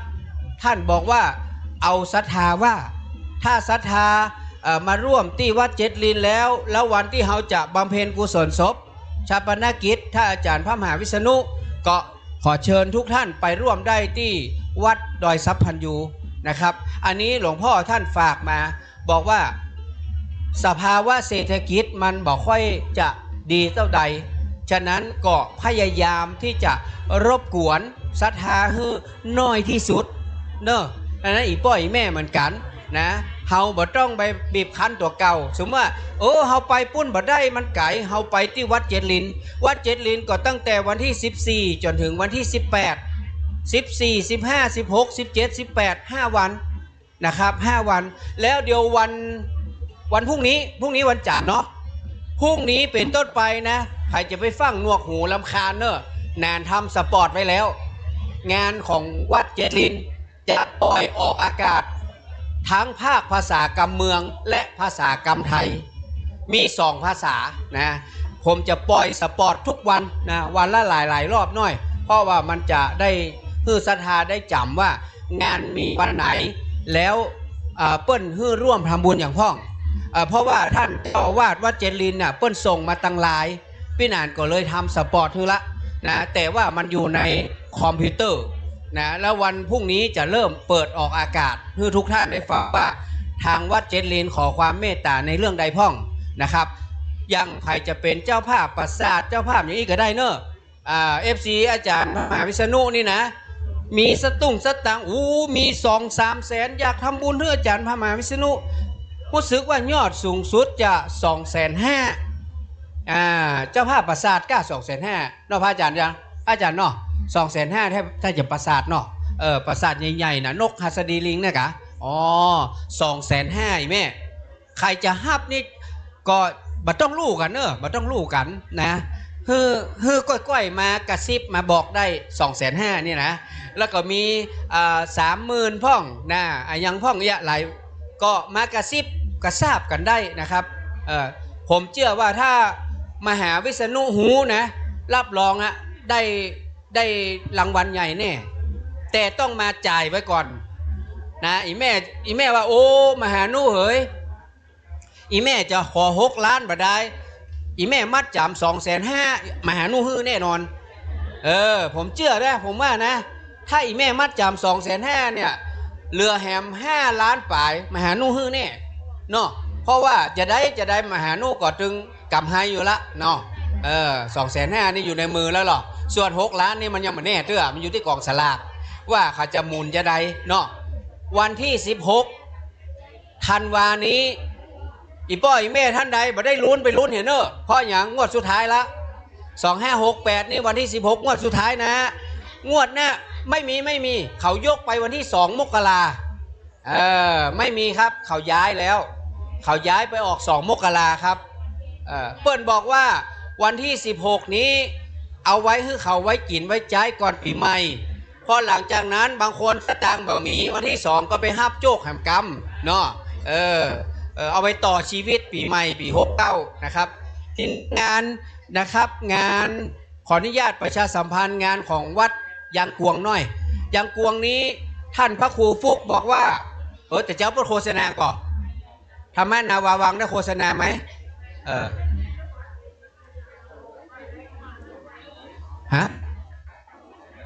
วัดยางกวงวัดยางกวงขอเชิญชวนศรัทธาสาธุชนผู้ใจบุญท่านร่วมบุญพระป่าส่งท้ายปี 2568 ในวันที่ 31 ธันวาคม 2568 ณ วัดยางกวงเวลา 17 นาฬิกาเป็นต้นไปท่านผู้ใดสนใจร่วมเป็นเจ้าภาพใหญ่กองละ 49,999 บาทเป็นอะไรแม่ขาดไปบาทเดียวนะ 50,000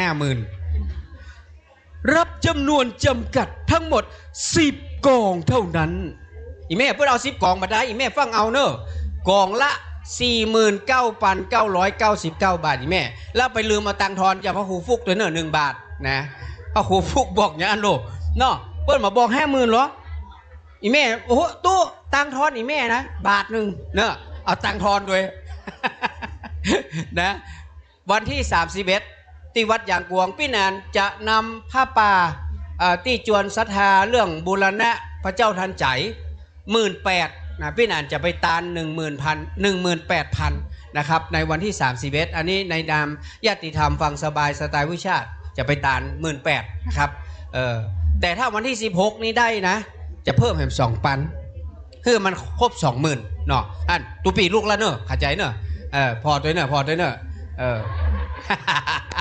ถ้าตุปี้บ่อยู่พระป่าไม่ได้ตาวันนี้นะพอตุปี้ไว้เด้อห้ามละสายตานะวันนี้ตุปี้จะเป็นพระเอกในงานอาจารย์พระมหาประสิทธิ์จะเป็นพระรองวันนี้นะนี่พระเอกอาจารย์ประสิทธิ์บายอย่างเดียวมาเอาพระเอกออกเป็นพระรองดีกว่านะปุ้นนั่งหลังปุ้นมีหลังปุ้นแต่เดี๋ยวผอออกมาฮั่นพระป่าที่ไหนมาฮั่นฮะวัดไหนอ่ะโอ้มหาสมบัติก็แม่งก็มหาสมบัติก็ฮะนึกว่าวัดผาบองวัดอย่างก็วัดสะปุงสะปุงน้อยโอ้ไปฮับเห็นหน่อยเด้อโอ้อาจารย์พระมหาอำนวยมาแล้วมาแล้วองค์ที่3มาแล้วนะอาจารย์พระมหาอำนวยมาคุยกับญาติโยมหน่อยตอนเนี้ยเขาญาติโยมเริ่มเบื่อขี้หน้าผมแล้วเร็วผมโฆษณาอย่างเดียวตั้งไหนลำดับต่อจากนี้ไปขอเชิญศรัทธาสาธุชนทุกท่านพบกับพระหนุ่มรูปงามนามเพราะจากวัดพระสิงห์วรมหาวิหารพูดทีไรได้ใจศรัทธาทุกครั้งพูดจนทุกคนไม่อยากหยุดฟังอันเนี้ยเพราะผมฟังกำลังม่วนจบรายการเนี่ยวะโอ้คัดเครื่องอารมณ์ขนาดกำลังฟังม่วนจบไปแน่ซื่อไปแล้วนะญาติโยมเนี่ยเรียบร้อยนิมนต์ครับพระอาจารย์ครับนิมนต์อาจารย์พระมหาอำนวยวัดพระสิงห์นะครับอาจารย์ออกวันไหนถึงวันไหนเดี๋ยวฟังนะครับผมฟังอยู่เรื่อยๆนะครับถ้าอาจารย์เป็นพระนักเทศที่เรียกว่าโอ้เทศสาธุพระอาจารย์เป็นพระนักเทศที่เทศม่วนนะครับเทศไปเรื่อยๆเขาฟังแล้วสบายใจนะครับนิมนต์ท่านพระอาจารย์พระมหาอำนวยครับสาธุครับ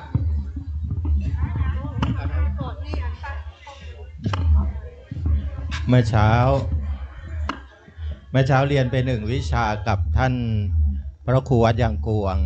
บ่ายนี้ก็พบกับอาตมาภาพเบื้องต้นก็ขอเจริญพรพี่น้องที่ตอนนี้เราถ่ายทอดสดด้วยใช่ไหมท่านทั้งหลายเมื่อครู่รีบกลับไปที่กุฏิมีโยมมารอพบก็เลยไม่ได้รู้ว่าตอนนี้ถ่ายทอดสดหรือเปล่าเบื้องต้นก็ขอถวายความเคารพ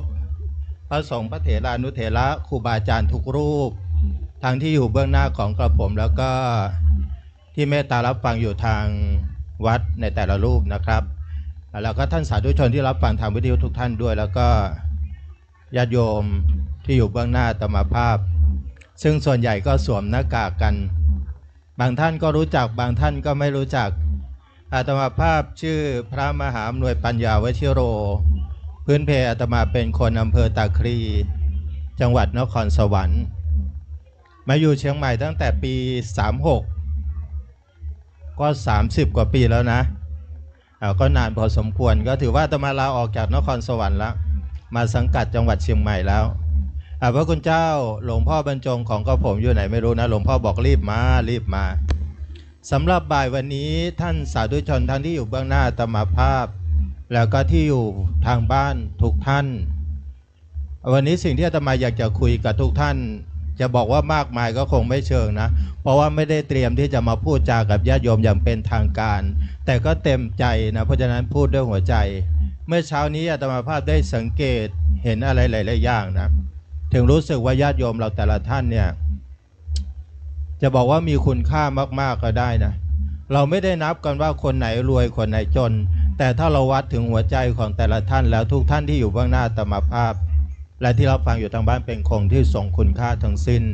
ก็อยากจะใช้เสียงนี้ส่งไปยังพระคุณเจ้าแล้วก็ทีมงานนักจัดรายการวิทยุไม่ว่าคลื่นไหนก็ตามคลื่น104ซึ่งช่วงนี้ก็เชื่อมต่อสัญญาณพ่วงสัญญาณด้วยว่าญาติโยมทุกคนนั้นคือทรัพยากรที่มีคุณค่ามากที่สุด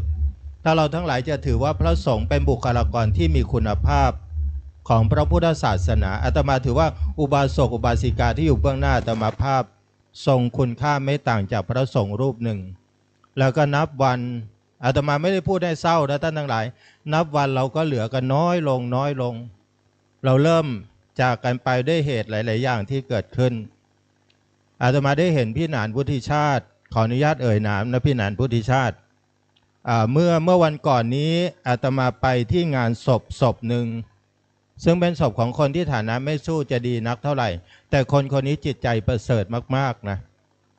ปรากฏว่าอาตมาไปปุ๊บคนที่เป็นเจ้าภาพเนี่ยเขาก็บอกว่าเมื่อครู่พี่หนานพุทธิชาติก็มาทำให้อาตมารู้สึกตื้นตันว่าถ้าคนเราเนี่ยไม่ว่าพระสงฆ์หรือญาติโยมก็ตามเรามีความรักความผูกพันใส่ใจดูแลกันไม่ว่ารวยว่าจนมาเป็นบรรทัดฐานเนี่ยอาตมาว่าการเผยแผ่ธรรมรูปแบบนี้จะไปได้กว้างไกลมากกว่าแล้วก็ขึ้น 96.0 ของพวกเราโดยสถานสูงสุดพังพวกครูวันลบนามวงพรหมนายกสมาคมสหธรรมผู้ที่เราทั้งหลายเคารพนับถือท่านได้ดำเนินการแล้วก็สานต่อมาทำให้พระกับโยมเนี่ยมีความรักกันเมื่อเช้าอาตมานั่งรับปัจจัยที่ญาติโยมเอามาหอมบูชาธรรมอาตมาภาพแล้วตั้งเป็นต้นเงินอาตมานั่งข้างๆพระรูปหนึ่งก็คือหลวงพ่อบรรจงซึ่งตอนนี้ท่านอาจจะไปไหนไม่ทราบเมื่อคู่นั่งอยู่กับอาตมานั่งดูหลวงพ่อบรรจงแล้วก็ดูท่านพระครูวัดยางกวงบรรยายธรรมอยู่ก็นั่งมองสองรูปแล้วใจก็นึกอะไรบางอย่างขึ้นมาว่าเมื่อประมาณสักปีกว่าๆเนี่ยมีพระรูปหนึ่งห่วงหลวงพ่อบรรจงไม่น้อยกว่าอาตมาภาพก็คือท่านอาจารย์พระมหาวิษณุของพวกเราท่านห่วงหลวงพ่อบรรจงมากอุปถากเหมือนที่อาตมาอุปถากหลวงพ่อบรรจงหลวงพ่อบรรจงก็อาการก็แรกๆก็ฟอกไตไม่บ่อยระยะหลังนี่สัปดาห์หนึ่ง3 ครั้ง 4 ครั้งแต่อาตมามองหลวงพ่อกับยังนั่งอยู่กับอาตมาแต่ท่านมหาของอาตมาภาพที่ห่วงใยหลวงพ่อตอนนี้ท่านมหาไม่ได้อยู่กับพวกเราแล้วเพราะฉะนั้นก็เลยรู้สึกว่าชีวิตคนเราแต่ละคนเนี่ยเราต้องใช้ชีวิตอย่างมีคุณค่ามากที่สุดท่านทั้งหลายเคยได้ยินคำว่าเสียชีวิตไหมขออภัยนะบางทีอาตมาอาจจะพูดฟังแล้วเครียดไปนิดนึงจริงๆช่วงนี้ควรจะพูดสั้นๆแต่เห็นว่าไม่มีกิจกรรมอะไรพิเศษก็เลยถือว่ายกรายการธรรมะเพื่อประชาชนซึ่งอาตมาจะพบท่านทั้งหลายวันจันทร์วันอังคารแล้วก็วันพุธช่วง 4 โมงเย็นถึง 5 โมงเย็นจะยกช่วงรายการพระไตรปิฎกมาวางตรงนี้สักครู่หนึ่งไม่นานเดี๋ยวสักครู่ก็จะกลับก็ไปสู่โหมดการถวายต้นเงินเหมือนญาติโยมเหมือนกันท่านทั้งหลายสิ่งที่อาตมาอยากพูดคือคำว่าเสียชีวิตเนี่ยท่านทั้งหลายเคยได้ยินใช่ไหมหลายท่านบอกว่าทำไมจะไม่เคยได้ยินถามแม่บุญด่วนว่าแม่บุญด่วนเสียชีวิตรู้จักไหมแม่บุญด่วนบอกรู้จักแม่บุญด่วนไปเกือบจะทุกคืนเลยพะลูกความเป็นจริงคำว่าเสียชีวิตไม่ได้แปลว่าตายนะ โยมพ่อโยมแม่และสาธุชนทุกท่านฟังให้ดีคำว่าเสียชีวิตไม่ได้แปลว่าตายนะโยมพ่อลองนึกถึงเงินสิเอาเงินขึ้นมาวางเนี่ยเอาแบงค์ร้อยแบงค์พันหรือแบงค์อะไรก็ตามที่โยมมีเนี่ยถ้าสมมติว่าเงินจำนวนนั้นท่านเต็มใจที่จะจ่ายเราเรียกว่าใช้เงินใช่ไหมโยมแม่เราเต็มใจจ่ายสมยอมที่จะจ่ายเราเรียกว่าใช้เงินแต่ถ้าเราไม่เต็มใจจ่ายเช่นลูกหลานมันมารีดนาทาเลนต์แก๊งคอลเซ็นเตอร์มันโทรมาหลอกเราจะบอกว่าเสียเงินอีกแล้วถ้าเราเต็มใจเราเรียกว่าใช้เงินใช่ไหมแม่บานชื่นถ้าไม่เต็มใจเรียกว่าเสียเงินใช่ไหมแม่ทัศนีชีวิตคนเราก็เหมือนกันท่านทั้งหลายถ้าเราใช้อย่างมีคุณค่าเนี่ยโยมพ่อโยมแม่ทุกคนชีวิตเราจะเรียกว่าใช้ชีวิตแต่ถ้าเราใช้อย่างไม่คุ้มค่าเราจะเรียกว่าเสียชีวิตในสังคมเราปัจจุบันเนี่ยมีคนหลายๆคนที่บางทียังมีลมหายใจอยู่แต่เสียชีวิตเรียบร้อยแล้วเพราะว่าใช้ชีวิตไม่เป็นชีวิตจึงเป็นของเล็กน้อยแล้วก็กระเบียดกระเสียนมากๆสมเด็จพระผู้มีพระภาคของอาตมาภาพทรงเตือนพวกเราทั้งหลายไว้โยมพ่อโยมแม่คนแก่คนเฒ่าฟังให้ดีนะพระพุทธเจ้าตรัสไว้ในพระไตรปิฎกเล่มที่10เป็นพระสูตรตันตปิฎกลำดับที่2นามทีฆนิกายมหาวรรคพระสูตรนั้นชื่อมหาปรินิพพานสูตรสมเด็จพระผู้มีพระภาคทรงตรัสไว้อย่างนี้นะว่าอาหังโขปนานันทภิกขเวเอตระหิชินโนวุโธมหัลโกอัตถคโตวโยอสีติโกวิยะวโยวัตติติซึ่งถ้าแปลเป็นภาษาไทยก็แปลว่าดูก่อนอานนท์บัดนี้เราตถาคตเป็นคนแก่เป็นคนชราเป็นคนเฒ่าล่วงการผ่านสมัยมาแล้วโดยลำดับบัดนี้อายุเรา80ปีแล้วอานนท์อันเกวียนเก่าจะอยู่ได้ก็เพราะการซ่อมแซมด้วยไม้ไผ่ฉันใดอันร่างกายของเราตถาคตยังพอดำรงอยู่ได้ก็เพราะอาศัยการซ่อมแซมเหมือนเกวียนเก่าที่ถูกซ่อมแซมด้วยไม้ไผ่ฉะนั้น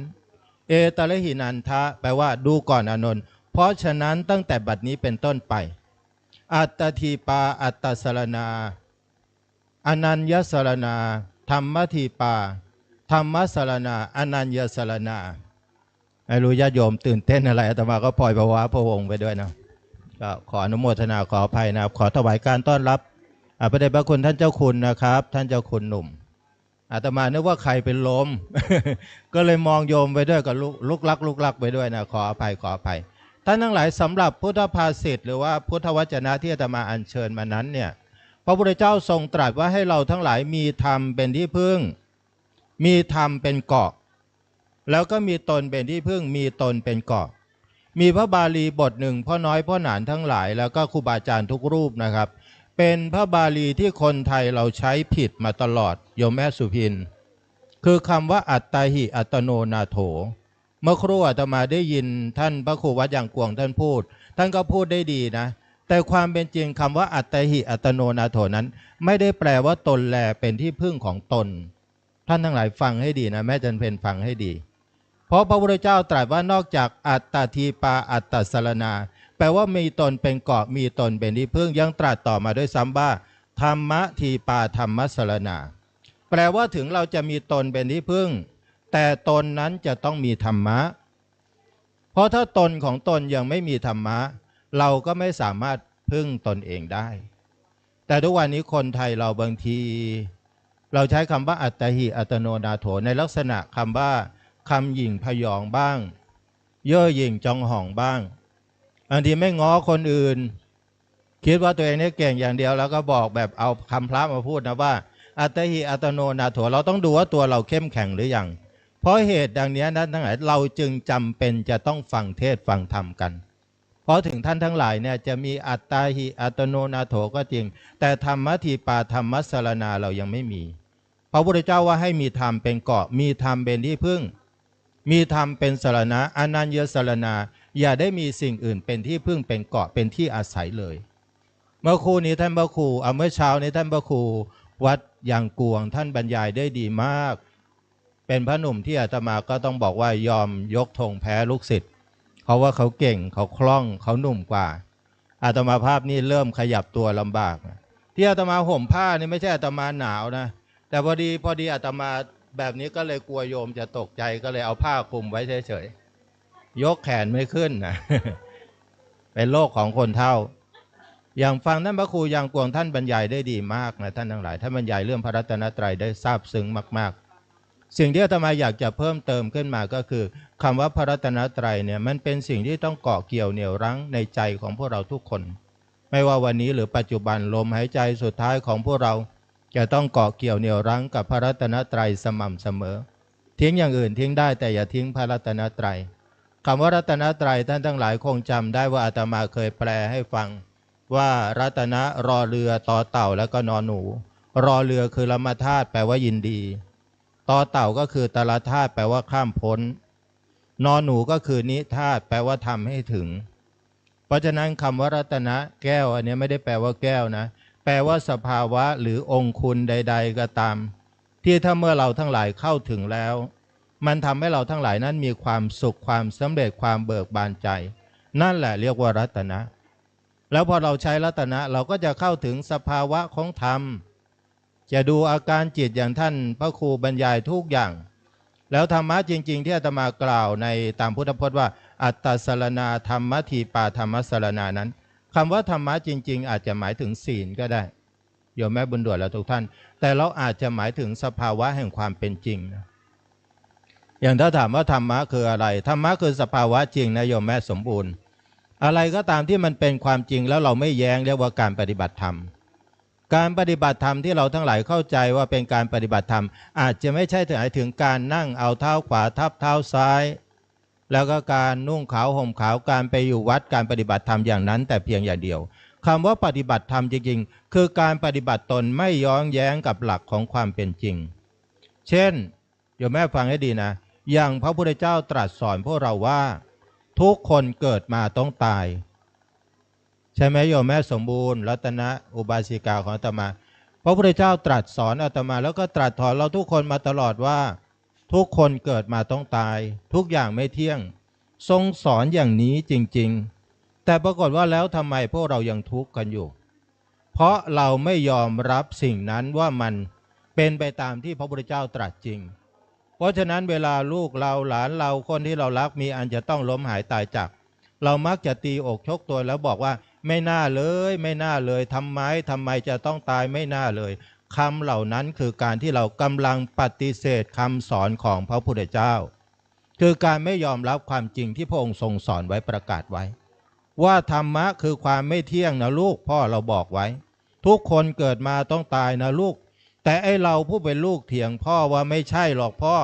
ต้องไม่ตายทำไมต้องตายเขายังหนุ่มอยู่เลยเขายังเด็กอยู่เลยเราก็เถียงคอเป็นเอ็นอย่างนี้แล้วก็น้ำตาไหลพรากออกมาแล้วก็บ่นว่าตัวเองทำไมต้องทุกข์ทั้งที่นับถือพุทธศาสนาท่านทั้งหลายไม่ต้องไปโทษใครโทษเพราะเราไม่ปฏิบัติตามสิ่งที่พ่อเราสอนการปฏิบัติธรรมเป็นสภาวะเช่นนั้นคือการยอมรับการคล้อยตามสิ่งนั้นตามความเป็นจริงสิ่งใดที่ทรงสอนไว้ว่าเป็นเช่นนั้นมันก็เป็นของมันเช่นนั้นเองอันนี้คือลักษณะการปฏิบัติธรรมซึ่งการปฏิบัติธรรมจริงก็เกิดขึ้นจากการที่เราเข้าถึงพระรัตนตรัยอย่างชาญฉลาดนะต้องเข้าถึงพระรัตนตรัยอย่างชาญฉลาดไม่ใช่เข้าถึงพระรัตนตรัยแบบนกแก้วนกขุนทองเพราะคำว่าพุทโธธัมโมสังโฆนกแก้วเอากล้วยปอกมันก็ท่องได้นกขุนทองเอากล้วยยัดใส่ปากจะให้มันท่องพุทโธเมนะโถธัมโมเมนะโถมันก็ท่องได้หมดแต่ความลึกซึ้งในการเข้าถึงพระรัตนตรัยนั้นมันจะไม่เหมือนกับพวกเราทั้งหลายที่เป็นคนดังนั้นถึงบอกว่าการเข้าถึงพระรัตนตรัยที่ชาญฉลาดเนี่ยไม่ใช่เรื่องที่เราทั้งหลายจะแค่คิดว่าท่องว่าพุทโธเท่านั้นจะถึงได้ต้องนึกว่าพระพุทธเจ้าคือใครถ้าเมื่อใดท่านทั้งหลายตระหนักจนกระทั่งรู้ว่าพระพุทธเจ้าไม่ใช่เจ้าชายสิทธัตถะพระพุทธเจ้าไม่ใช่บุคคลตัวตนเราเขานึกถึงสภาวะที่บริสุทธิ์ท่านทั้งหลายอาตมาถามหน่อยถ้าเกิดมีนักประวัติศาสตร์สักคนหนึ่งเปิดเผยความจริงให้ทั่วโลกได้ทราบว่าเรื่องพระพุทธเจ้าที่โยมพ่อได้ยินมาทั้งหมดเป็นเรื่องที่แต่งขึ้นมาทั้งหมดเลยเป็นเรื่องที่ไม่มีอยู่จริงเจ้าชายสิทธัตถะไม่มีอยู่จริงถามว่าท่านจะเลิกนับถือพระพุทธเจ้ากันไหมแม่บุญด่วนบอกว่าไม่แต่อาตมาเชื่อว่าพวกเราเนี่ย ไม่เลิกนับถือแต่ว่าคนบางกลุ่มเนี่ยโดยเฉพาะคนรุ่นใหม่ถ้าเขาพบประวัติศาสตร์ว่าพระพุทธเจ้าไม่มีอยู่จริงเขาไม่นับถือแล้วนี่ขนาดมีหลักฐานชัดเจนเขายังเริ่มไม่ค่อยจะนับถือถามว่าทำไมแม่บุญด่วนยังนับถือเพราะพระพุทธเจ้าของแม่บุญด่วนไม่ใช่เจ้าชายสิทธัตถะไม่ใช่คนอินเดียไม่ใช่ผู้ชายไม่ใช่มนุษย์ไม่ใช่อะไรทั้งนั้นแต่คือสภาวะที่ประเสริฐวิเศษที่สุดอาตมาบวชมานะอาตมาได้เห็นตู้พระไตรปิฎกอาตมาอ่านพระไตรปิฎกทุกวันพยายามซึมซับแล้วก็จดจำเท่าที่สามารถสมองจะสามารถจำพระไตรปิฎกได้อ่านมันทุกวันพระไตรปิฎกไม่เคยมีวันไหนที่อาตมาไม่อ่านพระไตรปิฎกเลยอ่านธรรมะพระพุทธเจ้าทุกวันอาตมาไม่เคยเห็นพระพุทธเจ้า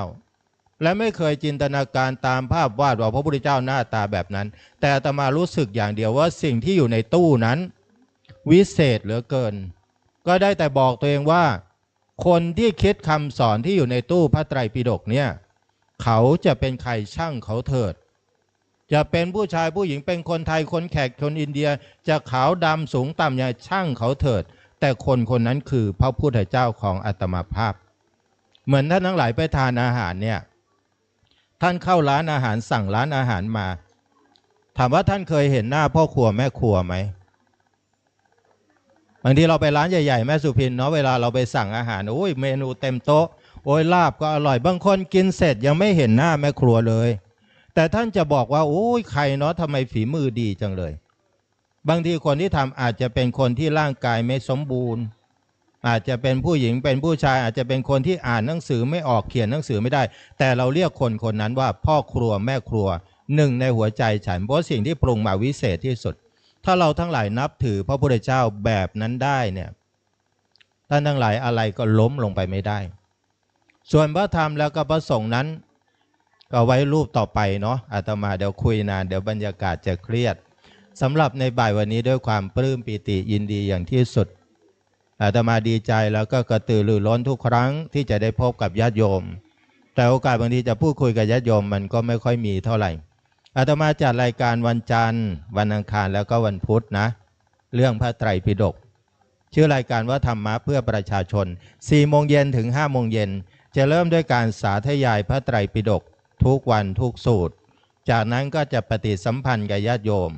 จากนั้นก็จะมีนิทานธรรมะเล่าทุกวันอาตมามีนิทานประมาณสัก600-700 เรื่องนะที่บันทึกเทปทุกวันนะแต่ว่ายังเล่าเท่าไหร่ก็ไม่หมดบันทึกแล้วก็เปิดให้แม่ทัศนีฟังทุกวันทั้งเช้าและบ่ายก็จะมีนิทานจากนั้นก็จะกลับมาสาธยายพระไตรปิฎกแล้วก็ตอบคำถามตามความสมควรซึ่งท่านสามารถติดตามรับฟังอาตมาได้ส่วนคลื่นอื่นอาตมาไม่บอกว่าจัดคลื่นไหนนะเพราะมันเสียมารยาทก็เอาเป็นว่าคลื่น96อาตมาจัด 4 โมงถึง 5 โมงเย็นวันจันทร์วันอังคารแล้วก็วันพุธอาตมาชื่อพระมหาอำนวยปัญญาวชิโรอู้ไทยก็บอกค่อยชัดอู้เมืองก็บอกค่อยเก่งไม่ค่อยคล่องนะหมายเลขโทรศัพท์นั้นก็ติดตามเอาตามรายการก็แล้วกันสำหรับบ่ายวันนี้ขอขอบพระคุณอนุโมทนากับพ่อครูวันลบนามวงพรหมนะพ่อครูที่พ่อครูเป็นหลักเป็นชัยให้ลูกหลานอายุมากแล้วแต่ทำงานหนักเหลือเกินเหนื่อยเหลือเกินแล้วก็ขอบคุณทุกท่านนะทั้งที่อยู่เบื้องหน้าอาตมาภาพและที่อยู่ทางบ้านทั้งที่เห็นแล้วก็ไม่ได้เห็นทุกท่าน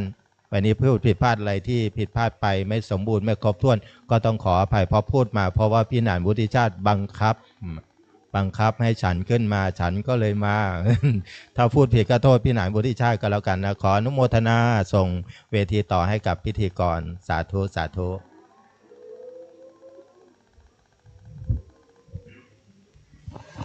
ครับกราบขอบพระคุณครับท่านอาจารย์ครับวันนี้เรามีข่าวดีนะครับเนอะ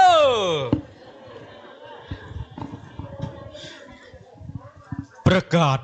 ศนี่คือคำสั่งใหม่ที่เพิ่งได้รับทางท่านคุณวีรศักดิ์นะครับกรรมการมูลนิธิพระบรมธาตุดอยสุเทพท่านบอกผมมาบัดเดี๋ยวนี้ว่าเฮาบ่ต้องรอผอ.แล้วนะครับเมื่อเฮาบ่ต้องรอผอ.แล้วก็หมายความว่าใดครับเฮาก็จะตานผ้าป่าเมื่อเอาตานผ้าป่าเสร็จเฮาเนี่ยใดครับเฮาจะเนี่ยใดก็ฮะจะหลอกเนาะโอเคเนาะรวบลัดตัดตอนถ้าผอ.มาถามนานนี่อย่ามารอไปถามคุณไอ้วีรศักดิ์ด้วยห้ามมาถาม จ้าพอจ้าคุณวีรศักดิ์ว่าจัดไปเลยนะฉะนั้นก็เดี๋ยวนะครับเดี๋ยวผมขอเตรียมความพร้อมสักกรรมนะครับ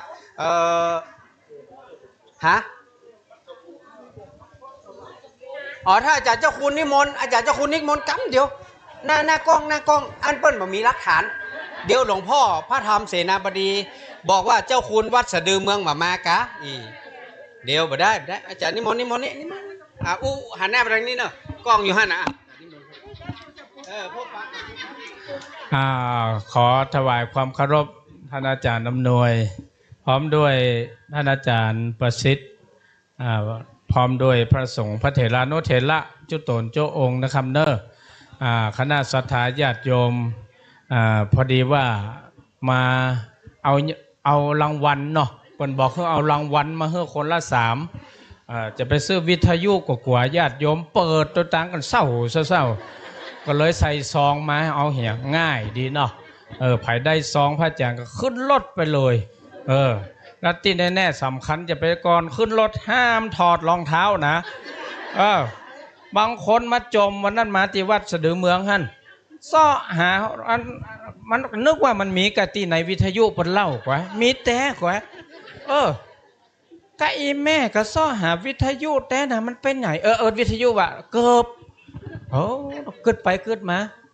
โอ้ยแม่ถ้าจะถอดแต่ขึ้นรถว่ะอันนี้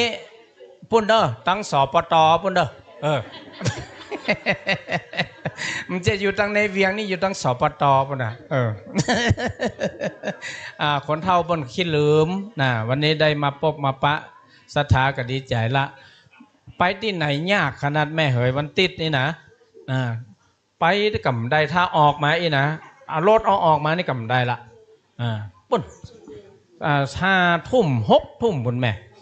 เพราะนั้นไปไหนลำบากมากวันเสาร์วันติดเนี่ยเพราะนั้นกะหันแม่เขาตาก็ติดไปตั้งรถปุ่นติ๊กนะเขาก็เลยบอกพี่นานว่ากรรมการว่ามันอันถ้าเปิ้นอันพอเปิ้นไปเมินก็บ่ต้องรอละจับเลยพี่นานก็ดำเนินการได้กรรมการก็มินิมดแล้วลูกสตังก็ประจดไว้บัญชีหมดละแม่เอาสตังมาหอมผ้าป่าตัวเรียบร้อยหมดละก็เพราะนั้นวันนี้ดีใจเนาะได้ปะศรัทธาญาติโยมกี่หันขึ้นรถไปเป็นหมู่เขาก็กลัวนะกะซองกูจะเคินหรือเปล่าไอ้เนาะถ้าเคินก็ซ้ำดีเนาะเอาไว้ว่าสมบัติบอกเคินกว่าอยู่นังในเพ้นนักแขวกว่าปุ่นบันทิบันอย่างมาหมดนะก็ต้องขออนุโมทนาขอบคุณกับศรัทธาญาติโยมต้องขออภัยนะบางรายการก็บ่ได้ออกวันก็บ่ได้ออกแม่วันพุธก็บ่คงจะบ่ได้เจอกันทำละเนื่องจากว่าแม่ของเจ้าหน้าที่มหาลัยอาจารย์ซึ่งอยู่จังหวัดเชียงรายปุ่นเปิ้นเสียชีวิตก็รองอธิการบดีก็ต้องไปมอบสตังในฐานะมหาวิทยาลัยแหมจะบ่ได้ปะกันทำละนี่แหละแม่อันแม่แจ๋วแม่เจ้ากำแก้วเนาะกำยังก็เอากำแก้วนั่นอย่างดีแล้วมันจะกำแก้วเนาะถ้ากำแก้วนี่ได้กะถ้ากำแก้วนี่มาบ่ได้ละ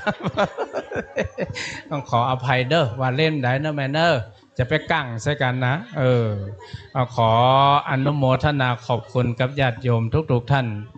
และพร้อมด้วยพระเถรานุเถระเจ้าคณะพระสังฆาธิการทุกรูปเมื่อญาติโยมทั้งหลายได้มีความสุขกายสบายใจปีใหม่นี้มุ่งมา่ปรารถนาใดขอจงได้สำเร็จสมความมุ่งมา่ปรารถนาเหมือนกันจุโกจุคนเน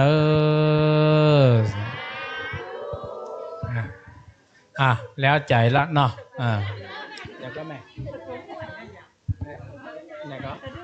อยู่วัดสะดือเมืองนี่แม่ว่าอยู่ไหนก็ตะกี้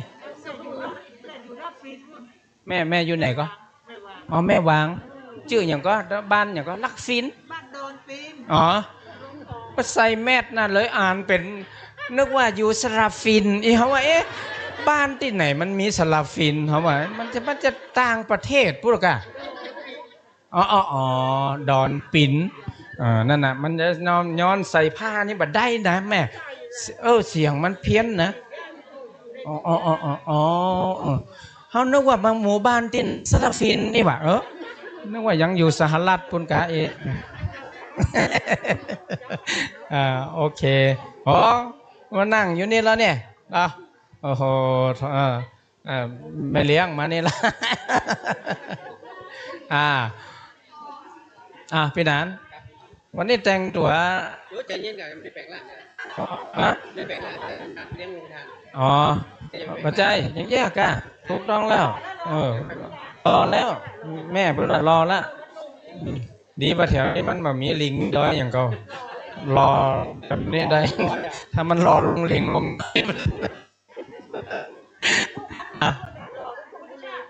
ที่ไหนก็ทุ่งบุรีพี่นัน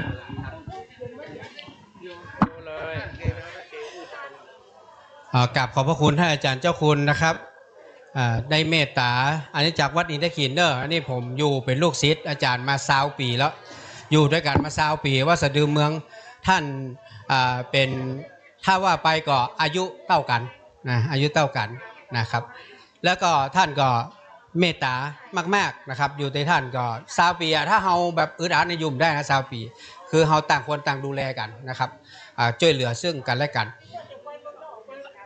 ครับตอนนี้นะครับขอเดี๋ยวเปิดบอกตะกี้เนี่ยจะไปสมองเป็นอะไรอย่างนี้วัดอย่างเหรอเชียงดาววัดอย่างวัดอย่างวัดอย่างเหรอเชียงดาววัดอย่างเหรอฮะลำดับตัวจากนี้ไปขอเชิญศรัทธาสาธุชนพบกับพระคุณเจ้าจากวัดอย่างเหรอ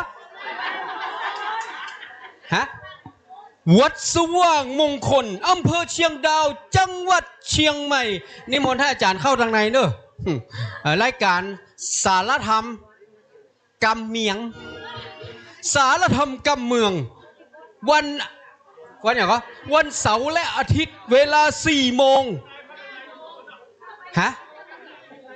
4 โมงถึง5 โมง16 นาฬิกาจนถึง17 นาฬิกานิมนต์อาจารย์เข้าทางในถ้ามาผมจะอุ้มเข้าเนี่ย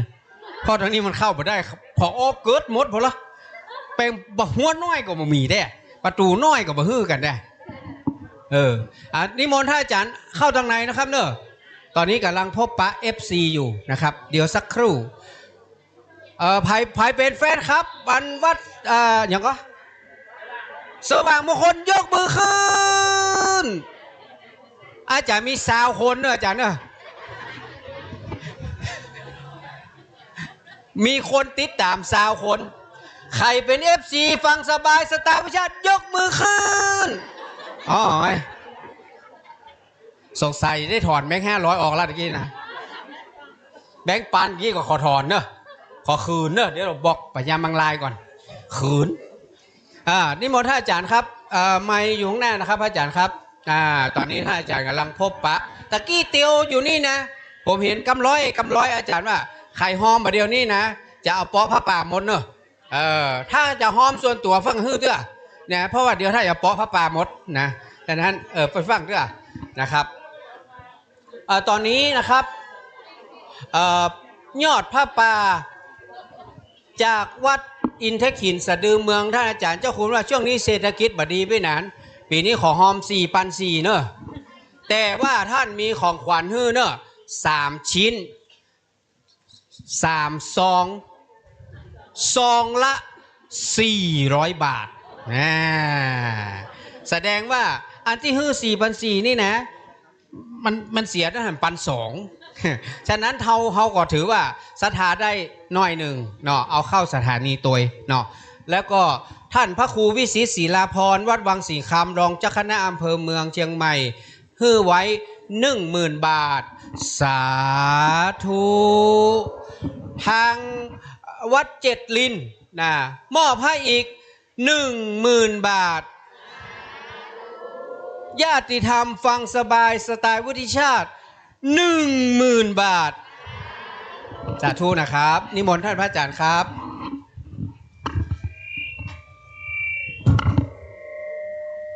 อ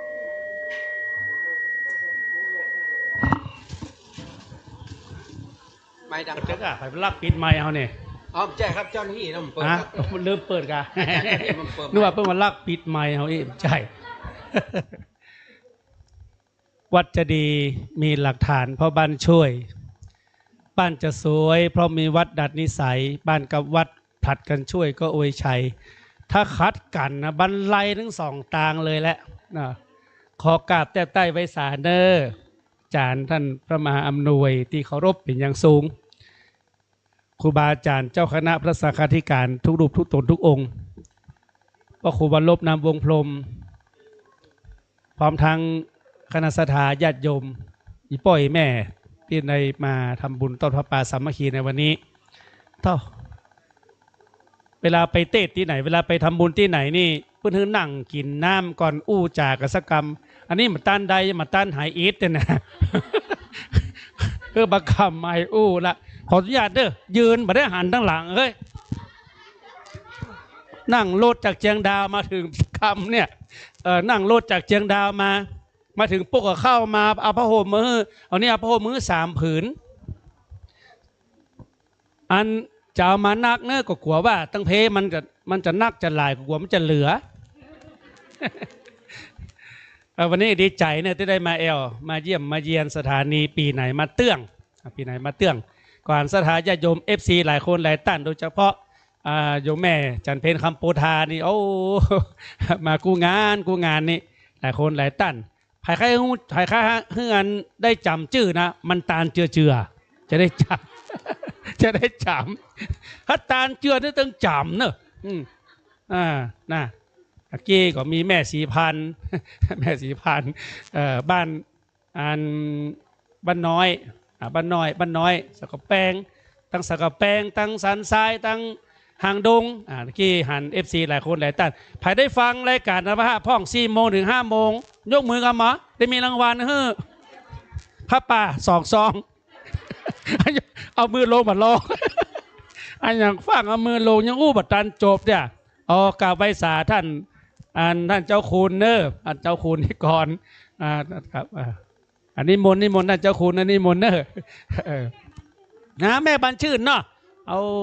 แห่งกรรมให้บอกให้ท่านอาจารย์นั้นท่านอาจารย์วุฒิชาติเขียนนั้นอย่างเขาป้ายติดฮือ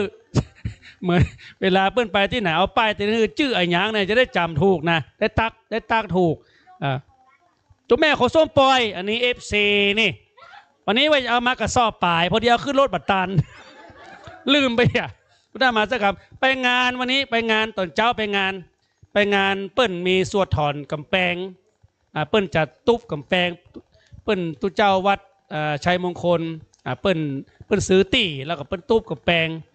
เปิ้นจะขยายวัดเปิ้นกีดเนาะแล้วก็เลยไปสวดถอนกำแพงเปิ้นซื้อตี้แต่ว่าเฮาเนี่ยเขาจะขายตี้ไปซื้อพ้อง แปลงวิหารมา12 ปีไปแล้วขายตี้สัก2 ให้นะครับตี้มีถึง13 ให้ก่อนนะวันนี้ดีใจเนอะความจริงวันนี้ก็มีภารกิจนะมีงานมีภารกิจวันค่ำเหมือนกันนะแต่ว่าได้จ่าไปแล้วว่าจะมานี่นะเดี๋ยวท่านไปแล้วมาเดี๋ยวอีป้อยแม่จะว่าเหมาะไหนมีหั่นเนี่ยก็เลยมาให้หน่อยมาได้มาก็มาให้หน่อยนะมาให้หน่อยมาให้เปิ้นหันหน้ามาท่ายกมือเหมือนเดิมอ่ะ ตะกี้ก็ฟังรายการวิทยุของสถานีต้ยมานะนั่งในรถก็ฟังมาเรื่อยๆฟังมาตลอดฟังมาก็ครูบาอาจารย์เปิ้นก็อู้ก็จาก็ฟังมาตัวว่าเปิ้นจะอู้เรื่องอะไรยังเนี่ยเปิ้นจะเล่าขวัญเฮาก่อยนะ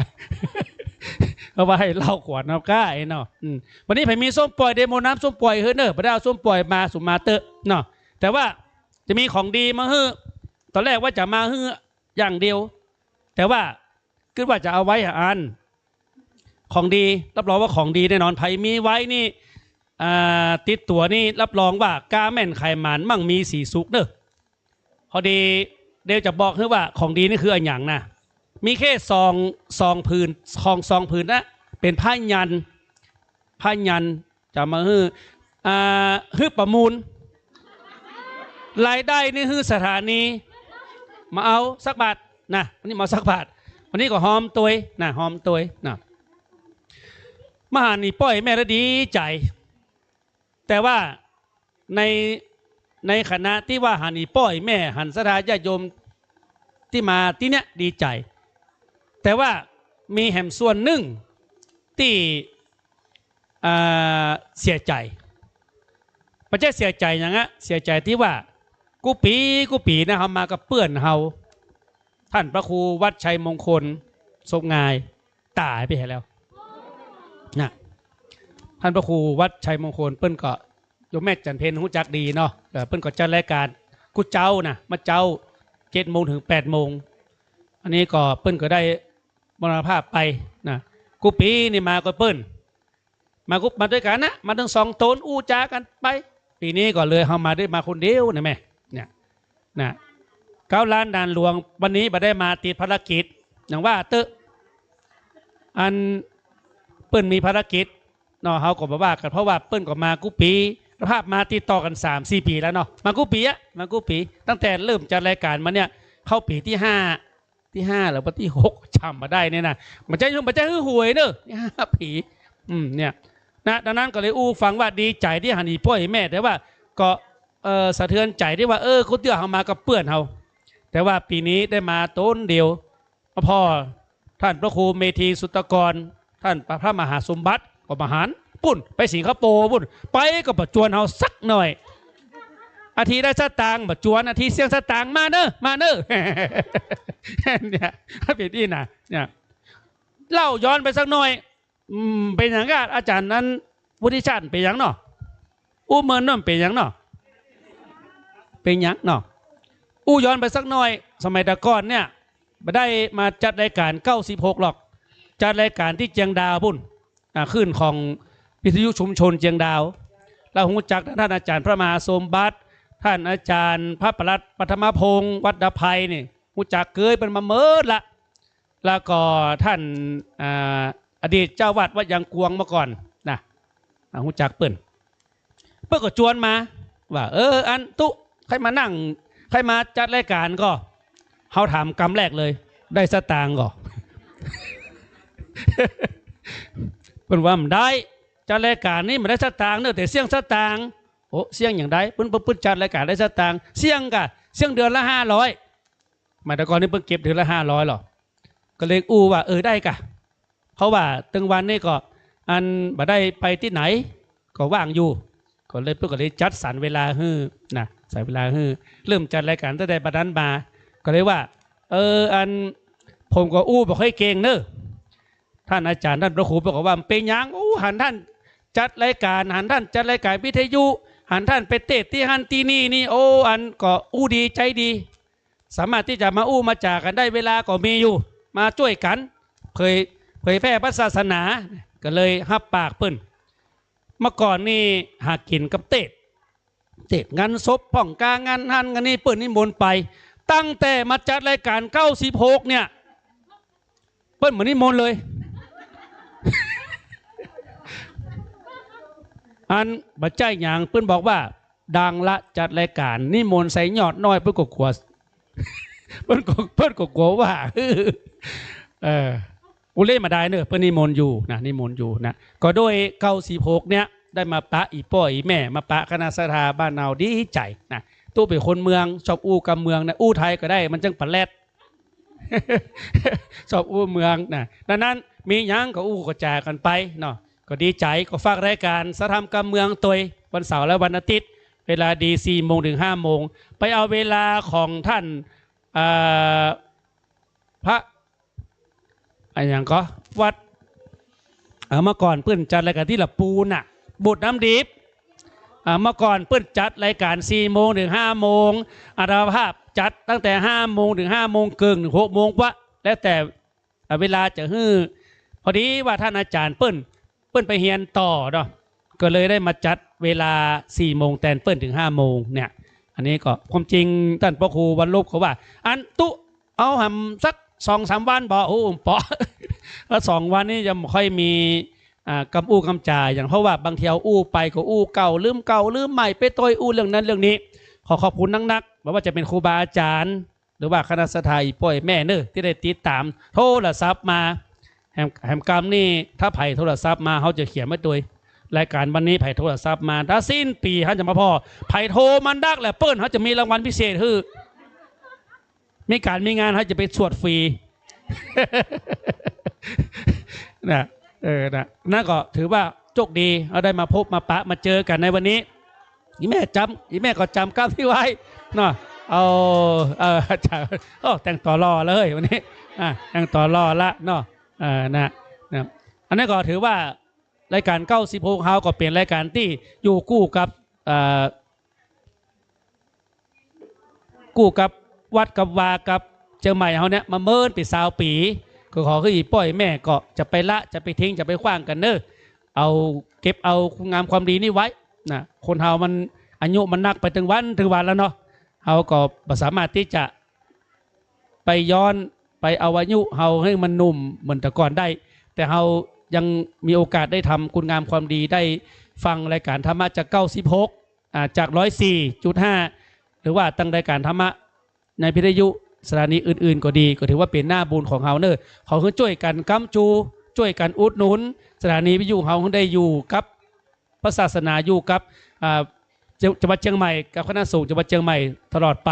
ก็ได้คุณงามความดีของอีป้อยแม่เนี้ยได้ช่วยอุดหนุนส่งเสริมตู้ลูกตู้หลานก็มียังก็ขออนุโมทนาบุญกำเดียวก็ได้เวลาเพิ่นจะได้ทอดพระป่าจะได้อยู่ห่วมพุทธกรรมดึงหลังจากทอดพระป่าเสร็จแล้วก็หลังจากนั้นก็จะได้ก่อนจะปิกก็จะได้มนต์น้ำส้มปล่อยคืออีป้อยแม่เนาะมนต์น้ำส้มปล่อยก็ไว้เอาไปเดียวเนี่ยไปได้เตรียมเด้อก้าเนาะยังไม่ได้เตรียมตัวหน่อยเอาละเพื่อนยังไม่ได้ตอดผ้าป่าเตื้อจะได้มีของมาฮืออีป้อยแม่ได้เราว่าได้ประมูลสืบเนื่องจากเมื่อวันที่29ที่ผ่านมาเนี่ยพระภาพไปทำบุญวันเกิดที่ครูบาอาจารย์ที่ท่านพระครูสมบูรณ์กิจจาสาโลซึ่งเป็นครูบาอาจารย์ที่พระภาพได้เคารพนับถือเป็นอย่างยิ่งเพิ่นได้สอนตั้งแต่เขาเป็นเนนน้อยจนเต้าเป็นทุเจ้าประเดี๋ยวเนี้ยก็ท่านอาจารย์เพิ่นได้ไปจำพรรษาอยู่ที่วัดเบญจคีรีที่จังหวัดราชบุรีแล้วก็ท่านอาจารย์เปิ้ลได้อาพาธมาสบายก็เลยได้ไปแอลหาเปิ้ลแล้วก็ตั้งท่านพระครูประหลัดสิทธิวัฒน์ซึ่งเป็นรองเจ้าอำเภอปากท่อจังหวัดราชบุรีเพื่อได้มอบพระญาณนี้มาให้เป็นบันเกิดขอย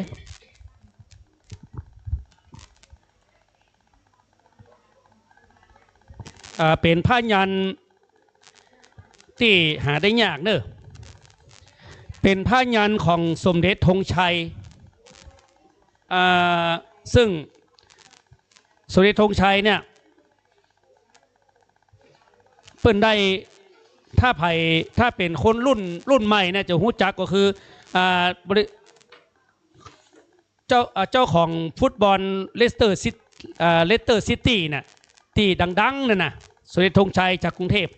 ตอนนี้เพิ่นเป็นเจ้าคณะหุ่นคนกลางเนาะไม่ก็อาจารย์อภิชาติสมเด็จธงชัยนี่เป็นเจ้าหน้าหุ่นกลางเนาะจากกรุงเทพนะสมเด็จธงชัย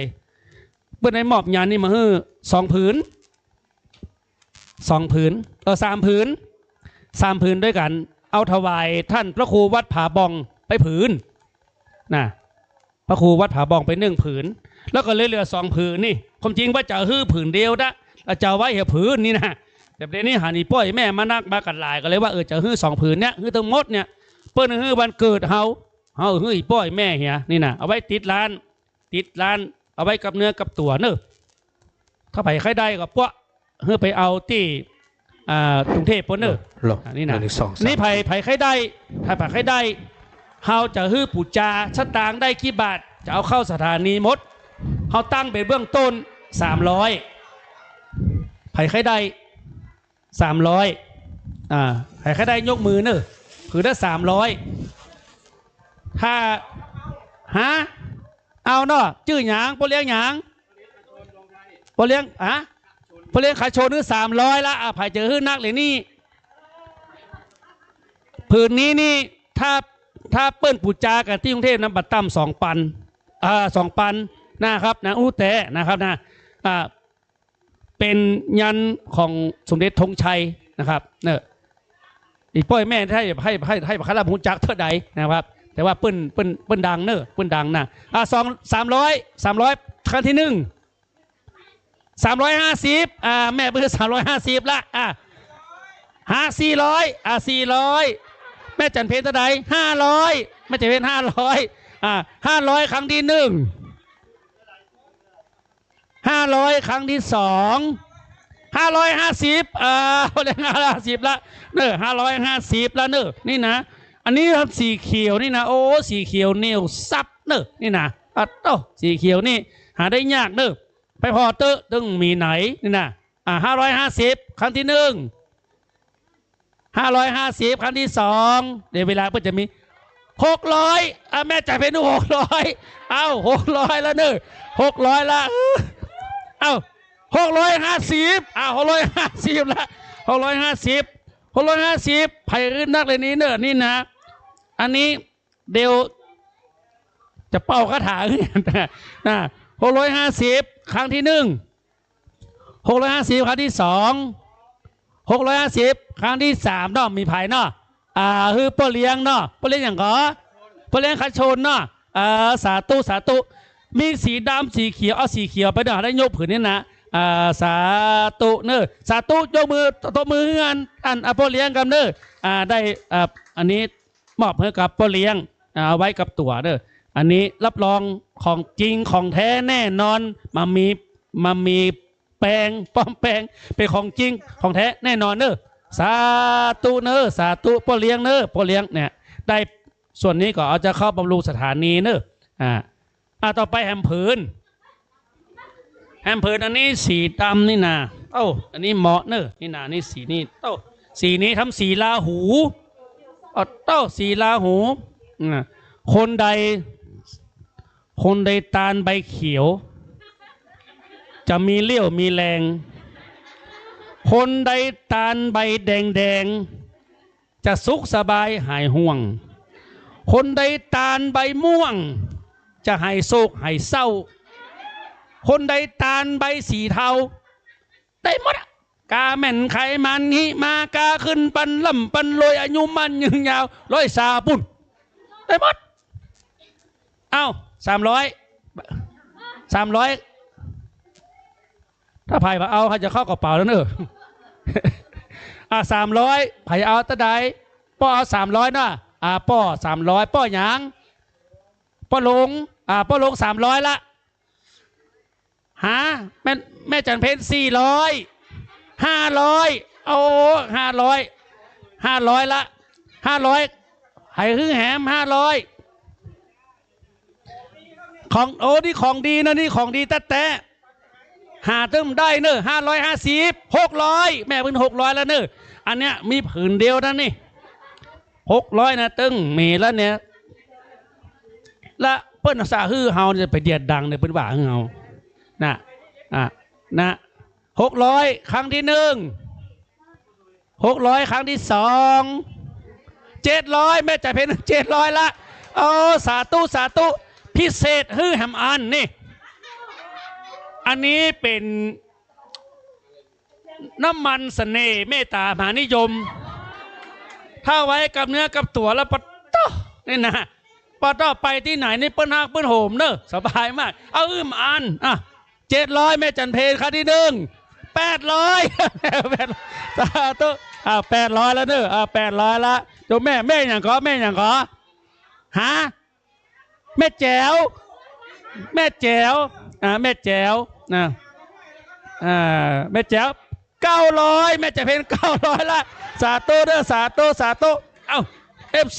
FC ตู้ลูกตู้หลาน FC ตู้เจ้าแจงดาวสู้กะต้องถึงปันกะลูกแจงดาวมามันได้ปันนี่ถึงปีกเนอะลูกแจงดาวมานะมันได้ปันนี่ปีกเนอะเนาะนี่สีดำนี่นะบทสุดยอดนะนี่นะ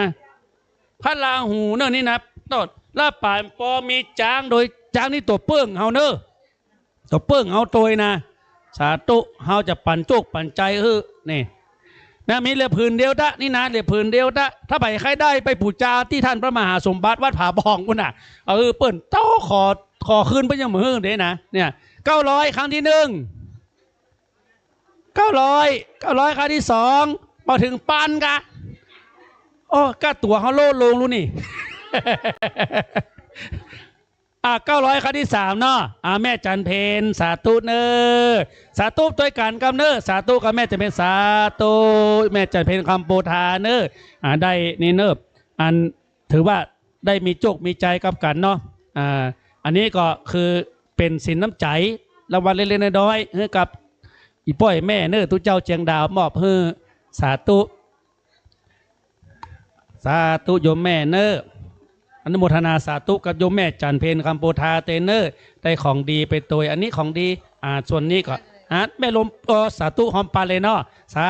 ธุของแม่จันเพนเนอร์บุญนาสาธุโยมแม่จันเพนเนอร์อันนี้ก็ถือว่าเราได้มาร่วมบุญกันก็ถือว่าปัจจัยได้ทุกอย่างทุกบาทเนี่ยเราเข้าสถานีโมดถือว่าเราได้ร่วมบุญกับกันเนอร์ได้มาพบมาปะกันถือว่าเป็นหน้าบุญเอาละเดี๋ยวท่านอาจารย์พุทธิชาติเพื่อจะได้ทำพิธีจะได้ตอดพระป่าสามัคคีต่อไปอันนี้เป็นปัจจัยที่ได้ที่โยมเพื่อนำมาทำบุญวันนี้แล้วก็ในส่วนของโยมแม่ที่ทำบุญในวันนี้ก็จะเอามอบให้กับสถานีมดเนอะได้แต่ได้หมอขอโยมนับกับหมออันนี้ที่ได้วันนี้เช้านี่นะเอาทำบุญถวายไปเลยเนาะ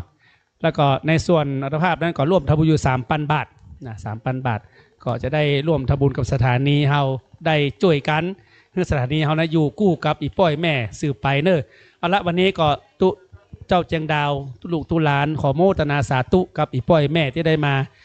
ทำบุญในวันนี้ก็ขอบุญกินบุญตาลได้ปกป้องรักษาอีป้อยแม่ทุกคนทุกท่านได้อยู่เย็นเป็นสุขมีอายุมั่นขวัญยืนมีความสุขกายสบายใจมีความเจริญรุ่งเรืองตลอดปีตลอดไปและตลอดกาลนานเทินบุญรักษาเนอะเจริญพร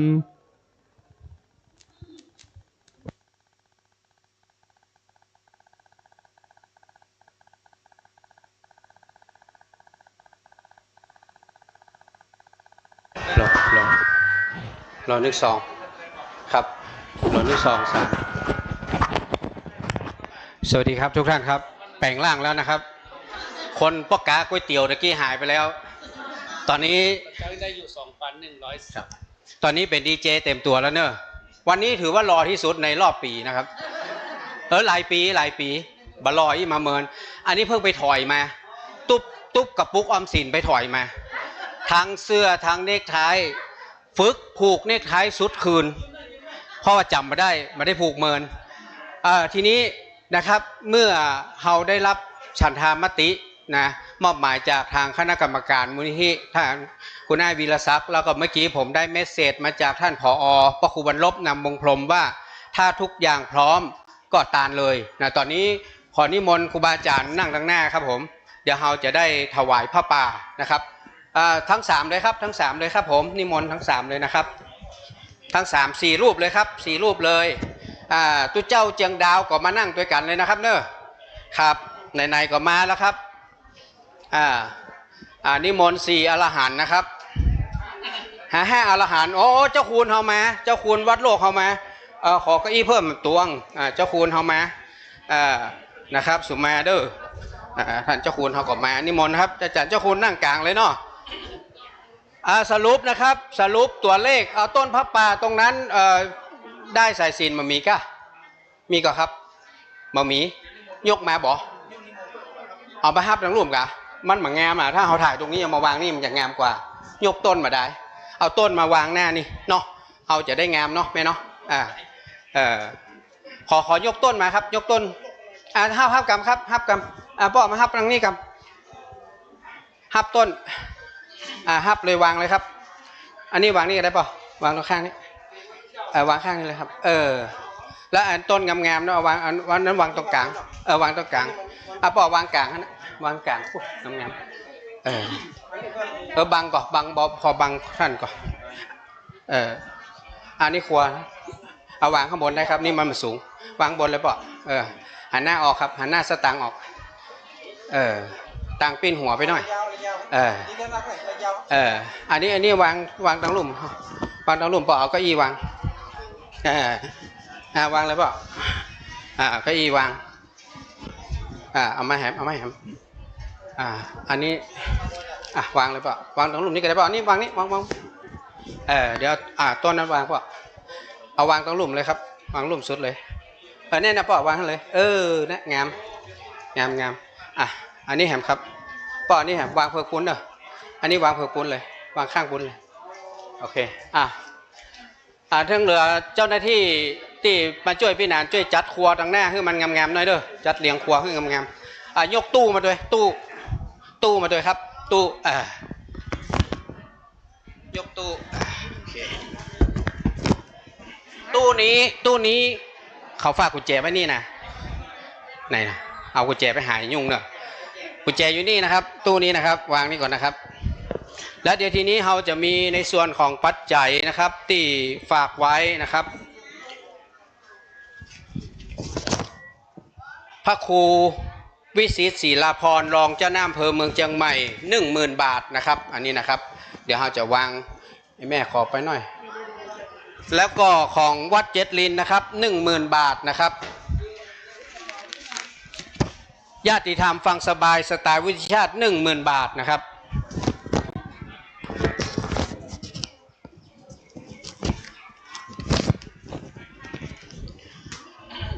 อาจารย์พระมหาอำนวยนะครับนิ่มใจครับผมมีของท่านพระครูใบดีกาประเสริฐปสันโนนะครับท่านฝากซองไว้ที่ผมเนาะเพราะว่าท่านบ่ได้ลงมานะครับ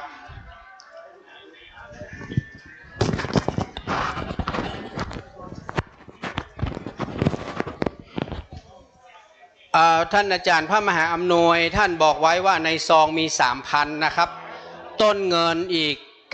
9,000 กว่ารวมแล้วน่าจะบัตรดำ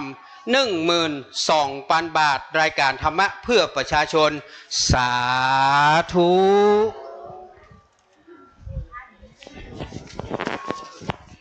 ตะกี้ของท่านอาจารย์จากเจียงดาวนะครับท่านเขียนหน้าซองไว้ 2,100 ซาวบัตรนับมีเรื่องโอนตัวเนอะท่านพระครูสังฆรักษ์กฤษนิธิทัศน์กิตติโสภณเมธีนะครับเจ้าอาวาสวัดสปูงน้อยนะครับประธานหน่วยปต.ม่วงน้อยผู้ช่วยเลขานุการเจ้าคณะจังหวัดลำพูนท่านแจ้งยอดไว้นี้ 3,000แล้วก็มียอดโอนตัวนะครับเอากุญแจด้วยนะกุญแจตู้ครับผม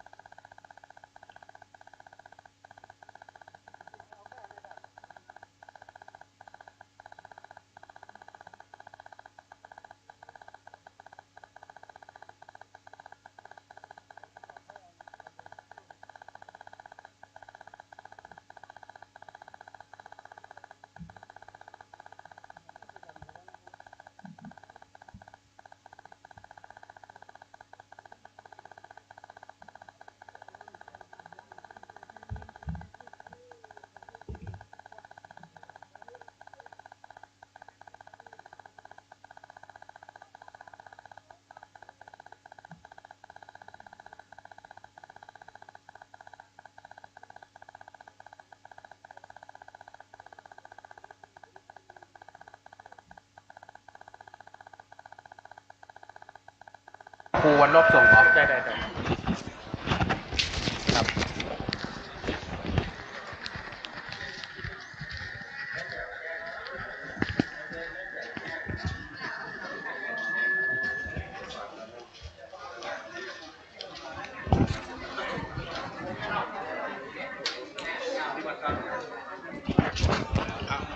เอาไม้นี่มาไม้ตัวนี้มาเดี๋ยวนี้จะ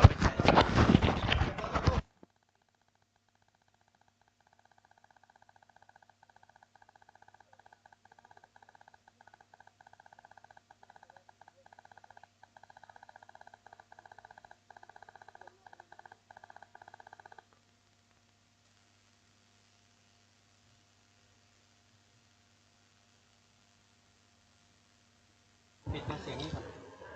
ปิดของเราเหรอของท่านอาจารย์พระครูใบดีกาประเสริฐประสันโนท่านติดภารกิจนะครับลงมาบ่ได้ท่านฮื้อมาอยู่2 ปันแล้วก็มี FC เปิ้นฝากที่พี่นานวุฒิชาติไว้700นะครับมันก็ได้อยู่2,700มันมาเต็ม3 ปันตามเงื่อนไขพี่นานวุฒิชาติเติมเพิ่ม300นะครับเพิ่มเป็น3 ปันนะครับของท่านอาจารย์พระครูใบดีกาประเสริฐประสันโนนะครับแจ้งให้ทุกท่านได้รับทราบนะครับเพราะว่าเฮาขอทุกคนไว้ว่า3 ปันนะครับฉะนั้นก็ตามเงื่อนไขนะครับแล้วก็ท่านอาจารย์พระครูอาจารย์เจ้าคุณนะครับอาจารย์เจ้าคุณจากวัดอินทขินสะดือเมืองนะครับ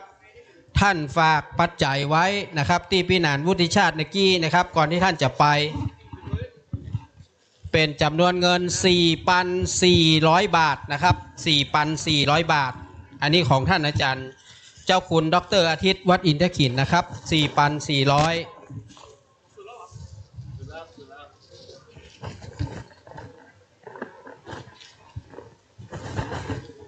อาจารย์เจ้าคุณดร.นะครับอาทิตย์ 4,400 นะครับพระครูบดีกาเสริฐสันโนอีก 3,000พระอาจารย์จันอยู่ไหมครับปิกแล้วก็ปิกหรือยังวัดไปแล้วครับเปิดฝากไว้แล้วมั้งครับเปิ้นฝากไว้ต่อใดหมู่ใดต้นของเปิ้นมีไหนฮะต้นของวัดสันมหาพลสันมหาพลเปิ้นจะฝากต้นไว้นะตะกี้นะมีไหนฮะท่านฝากไว้ต้นหนึ่งอ่ะต้นนั้นหรือเปล่าอาจารย์สันมหาต้นใดครับยอดต้นใดครับตั้งแนมมีกะครับไม่ได้เขียนเนาะโอเคของท่านอาจารย์จากวัดว่าอย่างไรอาจารย์สว่างมงคลท่านลืมตลอดเลยวัดสว่างมงคลเจียงดาวท่านบอกว่าตั้งไว้ตอนแรกมี 2,100 บาทแล้วก็โอนมา 3,100กับอาจารย์ 3,000 บาทท้วนแล้วก็รวมทั้งหมดเป็น 5,100 บาทเนาะท่านอาจารย์เนาะสาธุนะครับ 5,100 สาธุก็ทุกอย่างก็เป็นอันสำเร็จเสร็จสิ้นก็ไหว้พระเนาะแล้วก็ถวายเลยนะครับเนาะเอาศีลก่อนจุดเทียนโอเคตอนนี้ที่ในนี้ก็ขอท่านคุณวีรศักดิ์นะครับขอได้เมตตาจุดธูปเทียนปูชาพระรัตนตรัยทุกท่านประนมมือขึ้นครับเพราะว่าท่านเป็นในนามของตัวแทนมูลนิธิพระบรมธาตุดอยสุเทพเป็นตัวแทนของท่านผอ.นะครับพระครูบรรลบนามวงพรหมนะครับซึ่งก็ต้องคือท่านเป็นประธานจุดทุกท่านประนมมือนะครับ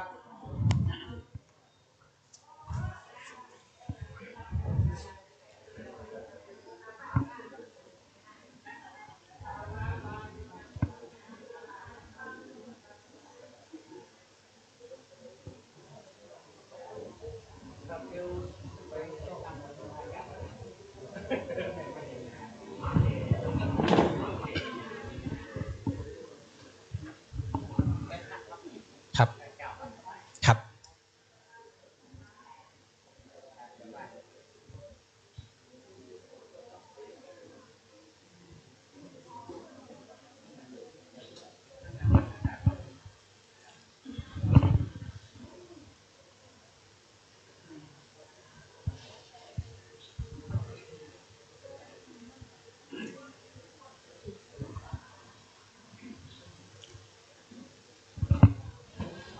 ทุกท่านนะครับ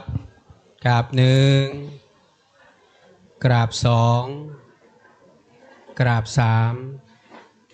ไหว้พระพร้อมกันนะครับอิมินาสการเนะพุทธังอภิปูชยามะอิมินาสการเนะธัมมังอภิปูชยามะอิมินาสการเนะสังฆังอภิปูชยามะอะระหังสัมมาสัมพุทโธภควาพุทธังภควันตังอภิวาเทมิสวากขาโตภควตาธัมโมธัมมังนะมัสสามิสุปฏิปันโนภควโตสาวกสังโฆสังฆังนะมามิทุกท่านได้อาราธนาศีลพร้อมกันนะครับมะยังพันเตติสระเนนะสหปัญจศีลานิยาจามะทุติยัมปิมะยังพันเตติสระเนนะสหปัญจศีลานิยาจามะตติยัมปิมะยังพันเตติสระเนนะสหปัญจศีลานิยาจามะนะโมตัสสะภะคะวะโตอะระหะโตสัมมาสัมพุทธัสสะนะโมตัสสะภะคะวะโตอะระหะโตสัมมาสัมพุทธัสสะนะโมตัสสะภะคะวะโตอะระหะโตสัมมาสัมพุทธัสสะโมตัสสะภะคะวะโตอะระหะโตสัมมาสัมพุทธัสสะนะโมตัสสะภะคะวะโต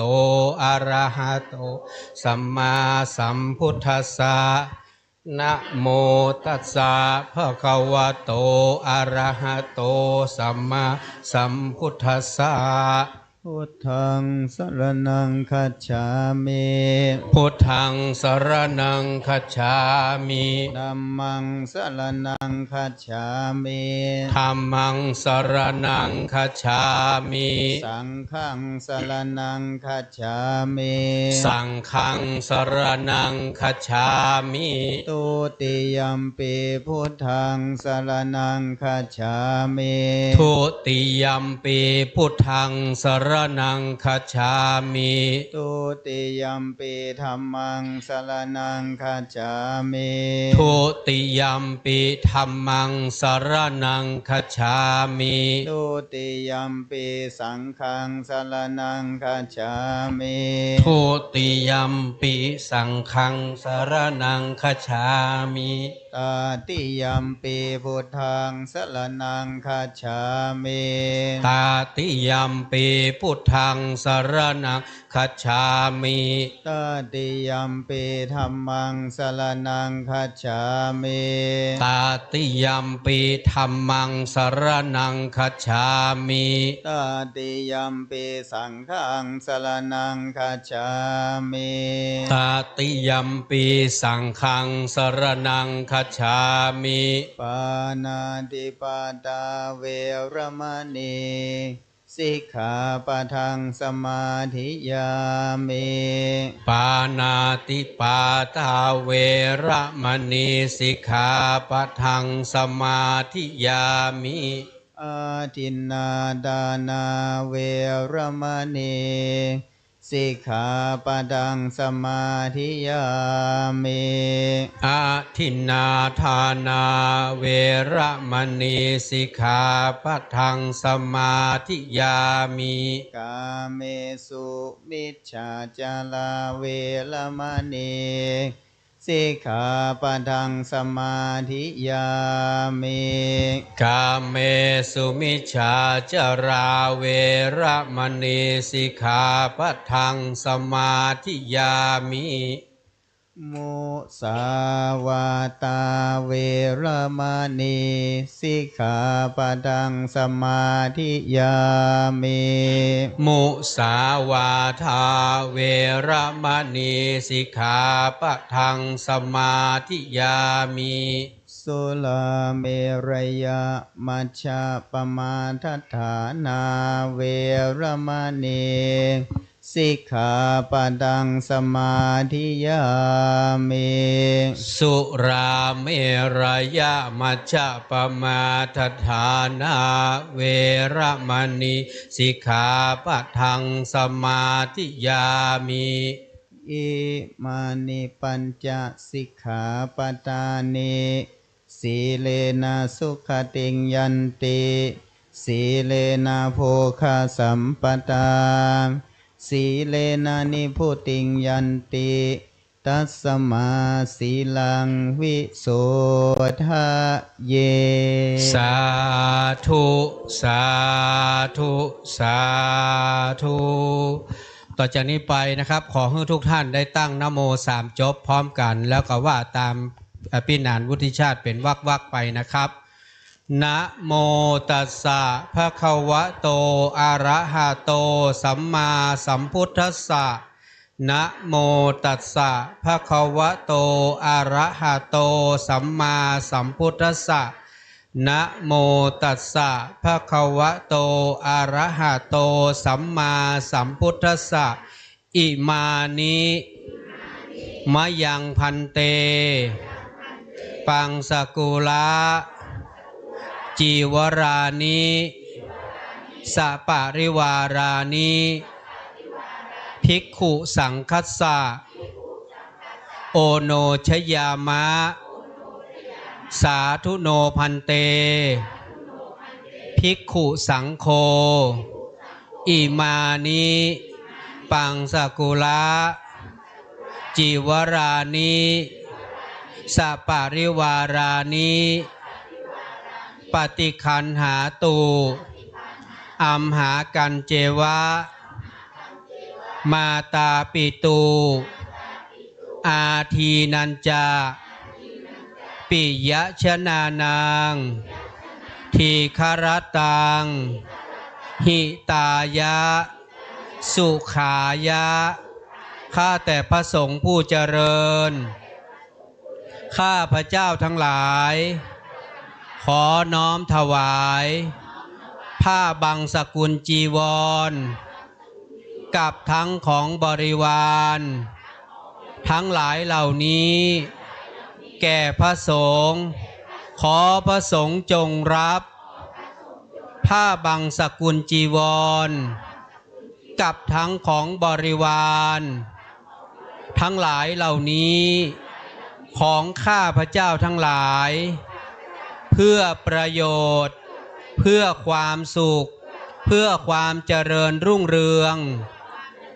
แก่ข้าพระเจ้าทั้งหลายด้วยแก่ปิยชนคนทั้งหลายอันมีมารดาบิดาเป็นต้นด้วย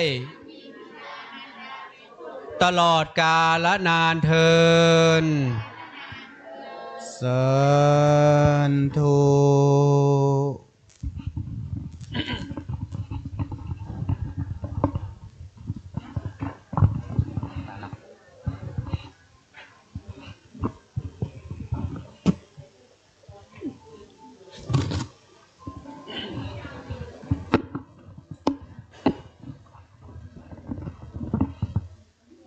นะโมตัสสะภะคะวะโตอะระหะโตสัมมาสัมพุทธัสสะนะโมตัสสะภะคะวะโตอะระหะโตสัมมาสัมพุทธัสสะนะโมตัสสะภะคะวะโตอะระหะโตสัมมาสัมพุทธัสสะอิมังปังสุกุระจีวรังอธิฐามิตุติยัมปิอิมังปังสุกุระจีวรังอธิฐามิตติยัมปิอิมังปังสุกุระจีวรังอธิฐามิเมตตัญจสัพพโลกัสสมิงมานาสัมภวะเยอปาริมานังอุทังอโทจติอิญัญจะอสัมปตังอเวลัง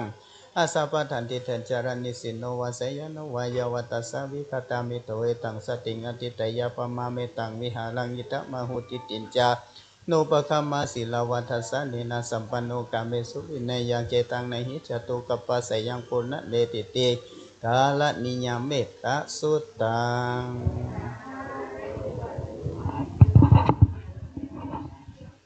ต่อไปนะครับเขาจะร่วมกันประเคนถวายนะครับปัจจัยทั้งหมดนะครับทุกท่านลุกขึ้นมาเท่าที่ลุกมาได้นะครับเนอะที่เหลือของพนมมือเนอะสาธุพร้อมกันจะประเคนนะครับแล้วก็ขอครูบาอาจารย์จับทั้งหมดเลยนะครับจับทั้งหมดเลยสาธุสาธุสาธุถอยกลับไปนั่งที่เดิมครับเดี๋ยวครูบาอาจารย์จะได้พรเตรียมน้ำหยาดด้วยนะครับทุกท่านเตรียมน้ำหยาดนะตาญาติโยมเตรียมน้ำหยาดวันนี้ในนามของคณะสงฆ์ในนามของพระนักจัดรายการทั้งหลายทั้งปวงทุกรูปที่ได้มาร่วมกันจัดสรรเผยแพร่ธรรมธรรมะขององค์สมเด็จพระสัมมาสัมพุทธเจ้ากับญาติโยมสาธุชนทั้งหลายในความอุปถัมภ์ของพระเดชพระคุณหลวงพ่อพระธรรมเสนาบดีเจ้าอาวาสวัดพระธาตุเจ้าดอยสุเทพเจ้าคณะภาค7ประธานมูลนิธิพระบรมธาตุดอยสุเทพได้เมตตาให้กับคณะสงฆ์ทั้งหลายทั้งปวงในนามของพระเผยแพร่เป็นพระนักเผยแพร่ธรรมให้กับญาติโยมสาธุชนคนดีทั้งหลายพุทธบริษัททั้งหลายและตลอดถึงประชาชนทั่วไปได้รับฟังธรรมะขององค์สมเด็จพระสัมมาสัมพุทธเจ้านี้เป็น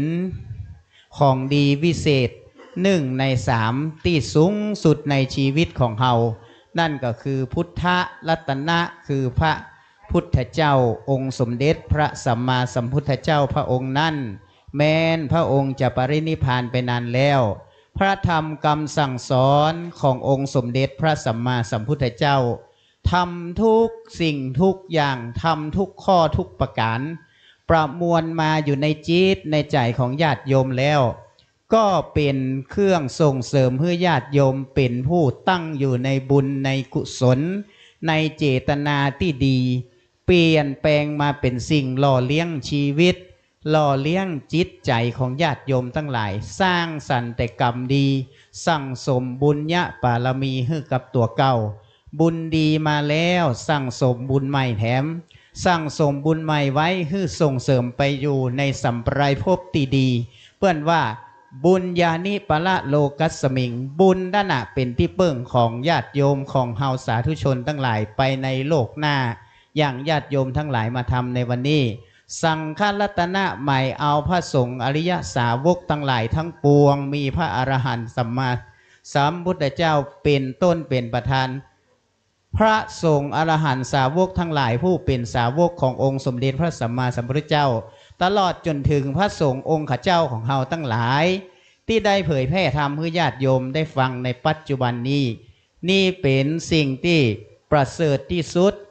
ในชีวิตของเฮาชาวพุทธทั้งหลายทั้ง3ประการบุญกุศลเจติตานันเจตนาของญาติโยมทั้งหลายอันเป็นกรรมอันดีวันนี้ขอจงได้เป็นบุญเป็นภรวะปัจจัยส่งเสริมให้ท่านทั้งหลายได้ตั้งมั่นอยู่ในสัจธรรมคำสอนขององค์สมเด็จพระสัมมาสัมพุทธเจ้า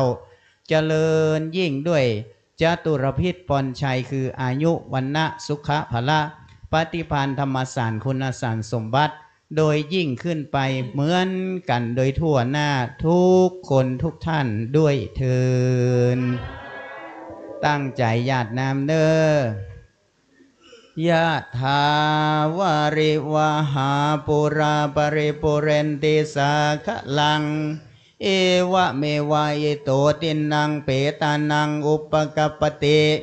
อิจิตังปฏิตังตุมหังกิปะเมวะสมิจจตุสเปปุเรนตุสังกปานจันโดปนาลโสยะธามณิโชติลโสยะธาม ติโยวิวันชันตุสัมปโรโควินาสตุมาเตปวันตันตรายสุเขมเทกายุโกภวสัพเพติโยวิวัจจันตุสัมปโรโควินามาเตปวัตวันตรายโยสุเขมเทกายุโกภวสัพเพ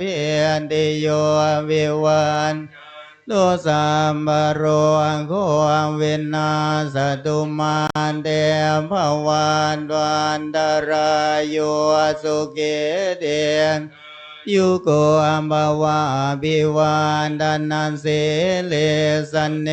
จังวุนตาปัญญายินโนจันธัมมาวันทันติอายุวันโนสุขังอาลังรัตนันทยานุภาเวนรัตนันทยันเตจัสสะดุกะโลกะปยาเวลาสันตุจุปันทวาเนกาอันตรายาปิวินาสันตุอาเสสะตัวชยสิทธิดานังลาพังโสติงภคยังพรังสิริอายุจวันโนจะโพคังวุเตียนจยสวาสตวาสจะอันจะเจวันสิทธิภวันตุเตภวตุสัพพมังคลังลากันตุสัมปเดวสัพพพุทธานุภาเวนัสดาโสติภวตุเตภวตุสัพพมังคลังลาตุสัพพเดวันตาสัมภดัมมานุภาเวนัสดาโสติตุเตภวตุสัมภมังคลังลากันตุสัมภเดสัพพสังฆานุอาเวนัสดาโสติภวันตุเตสาธุสาธุสาธุวันทามิพุทธังสัพพังเมโทสังฆามาทาเมปันเตวันทามิธัมมังเมโทสังฆามาทาเมปันเตวันทามิสังฆังสัพพังเมโทสังฆามาทาเมปันเตวันทามิอุปชาจาริเยสัมบังเมโตสังฆามาทาเมปันเตวันทามิกัมมัฏฐานังสัพพังเมขามะทาเมปันเตวันทามิอาราเมปัตถาสีมายังสัมพังเมโตสังฆามะทาเมเตวันทามิเจติยังสัพพังสัพพัทธาเนสุปฏิทิตาลีลาธาตุมหาโพธิงพุทธรูปังสกาลังสัทธานาคะโลเกเทวะเกพัมมะโลเกชัมพูทิเปลังกาทิเปสันลีลาธาตุโยเกสาธาตุโยละอันตาตุโยเจติยังกันทากุติงจตุราสีติสาหัสเสธรรมักเทสัพเบสังปาทะเจติยังหังวันตามิสัพพาโสวันตาน้อยพร้อมกันนะครับวันตา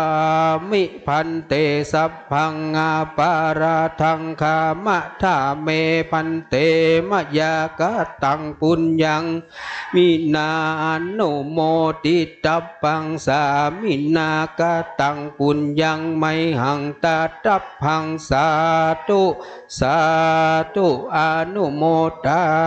มิจัตตาโลธรรมาวัฏันติอายุวันโนสุขังภ พลัง สาธุสา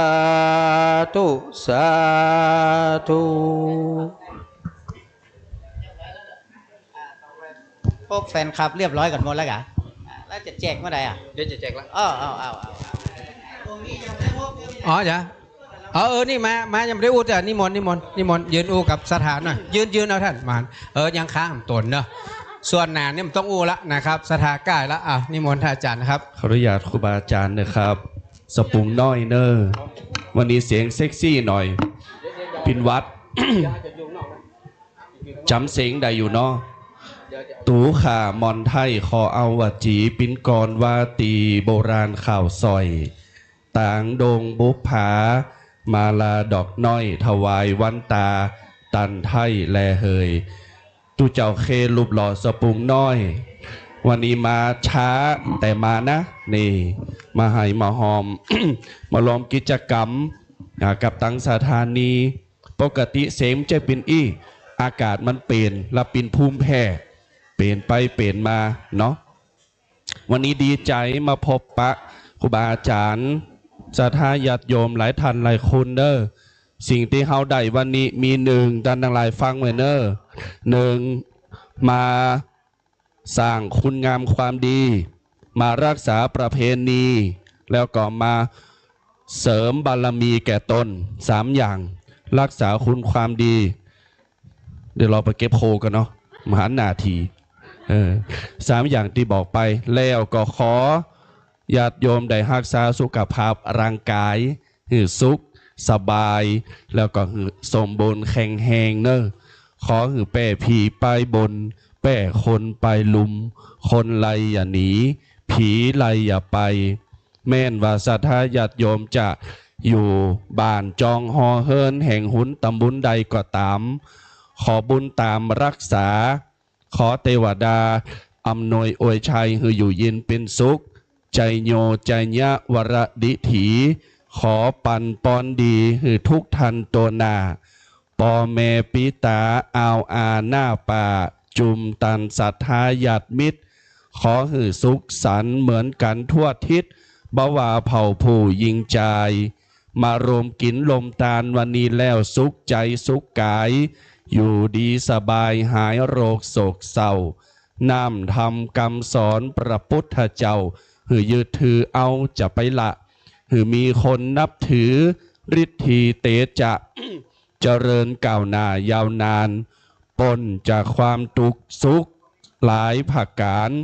อายุยืนนานเหมือนกันโตนาอายุยืนนานเหมือนกันโตนาขอเจริญปอน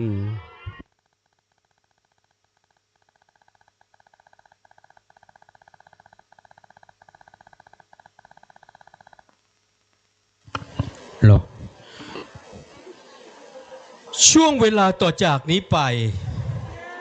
ขอเชิญชวนพบกับรายการพิเศษจับฉลากแต่ไม่ได้แลกของขวัญเขาจะยุงนอกเด้อใครจะมาอยากหันเฮารอๆมันยุงนอกพอนะตั้งในเนี่ยไม่ได้หันความรอเนี่ยเพราะว่าอันนี้มันเกิงตอนนี้นะครับช่วงที่พี่หนายกำลังจะลุ้นของขวัญให้ทุกท่านไปเข้าคิวรับลูกชิ้นคนละก๊อกไอติมคนละแท่งครับผมเชิญเลยครับผมเราจะต้องให้อิ่มท้องครับแล้วเราค่อยลุ้นครับมันลุ้นตื่นเต้นดีครับกินไปลุ้นไปนะครับเข้าแถวนะครับแถวเรียงหนึ่งนะใครจะไปเอาไอติมก่อนก็ได้ใครจะเอาลูกชิ้นก่อนก็ได้ไม่ต้องกลัวครับ100 กว่าคนเนี่ยพอแจกแน่นอนนะพี่หนานรับรองการันตีขอบคุณนะครับวันนี้เจ้าภาพลงทานคณะญาติธรรมฟังสบายสไตล์วุฒิชาติขออนุโมทนาบุญขอบคุณเจ้าภาพญาติธรรมฟังสบายสไตล์วุฒิชาติ FM 96.00 เมกะเฮิรตซ์ได้ร่วมทำบุญเป็นเจ้าภาพถวายก๋วยเตี๋ยวโรงทานหมูจำนวน200 ถ้วยขอบคุณคุณชลิดาเอกชัยพัฒนกุลร้านวรรณสนันขอบคุณคุณย่าปราณีประดิษฐ์สุวรรณร้านดำรงกาดหลวงขอบคุณคุณขชนดวงไทยบ้านหนองเขียวพร้อมด้วยครอบครัวขอบคุณญาติธรรมทุกท่าน ขออนุโมทนาบุญขอบคุณเจ้าภาพผลไม้รวมคุณพัชรินทร์ร้อยโทประพันธ์สุกันโทพร้อมด้วยธิดาและครอบครัวกัลยาณมิตรกัลยาณธรรมทุกท่านขออนุโมทนาบุญขอบคุณคุณพี่ประสิทธิ์คำปันคุณพี่กุลนิพากันทจันทร์พร้อมด้วยบุตรชายและญาติพี่น้องกัลยาณมิตรกัลยาณธรรมขออนุโมทนาขอบคุณคุณหนานชิงชัยน้องละเย็นเด็กหญิงกำไลเด็กชายไดมอนด์สร้างการพร้อมด้วยครอบครัวเป็นเจ้าภาพเลี้ยงลูกชิ้นทองสุกทอดในวันนี้ขอขอบคุณคุณพี่ประสิทธิ์คำปันพี่คุณนิพากันทจันทร์และบุตรชายพร้อมด้วยครอบครัวร่วมเป็นเจ้าภาพเลี้ยงไอติมสุดยอดเนาะไปเสาะที่ไหนเนี่ยได้หลายอย่างขนาดอันนี้ค่าแถมโคนแม่ไม่ได้มาเอาเนี่ยใครเหรอลุงใจอันว่าไปว่ามาวันนี้ลุงใจมาได้ออกละครเนี่ยนะวันนี้นะมาได้ออกโรงแต่เจ้าเอาที่ขอบใจเนอะปอดเลี้ยงกันเป็นลายเป็นแหลบปอดโตไอติมจีนว่ะโอ้ยไม่หมดแบตหมดกะมีไหนมัน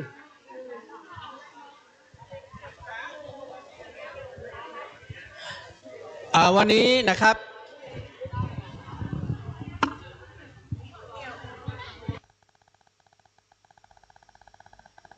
สถานีอันนี้มันยังไม่ก่อยฮัลโ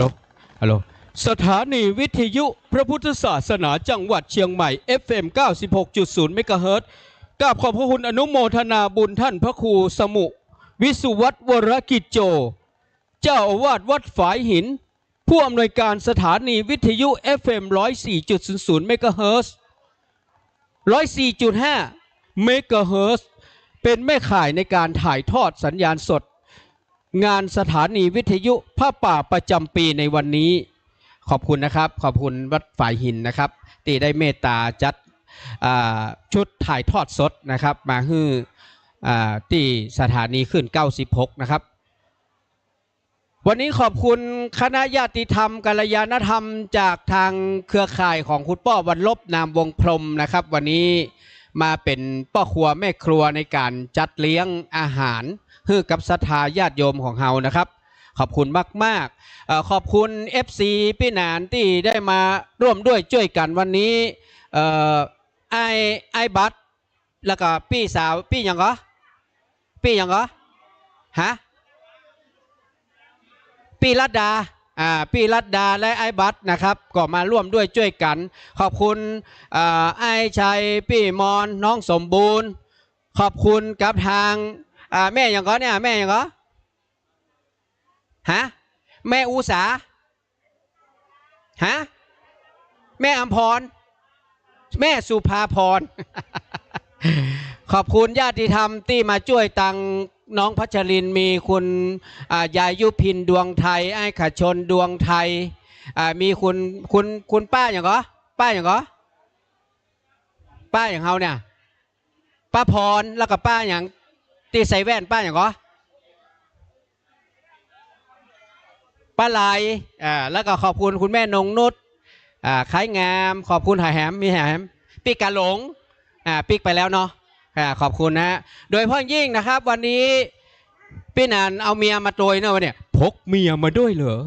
พกเมียมาด้วยเหรอเนี่ยแม่มาแค่นี้ก็พกเมียมาด้วยเมียพี่นันที่ไหนคนที่ใส่เอี้ยมนะคือเมียพี่นันเนอะกลัวมันหลงเลยใส่เอี้ยมมานั่นนี่ก็ใส่เอี้ยมเห็นมั้ยเอี้ยมสีเหลืองอันนี้มันใช่เมียพี่นันแจกลูกยินอยู่ปุ่นคุณปุญญนุชพันชัยนะครับภรรยาคู่ทุกข์คู่ยาก20 ปีแล้วนะครับอยู่ด้วยกันมาพระอาจารย์จัน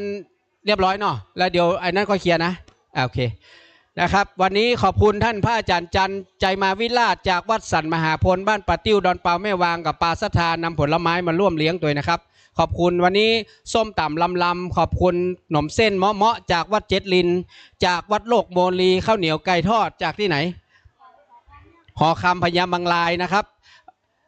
เจ้าป้อพญามังลายเป็นเจ้าภาพนะครับวันนี้นะครับข้าวเหนียวไก่ทอดยำ ส้มตำตัวยำใหญ่แต่มียำน้อยเนอะยำใหญ่ยำใหญ่ใหญ่ โอ้ไข่หันหน้าชัดๆออกมาข้างนอกเนอะถ้าเกิดว่าเตียวแล้วสะดุดนี่มาโต้กันมาได้เนอะเวลาที่จะออกมารับรางวัลนะก้อยๆออกมาเนอะเดี๋ยวขออนุญาตนะครับ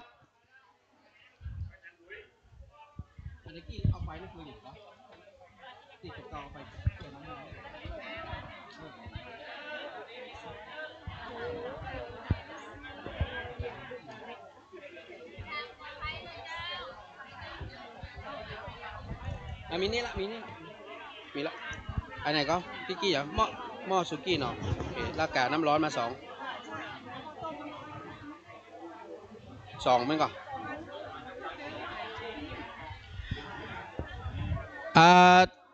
ขออนุญาตนะครับในช่วงที่ท่านกำลังต่อแถวต่อคิวกันเนี่ยนะครับผมขออนุญาตแจ้งเรื่องของขวัญทั้งหมดนะครับว่ามีกี่ชิ้นวันนี้ต้องขอบคุณ FC นะครับที่ช่วยกัน FC พี่แนนมาช่วยกันจดมาหมายนะครับ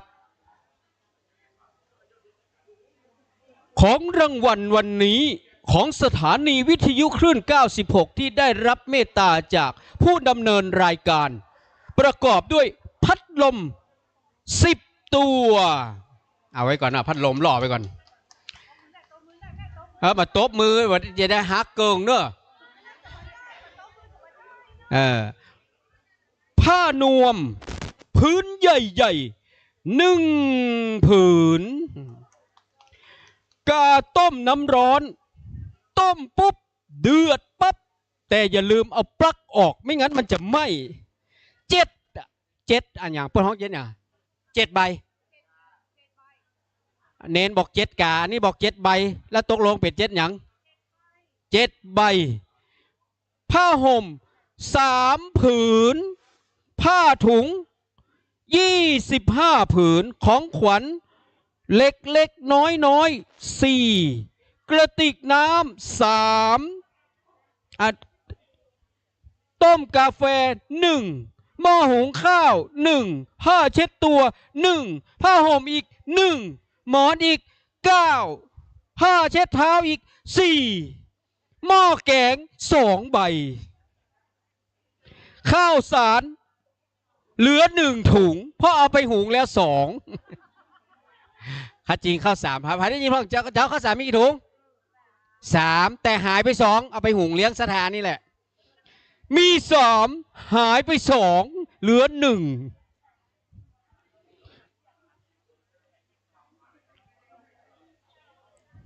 เสื้อสีขาวโปโล5 ตัว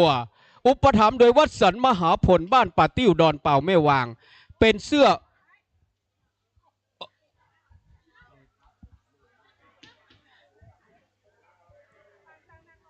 วันนี้นะครับวันนี้พี่หนานวุฒิชาตินะครับนำวิทยุ AM FM นะครับที่ FC แฟนคลับพี่หนานฮื้อมาทั้งหมดนะฮะจำนวน13 เครื่องและมีของพระครูเสิร์ชใบดีกาประเสริฐประสานโน2 เครื่องวิทยุ AM FM จำนวน15 เครื่องอันนี้เปิดเอ็กโคผมหน่อยได้กับดังหน่อยปะปรับเสียงมันหน่อยเสียงมันค่อยไปถังยา5 ชิ้นร่ม1 อันกระเป๋าผ้า3 ใบเบาะรองดั้ง4หมดแล้วเนาะมีแล้วเนาะเฮ้ยหมดละปล่อยแม่เฮ้ยรวมทั้งหมดเป็นเท่าไหร่นี่เอาใหม่เนอะเอามือขึ้นมาเตรียมบวกเขาอย่าได้หูนว่าเฮาหมดนี่เขาจะได้ก่อนเอานะพัดลม10ติ๊กไว้เนอะเดี๋ยวจะขึ้นบวกเลขนะอันนี้บวกเลขเนอะถ้าบวกผิดนี่ยกเลิกนะพัดลม10ผ้านวม1กาต้มน้ำร้อน7บอกหรือยังเป็นเท่าไหร่ล่ะผ้าถุง25 ผืนผ้าห่ม3ของขวัญเล็กๆน้อยๆ4กระติกน้ำ3อันนี้ไหนกระติกน้ำกระติกตู้เย็นเคลื่อนที่ หม้อต้มกาแฟ1หม้อหุงข้าว1ผ้าเช็ดตัว1ผ้าห่ม1หมอน9ผ้าเช็ดตัว4หม้อแกง2ข้าวสาร1เสื้อโปโล5วิทยุ15ร่ม1ถังยา5กระเป๋าผ้า3เบาะรองนั่ง4รวมเป็นทั้งหมดเท่าไหร่ติ๊กตอกติ๊กตอกติ๊กใครตอบได้ให้รางวัลพิเศษได้ครับได้ครับพระอาจารย์เพื่อจะมอบรางวัลให้ก่อนคนแรกเลยให้พระอาจารย์ลองมาเนอะพระอาจารย์แจ้งอย่างเหรอผ้าห่มไผ่หนาวพ่องยกมือขึ้นพระอาจารย์จะแจกผ้าห่มลอตเตอรี่อีก1 ใบลุ้นนโม6 ล้านก่อนเนอะอาจารย์แจกนักแต่ว่าเนอะผ้าตัวผืนว่าเอาไว้ห่มตอนที่หวยออกเนอะถ้าหวยออกให้มาห่มเพราะมันของกู้กันอาจารย์จับเลขงามหมายเลขหมู่เฮาช่วยกันจำหน่อยได้ไปโดยทวงได้นะไผ่ได้นะไปตัวทวงรางวัลที่1นะโอเคพระอาจารย์จับขึ้นมาเรียบร้อยแล้วตอนนี้อีกาไม่โคตรผู้โชคดีเสียงมันก้อยเอาไมค์ขึ้นหน่อยยังไม่ได้ยินเสียงตัวเก่าเลยเหมือนเดิมเสียงนี่ดังปะท่อเสียงเฮาก้อยน้อยเดียวอาจารย์มหาประสิทธิ์นิมนต์ทางหน้าเนอะเดี๋ยวขอไม่ตามาจับตัวท่านมหาจันทร์ด้วยเนอะเสียงนี่มันดังได้ว่าแล้วเสียงไมค์เขาจะมาก้อยเนี่ยปั๊บเสียงคุณสมจิตอุ่นเมืองทองเย้อยู่ไหนเดี๋ยวผมเก็บเนี่ยอาจารย์สมจิตอุ่นเมืองทองรับมอบถ่ายรูปครับผู้ที่ได้รับโชคดีตรงนี้ไอ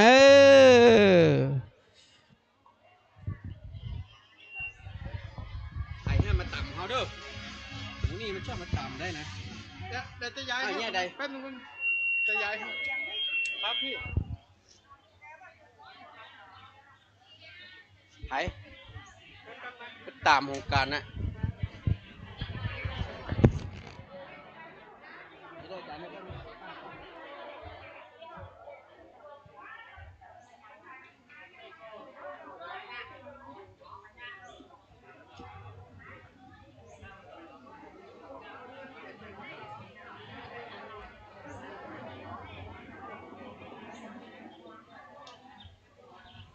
เดี๋ยวอาจารย์แป๊บนึงขอเขย่าก่อนเพื่อความยุติธรรมนะขอเขย่าก่อนนะอาจารย์นิมนต์จับเลยครับผมครับล้วงนะครับ1 ใบครับมาหู้เดี๋ยวก่อนอันนี้ตะกี้ได้อย่างตะกี้ได้อย่างก็ผ้าห่มพระอาจารย์มาว่าผ้าห่มเอาพัดลมอาจารย์พัดลมครับรางวัลที่2วันนี้ผู้โชคดีได้แก่ทาราแลมแถมทาราแลมบอดช่อบ้านไก่ใบไก่บอดนางสาวปุญญนุชพันชัยรับพัดลมจ้าอันนี้เมียไผ่บ่หูงามก็งามรับพัดลมไปเลยถ้าเฮาจับนี่จะว่าเฮาบ่ยุติธรรมนะอันนี้อาจารย์จับสาธุครับกับขอบพระคุณพระอาจารย์ไปฟังไปเถอะจับต่อผมจะให้พระอาจารย์จับวิทยุ AM FM นะต่อไปเลยครับท่านผู้โชคดีรายต่อไปนิมนต์ครับผมอาจารย์ล้วงมาแล้วผู้โชคดีที่จะได้รับรางวัลวิทยุ AM FM ได้แก่ตันดาราแลนแต้มดาราแลมเข้ามาเปิดเผยคุณจักริตตีระณโสพนกุลเต็มอยู่ไหนถ้าไม่มาสละสิทธิ์นะ1จักริต2จักริต3ขัดใจมาละผู้โชคดีโอ้โหรับรางวัลวิทยุ AM FM สาธุครับผมเอาอีก1รางวัลนะอาจารย์รางวัลนี้นะในก็ในละอาจารย์พระมหาประสิทธิ์ประสาทที่อาจารย์ธรรมาภินันโทจากวัด จ้างคำละปูนมาไก่ผมจะให้ท่านมอบแบงค์500ไปสักใบหนึ่งอันนี้ของคุณย่าปราณีประดิษฐ์สุวรรณร้านดำรงกาดหลวงแบงค์500มีเอาแบงค์100ไปกันแล้วกันเนอะมันครบ500เนาะ500ครบยังเนี่ย500โอเคครบเดี๋ยวผมแถมเพิ่งแถม50 บาทอาจารย์กำใจดีนะวันนี้นะติงตะละลิงติงติงติงติงตะละลิงอาจารย์จับดีๆนะอาจารย์กลด้วยเนอะเดี๋ยวใครว่าเฮายุติธรรมนะถ้าเกิดอาจารย์จับได้ผมนี่ผมมาคืนนะท่านผู้โชคดีจะได้รับเงินของขวัญจากคุณย่าปราณีประดิษฐ์สุวรรณร้านดำรงกาดหลวงพร้อมลูกหลาน500 บาทและพี่หนานวิชา50 บาท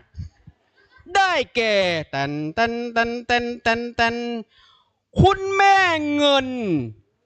อ้ายเสา1ย่ำมี2นะแม่ขจาย โอ้ยแม่รวยเหรอ500 ปลายนี่แม่ป้อโทโชคดีขนาดนั้น อ้าวรับเลยจ้าสาธุปรบมือหน่อยขอบพระคุณท่านอาจารย์ครับผมต่อไปนี้ครับผมต่อไปนี้ถ้าอาจารย์นิมนต์มาข้างหน้าหน่อยเดี๋ยวจะให้จับรางวัลแจกให้ญาติโยมเอารางวัลใหญ่ไปเลยพระมหาอาจารย์เนี่ยเล็กๆไม่เอาใหญ่ๆไปเลยผ้านวม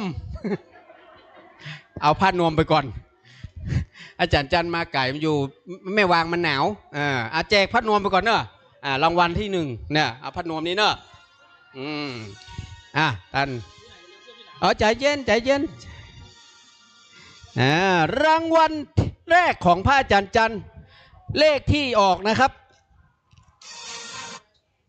ผู้ที่โชคดีได้รับผ้านวมอุ่นๆได้แก่คุณแม่ซุ่มอนุวงศ์ไหนแม่ซุ่มอีแม่อยู่ทางหน้าอีแม่หนาวพอดีอีแม่อาจารย์มอบดันโอเครางวัลนี้จบไปนะเรียบร้อยสาธุพระอาจารย์จันมาแล้วก็เพิ่งอาจารย์จันปิ๊กโอเคเดี๋ยวรางวัลต่อมาอันนี้รับรองเขาบอกคืนเนี่ย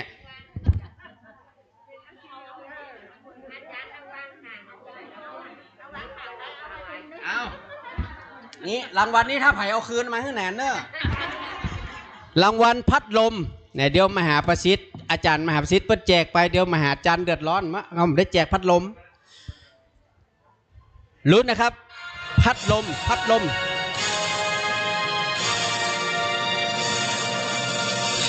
รอสาวมันจบกันเนอะโอเคผู้โชคดีได้แก่แม่บุญยงอินชัยอยู่ไหมอยู่สาธุคุณแม่บุญยงเข้ามาเลยครับ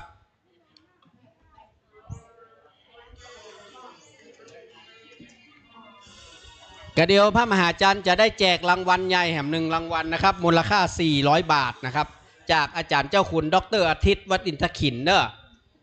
เรารู้นะ400 บาทนะแบงค์500เราวะไปแล้ว1 ใบสาธุโชคดีนะแม่นะจุ่มเย็นเป็นสุขนะแม่เนอะมหาจันทร์เอาอีก1 เบอร์วันด้วยวันให้ศรัทธาเปิ้ลมาแล้วใจนะเก่าหัวยิกๆกันแหละศรัทธาเก่าหัวแล้วประเดี๋ยวนี้กูจะได้เมื่อใดนี่ทำได้อู้เหรอคนที่ได้รางวัลนี้นะครับโอ้อีแม่นี่นามสกุลสั้นอีแม่หูก่อยแม่นามสกุลมีคำเดียวไผ่ยกมือไผ่นามสกุลคำเดียวเท่านั้นแหละคุณนางสมพรพัมไหนแม่อยู่ก็อีแม่ไม่อยู่อีแม่นามสกุลสั้นเนาะได้400อีแม่เหยลูกศิษย์จะป้อพญามังลายดักแซบวะนี่ยังมีไผได้สักคนเด้ออย่างอ่านน่ะเนี่ยเอาไปอันคนมันกวนเนาะกวนให้เขากำกวนลูกศิษย์เอาเลยเอาสาธุโอเคขอบคุณครับพระอาจารย์จันทร์ครับ3 รางวัล มาจากไหนปิ๊กตังหันครับผมต่อไปนะครับผมเนี่ยเป็นคนที่แล้วว่ามีความยุติธรรมนะครับเดี๋ยวว่าตกลงแล้วผมได้จับหรือยังผมได้จับหรือยังรางวัลยังใช่ไหมผมมาจับเตื้อขอเชิญไอ้ขชนดวงไทย FC บ้านหนองเขียวแม่ริมเชิญข้างหน้าครับขอเชิญคุณน้องพัชรินสุกันโทหนองเขียวแม่ริมเชิญทางนี้ครับขอเชิญคุณแม่นงนุชไข่งามเชิญทางนี้ครับมาเป็นตัวแทนเราจะให้จับรางวัลให้แก่ผู้โชคดีใช่เดี๋ยวแป๊บหนึ่งใจเย็นกำลังดูไอ้ชนจะเปิงใจอันไหนยำหุดเอาอันนี้ไปออโต้ไปเดี๋ยวกลับไปก่อนเนอะเดี๋ยวก็จับให้ญาติโยมเขานะอันนี้อย่างเอาให้น้องพัชรินไปกำเอาคุณแม่น้องนุชกำวิทยุ1 เครื่องเราจะให้ใครมาเอามานี่มาบนพี่มาหัวฮะเขาจะเอาพัดลมโอเคยกเอาชอบของฮ้อนเอาชอบของเย็นยกพัดลมโอเคโอเคเปิ้ลว่าอยากแจกพัดลมเขาบอกแค่คัดใจ FC เอามาเตรียมยกพัดลมอันนั้นยกพัดลม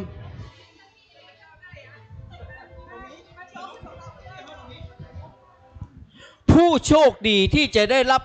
รางวัลจาก FC ผู้ใจบุญหนองเขียวแม่ริมพี่ขชนดวงไทยได้แก่คุณแม่จันดีคำแสนปิกหรือยังสละสิทธิ์เนาะยายดีมาไม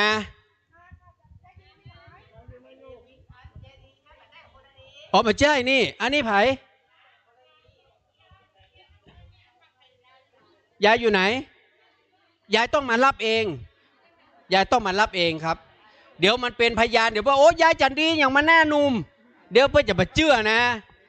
เพราะว่าเดี๋ยวว่ายายจันดีไปแปลงร่างมายังพี่นานมาได้นะจากเงาะมาเป็นนานสั่งทองนี่มาได้แปลงได้คนเดียววันนี้รางวัลต่อไปเนี่ยอันไหนกระติกไหนมาหรือจะแจกโป้เหลือง เอากระติกเนาะโอเคมาผู้โชคดีที่จะได้รับกระติกน้ำร้อนอันนี้เปิ้นมากับญาติมากับญาติขวัญแก้วตะลิโยเย่รับกระติกครับมากับหลานเปิ้นคุณแม่นงนุชวิทยุมาลุ้นดิจะได้อะไรมาแจกโชคให้เขาก่อนตัวเองค่อยเอาทีหลังอย่าบอกว่าให้ตัวเองนะเนี่ย เดี๋ยวขอเชิญนะ FC ตังเมืองเปานะพี่นางพี่นางทัศนีออกมานี่นะมาจับฉลาก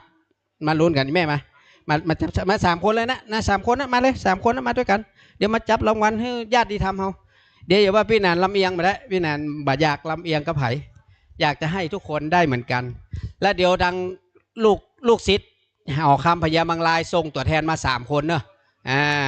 อันนี้มานับก้าคนนี้มานับส่งมา3 คนเดี๋ยวจะให้มาจับรางวัลให้กับญาติธรรมเขาอีแม่คนนี้พี่นานเขียนนามสกุลอีแม่พิษอีแม่นึกได้ก่อนไผ่คุณแม่รัชนีอินทกูลเย่ได้ละมารับวิทยุต่อไปพี่นางทัศนีคุณแม่ขยับหน้าหน่อยครับคุณแม่เดี๋ยวจะได้มันอยู่ในกล้องด้วยครับมันจะได้อยู่ในกล้องพี่นางนะครับพี่นางเมืองเปานี่ FC โอ้สุดละเดี๋ยวก่อนพี่นางนี่เอาลำโพงนี่ไปลำโพงพระราชทาน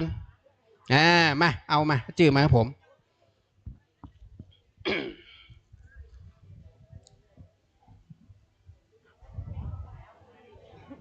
เดี๋ยวหาของกันนะอันนี้อย่างของพระครูฟุก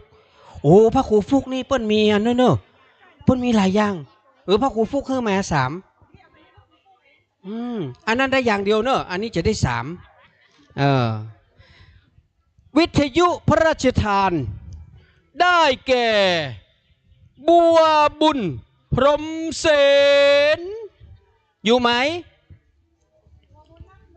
นับหนึ่งบัวบุญยกมือครับผมยกมือคุณแม่อยู่นะอันนั้นเขาไม่ไหนเอาไปไว้ไก่เนี่ยไว้ใกล้ๆอีกต่อไปแม่มันล้วงเอาอย่างดีแม่เอาวิทยุไปยิบเอา1 เครื่องแม่อันนี้เอากาน้ำฮ้อนให้แม่กำจับสาธุครับแม่ขอบคุณนะครับต่อไปวิทยุ AM FM ได้รับการสนับสนุนจากเจชลิดาร้านวณสนันได้แก่อย่ามาจื้อสั้นแต่สั้นว่าจ่ายอ้ายปีมีไหนอยู่จ่ายอ้ายปีถ้าไม่อยู่จื้ออย่างนี้อ่านล่ำเหลือแต่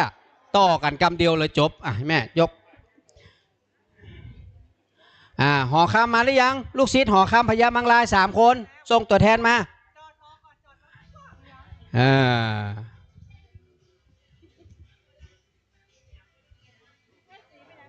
คนที่จะได้รับอย่างนี้แม่การน้ำฮ้อนแม่ยกคุณบุญทองปาลีแม่อยู่ไก่ขนาดรถอยู่นี่ไม่ได้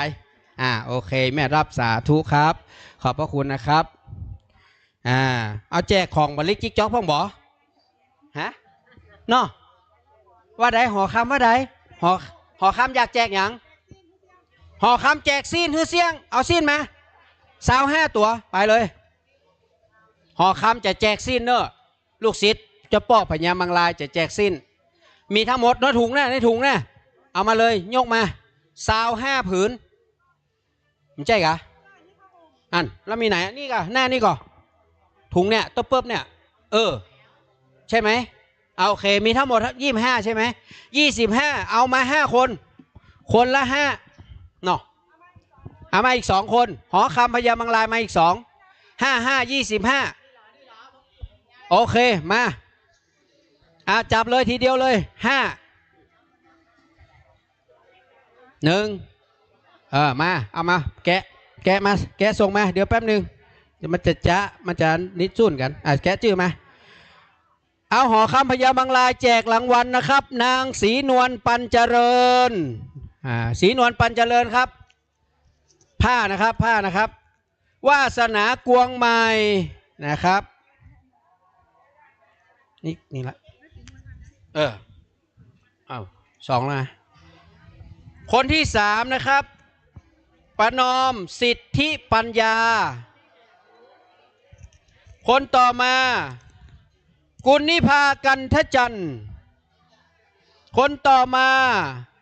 คุณแม่ยอดเรือนช่างขายเอามาเลยครับรับผ้าอย่างก็ผ้าถุงผ้าถุงสวยๆต่อไปแม่5นะครับจับทีเดียวเลย5ครับสาธุครับอีกคนหนึ่งใครครับออกมาหรือกำลังเดินมาหรือเปล่าคุณแม่ที่เดินมาหรือเปล่านั่นน่ะเดินนั่นน่ะใช่ก็ใช่ละโอเคครบแล้วนะมาคนต่อมานะครับคนที่6นะครับแม่เข็มทองปาลีครับผมระบายก่อนเนาะแม่บานชื่นวรรณเลิศครับผมอันนี้เหรออันนี้อ่านว่าอย่าง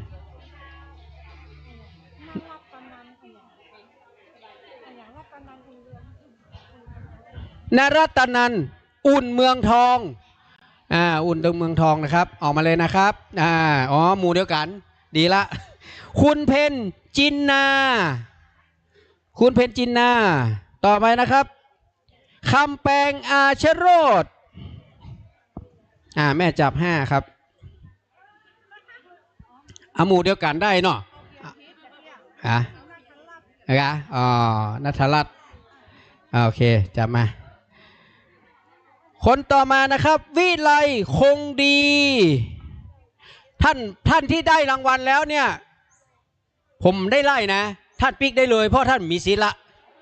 เพราะว่าชื่อท่านออกแล้วท่านมีศีลละนะครับบอกไว้ก่อนบอกว่าสมมติว่าท่านได้แล้วท่านจะอยู่ก็ได้ท่านจะปิ๊กกับว่านะครับมาโคดนะครับ เพราะว่าท่านจะนั่งรอลุ้นบ่ได้นะครับบ่ได้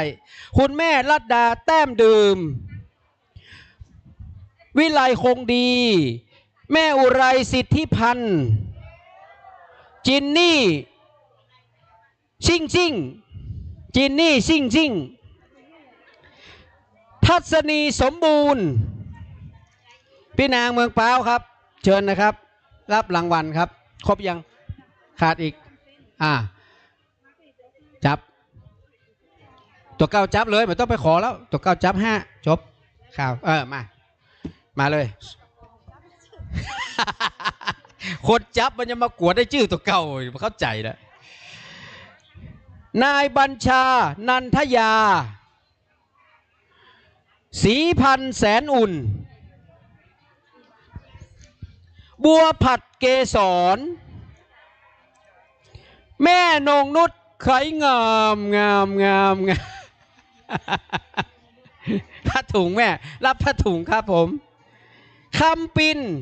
คำอ้ายครับไม่เอาสียังสมปรีเนาะสีชมพูครับขอบคุณนะครับต่อไปครับเหลืออีก5เบอร์สุดท้ายครับขอมาจับกันครับนั้นรับนะครับแม่ครับอันนี้บัจเจ้ว่าจับไล่นะอันนี้คือมันออกไปแล้วมันได้ลุ้นละ5เบอร์ครับผมห้ามเอาชื่อผมออกมาเนอะ5เบอร์นะห้ามมีชื่อผมนะผมจะลุ้นแบงค์พันอยู่นะ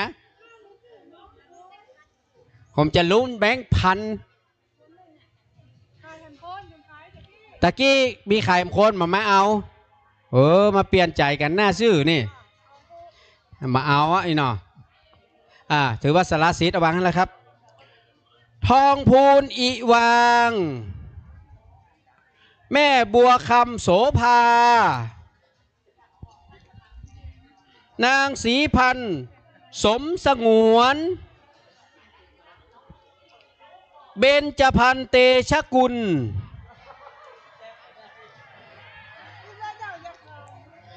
สุนีศรีวิไลเสริมศักดิ์มหาวงศ์จับอีกอันหนึ่งสุดท้ายเนี่ยที่มันค้าง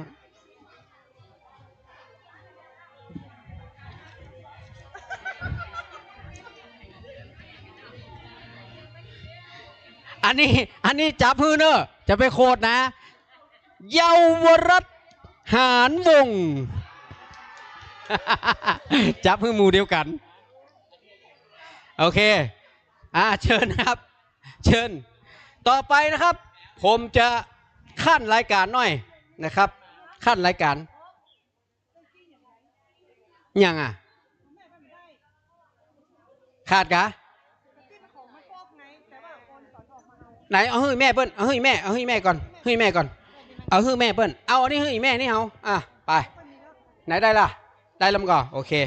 อันเอากาน้ำร้อนนี่ไปกาน้ำร้อนไปโอเคแม่ขอบคุณครับ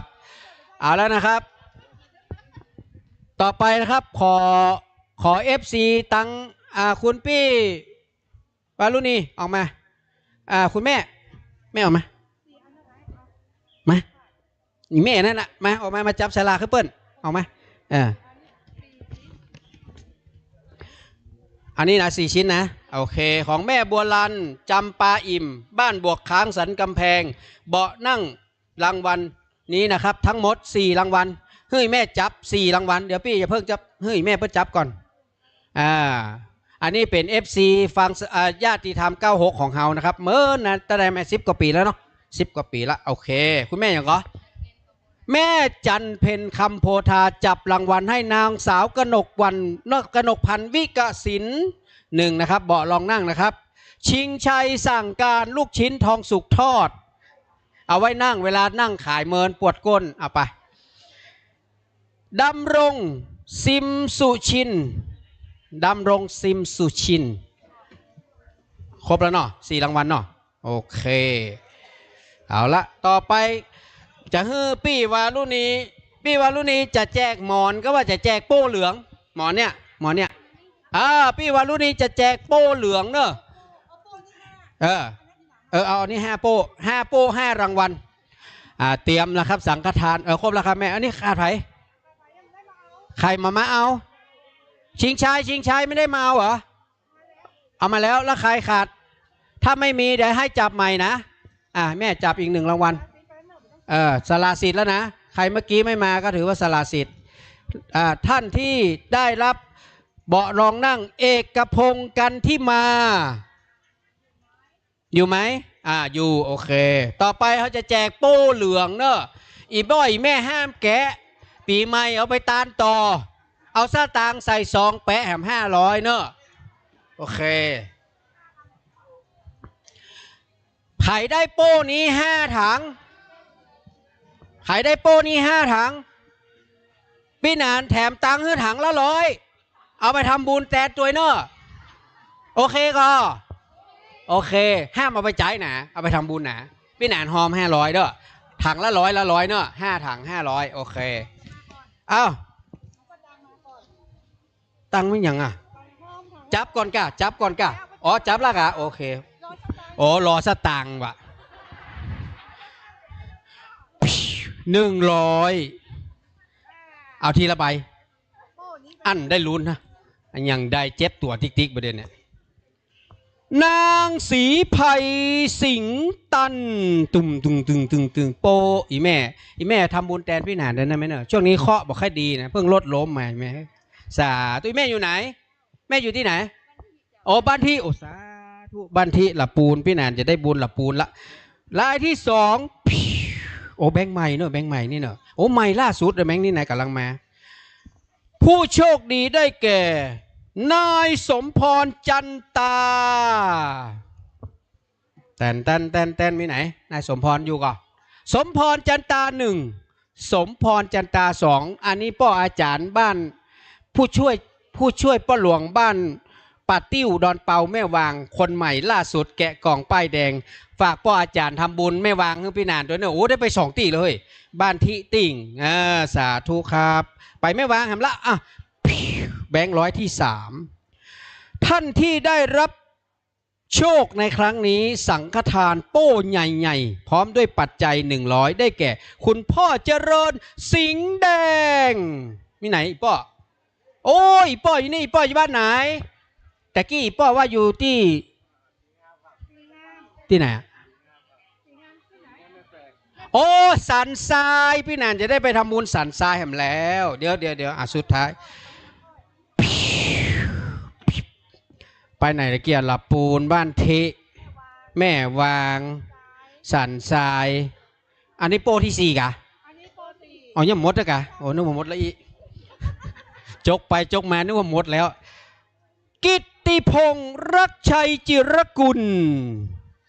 1ไหนอีป้อเฮานี่เองสาธุอีป้ออยู่ที่ไหนก็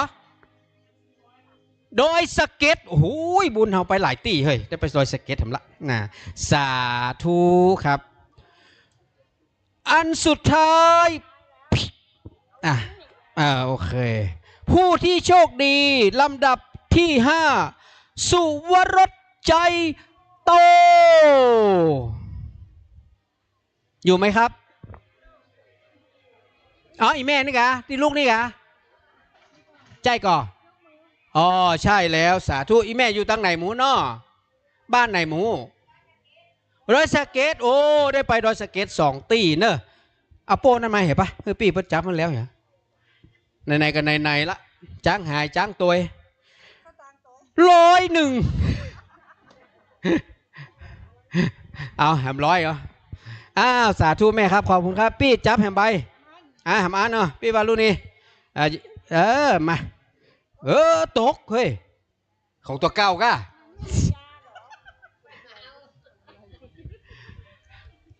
ผู้โชคดีคุณฮาน่าไรเวนเย้บ้านไหนเนี่ยบ้านอยู่ไหนวะหางดงแม่เฮียหางดงตำนักแม่เฮียสาธุฝากทำบุญด้วยเนอะฝากทำบุญด้วยเนอะสาธุ100ทำบุญไม่ได้แค่100นี่ก็ขนหน้าแข้งล่วงไปหมูกี่เส้นละปิดซิปไว้ก่อน ต่อไปนะครับผมจะขออนุญาตแจกหมอนแจกหมอนเนอะบางคนว่ามันขั้นไปหน่อยก้าหมอนเอาไว้ก่อนบอเดี๋ยวก่อนอินดูเปิ้ลเดี๋ยวฟังแจกเด้อเอานี่ก่อนกำไว้ก่อนอันนี้นะมาแม่ไม่ลูกมา1 เบอร์จับ1 เบอร์แม่อะไรสุภาพรอันนี้อยู่บัวลายเนอะหันหน้าไปแม่เพื่อจะได้ตัวหายแม่ถูกผู้โชคดีได้แก่คุณสมศรีขำเมืองไหนสมศรีขำเมือง1อยู่โอเคเอาละต่อไปนะครับผมขออนุญาตนะครับได้ครับวิทยุ2 เครื่องเนาะตะกี้ไอ้ประสิทธิ์มาแจกวิทยุ2 เครื่องตะกี้ยังไม่ได้แจกได้ย่ะตะกี้แจกแค่ไผ่มาพี่แดงมาจับคนละเบอร์วิทยุ AM FM คนละเครื่องก่อนคนนักก็ได้อันนี้เป็นญาติธรรมนะครับของขึ้น96ของเฮาที่จะได้มอบวิทยุ AM FM นะครับให้กับผู้โชคดีนะครับคุณไอ้เอาแมสออกหน่อยเปิ้ลมาหาแน่ไอ้ประสิทธิ์คำปันจากบ้านอยู่ตังสารปีกูเสือสารพีนะครับ FC เฮาวันนี้เปิ้ลเอาไอติมมาเลี้ยงเนอะสาธุเหรอสาธุนี่2 คนนี่เปิ้ลเอาไอติมมาเลี้ยงไอ้บัตกับพี่เขยเปิ้ลเอาฝรั่งมาเลี้ยงเนอะนางผานิชจันตาแม่วิทยุประเดียวเครื่อง400 ปลายก่อนนะแม่เนอะ450ก่อนนะครับผมเสาะซื้อยังมาได้เลยค่ะตลาดนะครับแม่ผานิชจันตาอยู่ไหมสาธุคุณจินตนากาวงอยู่ไหม1จินตนากาวง2จินตนากาวง3ไม่มีเนาะโอเคจับให้มาพี่วิทยุนะครับแล้วครับคุณกันดาคุณกันดาแก้วเมืองใช่กะแก้วเมืองกะแก้วคุณกันดาแก้วเปียงรับวิทยุ AM FM ครับสาธุครับขอบคุณนะครับแม่ขอบคุณนะครับขอบคุณครับพี่แดงครับเอาต่อไปนะครับเอาวางก่อนเอาโป้มาผมจะแจกแบงค์500ของผมให้แก่ผู้โชคดีท่านผู้นี้คือใครจับขึ้นมาได้ใบแตบแป๊บน้อยเดียวแต่ผมมีแบงค์500ด้วยผมจะให้แบงค์100แตนเนอะถ้าบ่เอาก็คืนได้นะครับเพราะว่าแบงค์500ผมหมดแล้วครับ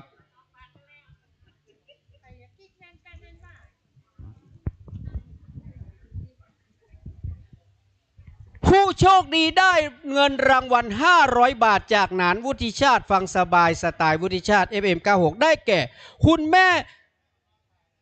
จันดีเจริญตื้อเจ้า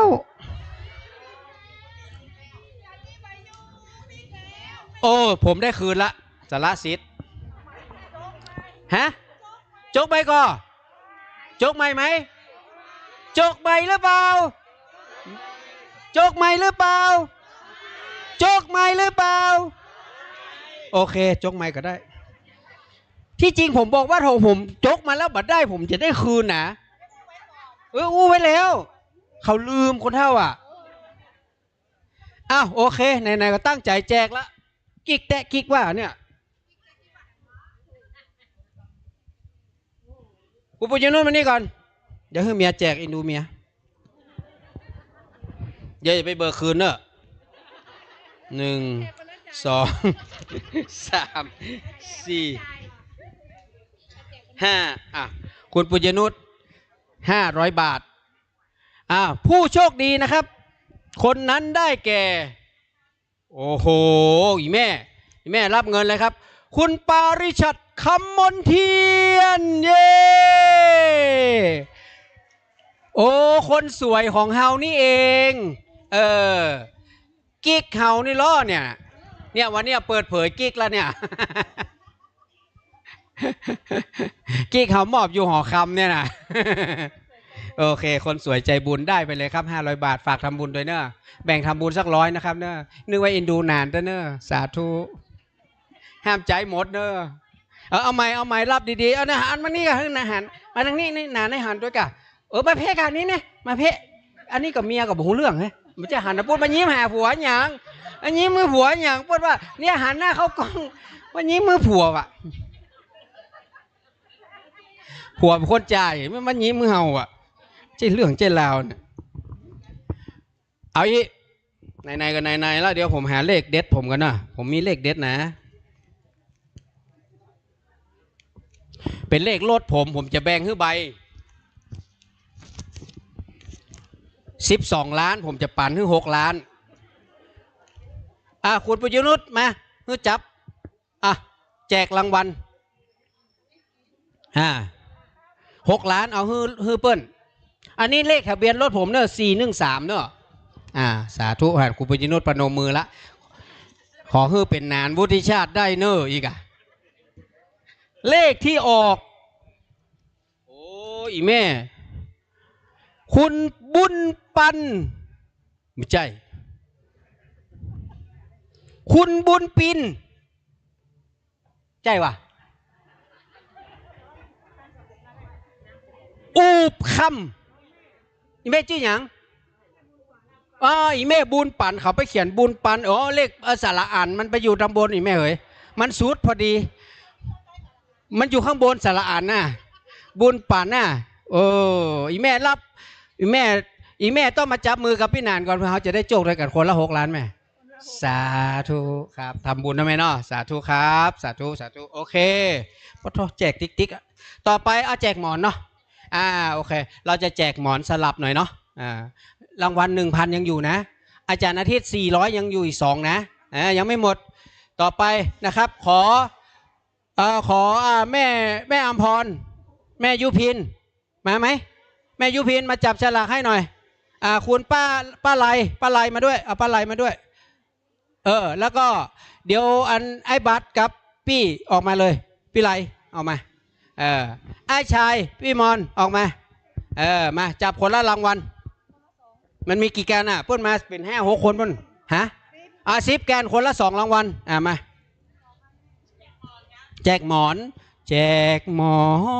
นอนหนาวราวสวงในเจ็บก่อนเป็นยุบเพิ่นเด้อหมอนนะเดี๋ยวออกไปเนี่ยถ้าไผ่ได้เพื่อจะพอแน่ละคนนี้แจกหมอนกูนี่จกเลยคนละ2 ใบครับผมคุณแม่บุญดวนออกมานอกนี้เดี๋ยวให้จับรางวัลใหญ่ห้ามปีนเนอะอ้อมมานะ80 ป่ายมาปีนไปเรื่อยได้นะ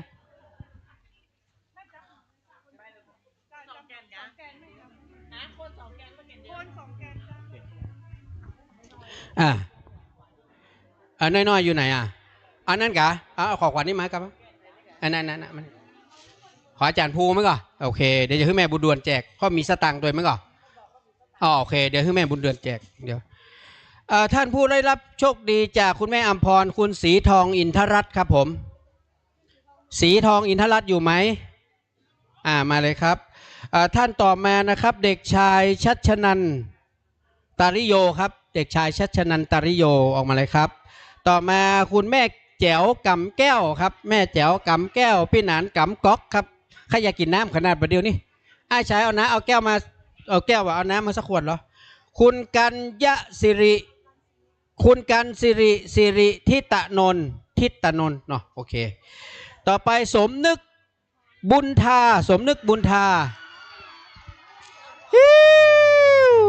ขอบคุณครับ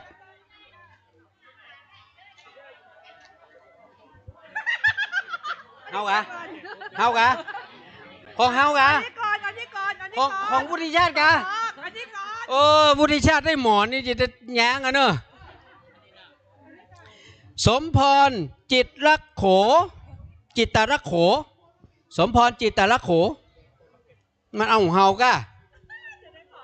อัมพรณวิชัยเขาเนี่ยมันเยอะเย้ยเฮาขนาดเนอะเฮาได้หมอนนี่นะ คุณแม่นงนภัสนวลฟั่นดีใจขนาดนั้นเลยกับหมอนใบเดียวเนี่ยผ่องใสใจพุทธวุฒิชาติคำปานเย่ไผ่มาเอาหมอนนี่เอามาเดียวเนี่ยเฮาว่าจะรอแบงค์พันนะเนี่ยแต่กี้ไผ่จับเอาไม่แซ่จดก้นอีกอะฮะเอาหมอนนี่เฮาอ่ะเอาสีตั้งไหนเนอะสีตั้งไหนเอามานี่เลยมันต้องมอบอะช้ำใจไปได้ใส่โป้ไว้ก่อนจะไม่หายห้ามแมสเนอะใส่โป้ไว้ละมาได้ลุ้นละแบงค์พันกับมาได้400กับมาได้แบงค์พันกับมาได้500กับมาได้ละมีไข่1คนครับยังมาเอาจับใหม่เลย1 ใบพัดลมกับมาได้ยังกับมาได้กระติกน้ำร้อนกับมาได้คุณแม่บัวแก้วโยตมานมีก็ครับแม่บัวแก้วโอเคต่อไปคุณแม่บุญดวนจับ1 ใบจะเอาของอาจารย์อย่างก็อาจารย์ภูเนอะเพิ่นมีสตังค์ด้วยเนอะในนี้นะ1 รางวัลหา3 ชิ้นครับเอา3 ชิ้นโอเค4ก็ดูดีๆโอเค3 รางวัลแม่จับเลยจับรางวัลเลยห้ามได้ละห้ามหมดสิทธิ์ละให้ปิกบ้านให้ปิกบ้านได้ก่อนเนี่ยเขาสาระสิทธิ์เนอะอันที่เหลือนี่เฮือนหอคำหลวงแจกต่อเด้อเอาได้หมอนให้ปิกบ้านละเนี่ยไผว่าคนแจกจะได้รางวัลดีใช่นะกูเตือนมาได้จับวันนี้แต่งมาจับกับเพื่อนได้หมอนอุตส่าห์ไปถอยสูตรมาใหม่มาเนาะเสื้อเชิ้ตเสี่ยงไปหลายร้อยนึกว่าจะได้คืนวรวุฒิตันหลวงกาดวรวุฒิตันหลวงกาดอยู่ไหมไม่อยู่นะเดี๋ยวค่อยจับใหม่ปาริชาติอินตะได้ของอาจารย์ภูเนอะเพิ่นมีสตังค์อยู่ในนี่เนอะเพิ่นมีสตังค์เนอะแม่อัมภัยตริโยเชิญครับจับอีกเบอร์หนึ่งได้แน่นอนอันเนี้ยอัมภัยตริโยสาธุครับปราณีสิงห์โทราชกลับแล้วอาจจะมาอีกเบิงมา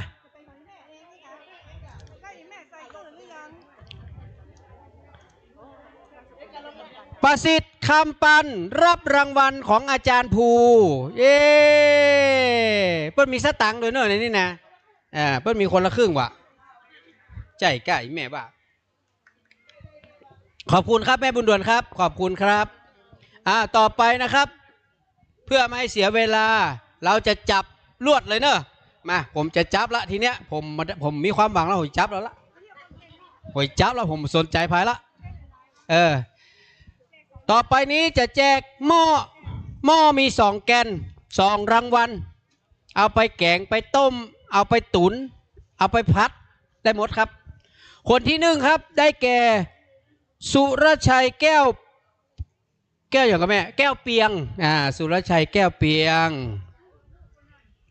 สายทองปัญญาไลมอบเองเลยครับผมสายทองปัญญาไลต่อไปเราครับสายทองปัญญาไลอยู่ไหมยกมือโอเค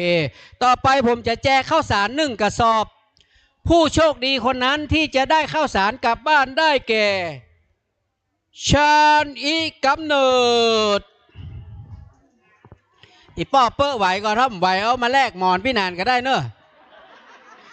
เอากระติกมา3 ใบกระติกไอ้กาน่ะไอ้เนี้ยกระติกตู้เย็นเคลื่อนที่2 ใบเอาละครับต่อไปเราจะแจกตู้เย็นเคลื่อนที่2 ใบท่านแรกได้แก่นางแก้วสุการามตู้เย็นเคลื่อนที่1 ใบครับคนที่2ได้แก่แม่จำเนาปาลีแม่กันนั่งใกล้ๆกันจ้องกำจ้องไว้เนอะจ้องสีรุ้งสวย เบอร์1ใบแจ้งจ้องได้แก่มงคลแก้วมาลาได้จ้องกันฝนไปครับผมโอ้เอานี่อย่างรัดมัดตรงนี้ให้ได้ก่อนมันมาบางกล้องโทรศัพท์สายไอ้เนี้ยมัดตรงเสาเจ็บเอาโป้เอานี่ไปเอาถุงต่อไปนะครับเอาวันผ้าสีเหลืองๆเนี่ยนะครับ1 ผืนนะครับผู้โชคดีคนนั้นได้แก่คุณแม่บัวพานเขื่อนขันครับอยู่ไหมยกมือโอเคอยู่นะต่อไปจะแจกกานะครับต้มครับกาต้มเอามาเลยกี่ใบวางเลยวางหมดเลยกาช้าเอาก่อนเอากาต้มมาก่อนกาต้ม4 ใบครับผมนะครับนี่เห็นไหมนี่กับแม่กาต้ม5 ใบเอากาชาใส่ไปด้วยกาชาอีก1 ใบใส่ไปเลย6ต่อไปนะครับกาต้ม4กาชา1เอากาชาออกก่อนเนอะคนที่ได้กาชาคนแรกได้แก่อารีนุงแก้วมีก่อนครับใช่ครับโอเคคนที่2จะได้กาต้มนะครับได้แก่คำโชดอยู่ไหมคำโชดโอเคต่อไปท่านต่อไปจะได้แก่สุพินภักดี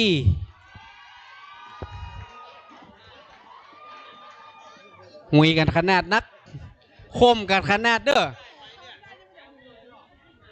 เฮานี่ได้หมอนนั่งเฮายังมาหุยเลยสงสัยที่16ผมได้รางวัลใหญ่แน่เพราะผมได้หมอนเอาไปนอนลุ้นแม่จันชัยครับผม แม่จันชัยครับเชิญครับแม่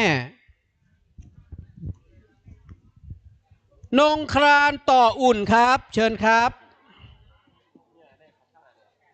อันนั้นอย่างกี่ผืนโอเคผ้านวมผืนเดียวมีกี่ผืนดึงมาดีๆพรทิพย์ใจเชี่ยมครับนั่นแหละเอาผ้าห่มมานี่2 ผืนผ้าห่ม2 ผืนเนอะคนที่โชคดีได้ผ้าห่ม2 ผืนได้ผืนเดียวกะได้แก่นางฟองคำอีกำเนิดคนที่2ได้แก่ปราณปรียาใจยา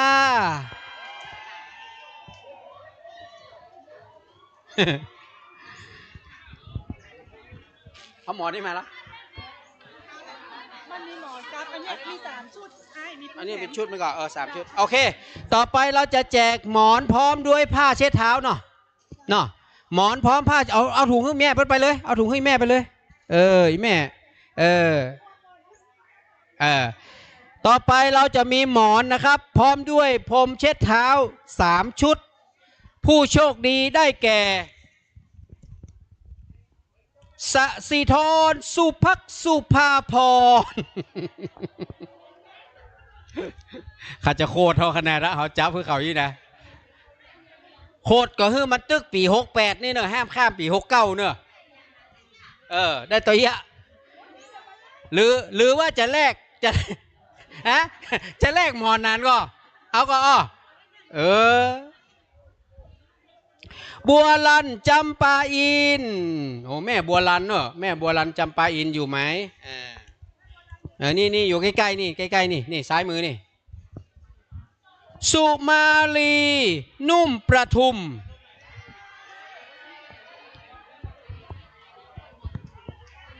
สุมาลีต่อไปนะครับเราจะแจกเสื้อเชิ้ตจากสรรมหาพล5 ผืนเสื้อเชิ้ต5 ผืนนะครับท่านแรกที่จะได้รับเสื้อเชิ้ตจากวัดสรรมหาพลพระธาตุเชเวดากองที่พี่นานไปร่วมสร้าง นางสาวพีระวรรณขันเนียง1นะครับ1ท่านละอยู่ไหมครับครับท่านที่2นะครับอันนี้เอาไปฮื้อประจายใส่ไม่ยิงใส่บะเปิงนะครับนงลักษ์พิรมชมอยู่ไหมครับครับผมครับท่านที่3นะครับอุ่นเรือนแสนพรหมโอ้ขอบคุณครับโอ้ได้เปาะกับอันนั้นเนาะเปาะกับที่นั่งใส่กระสอบกันเนอะขายห้ามลักของเฮาเด้อของเฮามี2อย่างไผ่มาเอากับมาบอกนะฮะอย่าลงถุงเขาเนี่ยเพราะเราแต่งตัวจัดหล่อเพราะเราได้สปายเนี่ยใจว่าขนาดนั้นเนี่ยหูจะออกจากกันหอคำพญามังลายได้ก่อนเดี๋ยวก่อนเอานี่มาเซตก่อนอ้าวต่อไปนะครับต่อไปทองเพียรอันนี้อย่างยานะทองเพียรยานะครับผมเหลือสุดท้ายเนาะครับอ๋ออีแม่จะเอาให้ผมกะเสื้อเนี่ยมาได้แลกมาได้ครับผมยังได้อันหมอนนั่งแม่อัมพรปันราชาอยู่ไหมครับอัมพรปันราชาอยู่ไหม1อัมพรปันราชา2อัมพรปันราชา3ไม่มีแม่พระกาวันอาทิราชะสุดท้ายแล้วครับต่อไปขอสลับด้วยวิทยุ AM FM 3 เครื่อง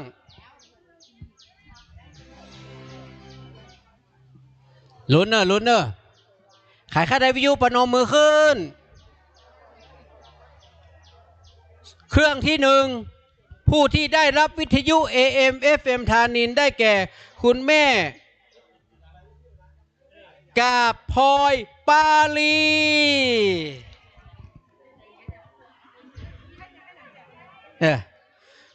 ท่านที่2นะครับคุณแม่สาธุครับท่านที่2ครับสมบูรณ์เทพวงศ์อยู่ไหมครับสมบูรณ์เทพวงศ์ครับอยู่ครับพ่อเชิญครับครับท่านที่3นะครับ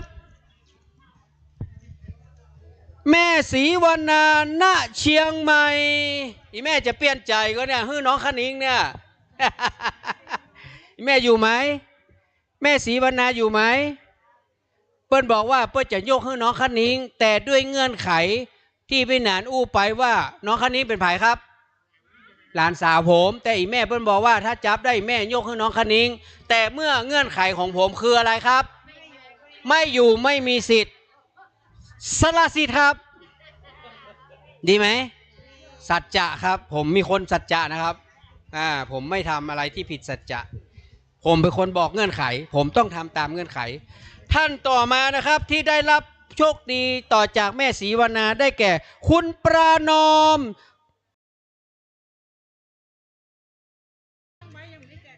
เอานี้พัดลม2 เครื่องนะครับขอเขย่าหน่อยเด้อผู้ที่โชคดีคนที่1เอาเครื่องบนนี่เนอะ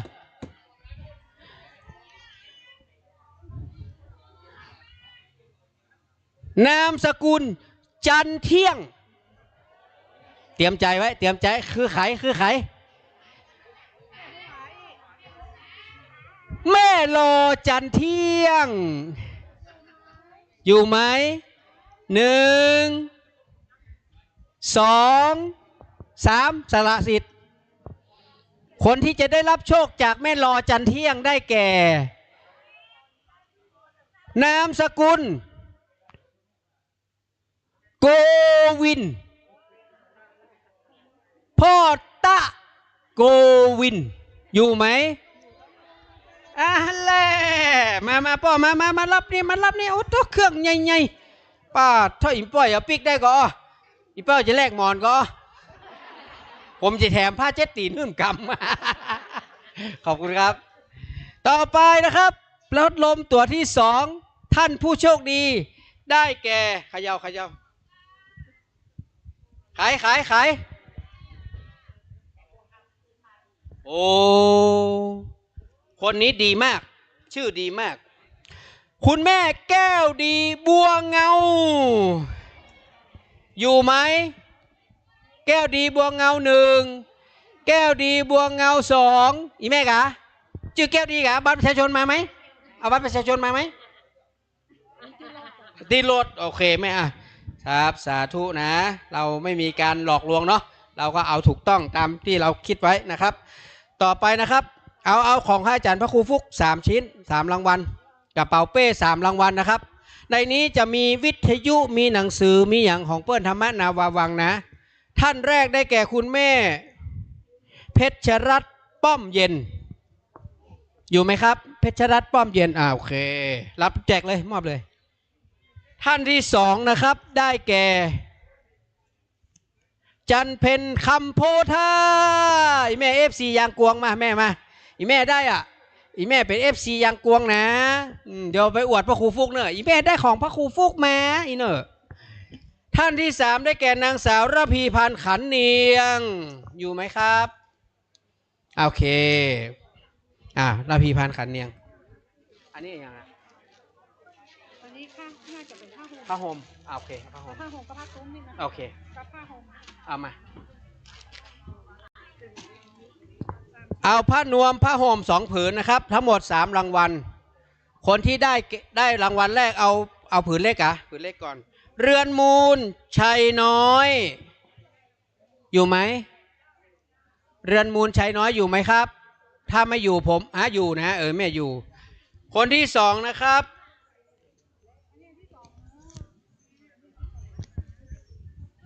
ไอ้ยังเนี่ยเขียนยุกยิกเนี่ยพอเหรออ่านมองเนี่ยที่เปิ้ลมาทีหลังหรือเปล่าที่เป็นพี่น้องไทยใหญ่หรือเปล่าอ่านอย่างไตฮะไตยังไงได้ใหญ่ถนนไฉอยู่ก่ะนี่เนี่ยนะหัวหน้าเปิ้ลเป็นคนเขียนเปิ้ลเป็นคนเขียนเฮาหมูได้เขียนเฮาหมูเนี่ยบอกแล้วคนเขียนได้อ่านคนอ่านได้เขียนคนที่สามนะครับเรือนคำจากเกสรแม่อยู่เนาะต่อไปนะครับเอาพัดลมสักตัวก่อนแทรกสักตัวพัดลมยี่ห้ออย่างไรชาร์ป18 นิ้วชาร์ปบุคคลที่โชคดีที่จะได้พัดลมชาร์ปได้แก่เต็มตะละแลมเต็มตะละแลมเต็มมหาจันจะไปไหนเตื้อเพื่อจะออกชื่อตัวเก่าประเดี๋ยวเนี่ยประพัดสอนสุยาตันตะละแลนแตนแม่อยู่ก็อยู่กะประพัดสอนมารับรางวัลแม่เดี๋ยวเอา3 กล่องนี้นะเดี๋ยวเอาวิทยุสลับสัก3 เครื่องวิทยุ3 เครื่องแม่มารับพัดลมครับผมแม่จะแลกเบาะนั่งพี่นานก็ถ้าอีแม่แลกเบาะนั่งพี่นานอีแม่ข้าได้หยังอีแม่เอาวิทยุให้อีแม่ไปราคามันกับบัตต่างกันละโอเคครับขอบคุณครับอีแม่เพื่อสาระซีดพัดลมเปิ้ลข้าได้วิทยุผมใจดีเอาพัดลมเนี่ยคือมันแล้วใจสายสุนีภูเวียงภูเขียวสายสุนีภูเขียวอยู่ไหมครับเอาสายสุนีเอาพัดลมไปเอายกไปเรียบร้อยต่อไปวิทยุ2 เครื่องเนาะ3 เครื่องไป3 เครื่องไป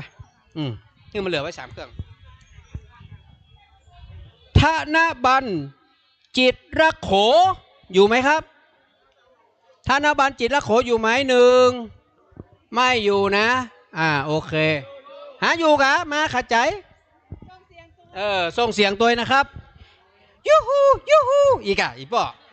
ครับขอบคุณครับอีป้อต้องยูฮูอีกให้ได้หูท่านที่2ครับชวัญญาสุริยาครับชวัญญาสุริยา ก็เดี๋ยวเขาจะแจกรางวัล400 บาท2รางวัลของอาจารย์เจ้าคุณดร.ที่นะครับบอกไว้ก่อนให้ท่านได้ลุ้นต่อไปครับวิทยุเครื่องที่3ที่เราจะแจกได้แก่สุพินทรินอีแม่มาเอากับวิทยุอ่ะอ๋อนึกว่าเมาอีกเอานั่นก่อนหมอครับแจก3รางวัล4รางวัลนี่เลยมาอย่าลืมนะครับวิทยุพัดลมยังมี2ตัว3 4 5นะครับพัดลมยังมีอีก5เครื่องนะครับอันนี้4รางวัลนะอ้าวหยิบเลยครับเจ้าพนักงานโอ้เอาโทรศัพท์เอาลงแหมแล้วตั้งไว้ที่เดิมข้างบนวางข้างบนดีๆโทรศัพท์ตกหลายรอบแล้วนี่สงสัยอะบางคนถามไอ้เบอร์อย่างนั้นนะเบอร์อย่างมันหันไปทางปุ้นว่าหันทางเพมันถูกละเอาลงหน่อยเอาหูบลงไม่ใช่เอาขามันลงอ่ะกดข้างบนลงกดข้างบนลงใช่ลงอีกหันทางนี้มาหันทางนี้หันไปอีกหา FC เลยหน่อยคืนหน่อยเอาหน้ามันลงหน่อยหน้าโทรศัพท์ลงหน่อยเอาละห้ามตามห้ามเนอะเอาอย่างเต่งไว้ได้กันนะเอาน้ำเต่งใช้เอาน้ำเต่งตั้งหลังไว้เต่งพังปุ้นตั้งหลังปุ้นตั้งหลังกันตั้งหลังมันจะก้นตั้งหลังแล้วหันหน้ากำหันหน้าโทรศัพท์กำหันไปไหมหันไปหันแถมนี่หันไปพุ่นกะให้ใช้โอเคต่อไปนะครับ4รางวัลเนาะรางวัลแรกนะครับที่คนงามกำไว้คือบัวคลี่สร้อยสังวานครับแม่ครับแม่บัวคลี่นะครับต่อไปนะครับเอาใกล้ๆนี่เลยเอาเลี้ยงนี่เลยเนาะออโต้นี่เนาะออโต้ได้แก่สีภูลแสงสีรุ้งเพชรอยู่ไหมครับท่านต่อไปนะครับออโต้นี่ไม่ใช่คาวาสเนี่ยคาวาซิวะคาจิวะแม่ทองหลั่นสมมนาครับแม่บุญอยู่ไหนไก่แม่กับเราออกมาท่านสุดท้ายนะครับรางวัลจากวัดเจริญกล่องสีเหลืองเนี่ยไม่รู้เป็นอะไร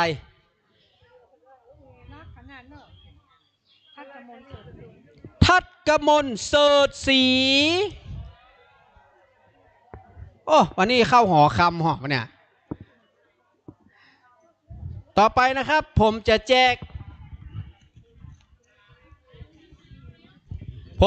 ก400 บาท2รางวัลที่เหลือของอาจารย์เจ้าคุณดร.อาทิตย์นะครับท่านที่จะได้รับเงิน400 บาทท่านแรกได้แก่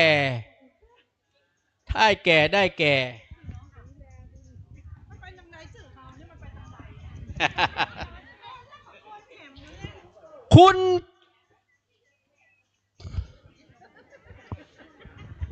น้ำไหน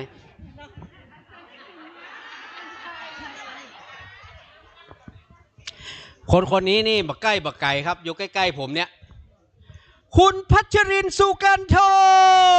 400 บาทเจ้าคุณดร.อาทิตย์มอบให้ครับผมเป็นค่าน้ำมันรถครับเปิ้ลเอาลงทานผลไม้มาเลี้ยงสาธุครับน้องสาวคนงามของเรานี่แหละไม่ไผ่อะต่อไป400 บาทอันที่2สาธุเป็นนานวุฒิชาติเนอะออกไปละเหมาะเพื่อเขาเขียนเพิ่มก้าสาแต่งตัวจัดรอได้เบาะลองนั่งแม่ขันคำปาลีโอ้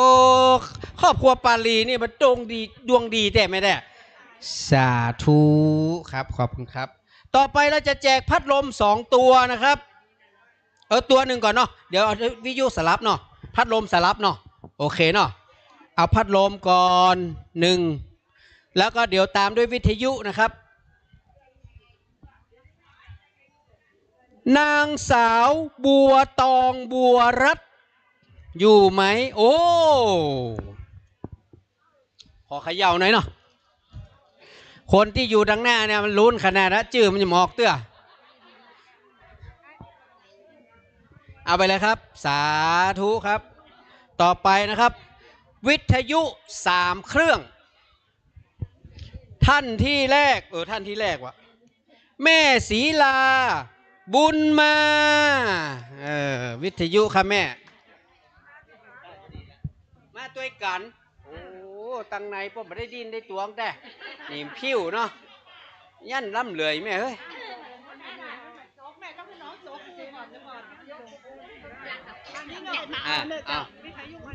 เอามาอันนี้เขาจะจับเพื่อตังในถ้าตังในบัดได้มาจัดการเขาคนเดียวแม่เพ็ญศรีชัยรักษาอยู่ไหมไม่อยู่จับอยู่บัดได้สักกรรมตังในมอบวิทยุมอบพี่แม่นั่นวิทยุเครื่องสุดท้ายได้แก่คุณนิคมศรีบุญมาโอ้เสริงจัดเหมือนได้แต่เนาะครับผมต่อไปครับพัดลมเอาตัวนี้ก่อนชับพัดลมชับถ้าใครไม่เอามาแลกหมอนนั่งเราได้แถมตังค์ให้100ท่านผู้โชคดีที่จะได้พัดลมชับได้แก่สมจิตอุ่นเมืองทองไม่ได้1ไม่ได้2ไม่ได้3ชื่อเพิ่นแสดงว่าเพิ่นไปลงชื่อ2 ตีโอเคเอาใหม่เนาะ3เพราะว่าเพื่อให้จะไปลงชื่อ2 ตีคนที่ได้โชคตอนนี้ก็คืออัมพันเตจ้าใหม่อยู่ไหมครับได้พัดลมนะครับต่อไปเดี๋ยวเราจะเอาเบาะรองนั่งเขาออกเบอร์เอามาแล้วใจอาจจะเอาเบาะรองนั่งพัดลมตัวนั้นเนาะเหลือ2ม้วนแล้วเหลือ 1,000 สุดท้ายเจ้าพัดลม3 ตัวนะครับ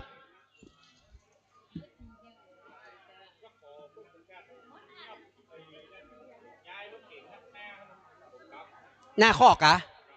รถผมนะจะออกเลยกะเดี๋ยวผมขออนุญาตแป๊บหนึ่งเนอะ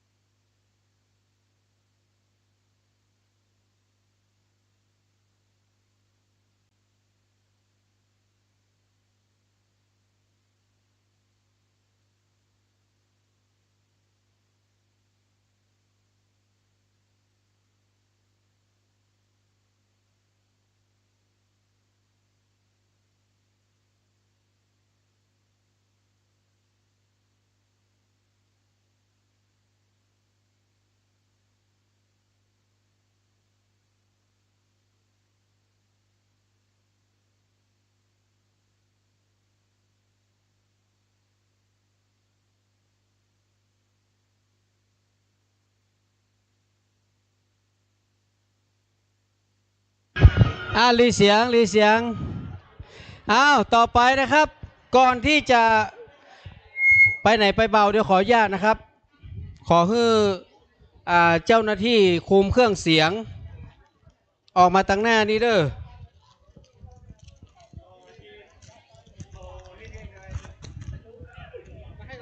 ครับผม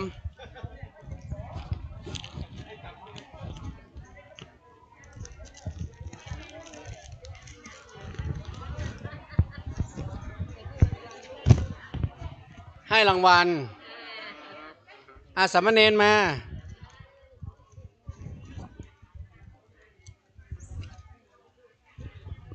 ครับสาธุครับโอเคจบ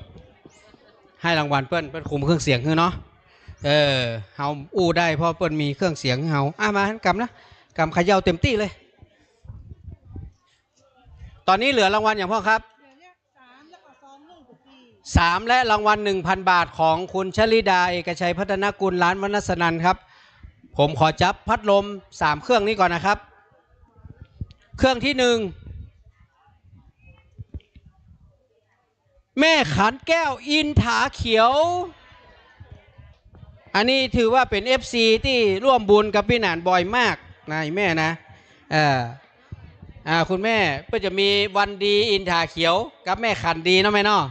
สาธุครับแม่ขอบคุณเนอะสาธุครับพัดลมเครื่องที่2นะครับ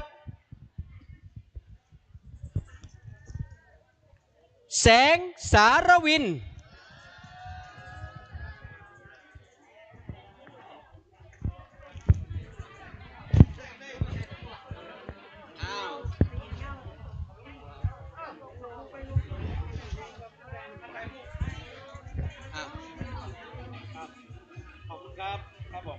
เครื่องสุดท้ายครับโอ้เครื่องนี้ใหญ่นักตัวครับแถมโบคือตัวเนื้อด้วยรักจากใจพัดลมเครื่องนี้ผู้ที่ได้รับก็คือ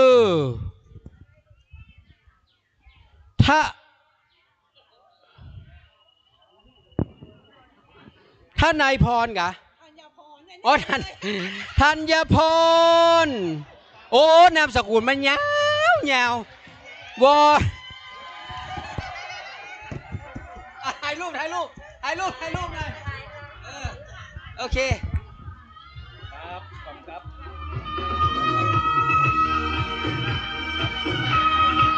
โอ้บุญคนคุมคนช่วยงานต่อไป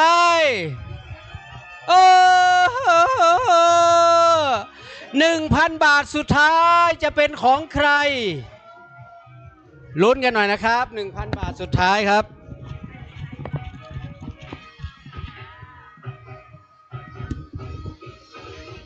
ผู้โชคดีที่จะได้เงิน 1,000 บาทจากคุณชลิดาเอกชัยพัฒนกุลร้านวนัสนันได้แก่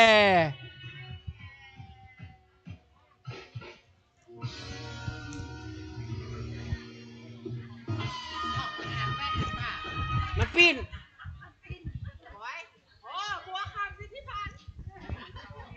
ป๋าบอยหอคำโอ้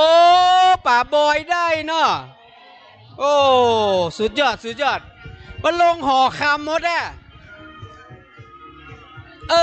โชคดีนะครับขอบคุณทุกท่านครับผมปีหน้าฟ้าใหม่เราเจอกันใหม่ครับผมขอบคุณทุกท่านครับที่มาร่วมบุญครับขอบคุณครับเดี๋ยวไปห้องมาถ่ายรูปพร้อมกันมาหมดเลยหอคำมาหมดเลยหอคำ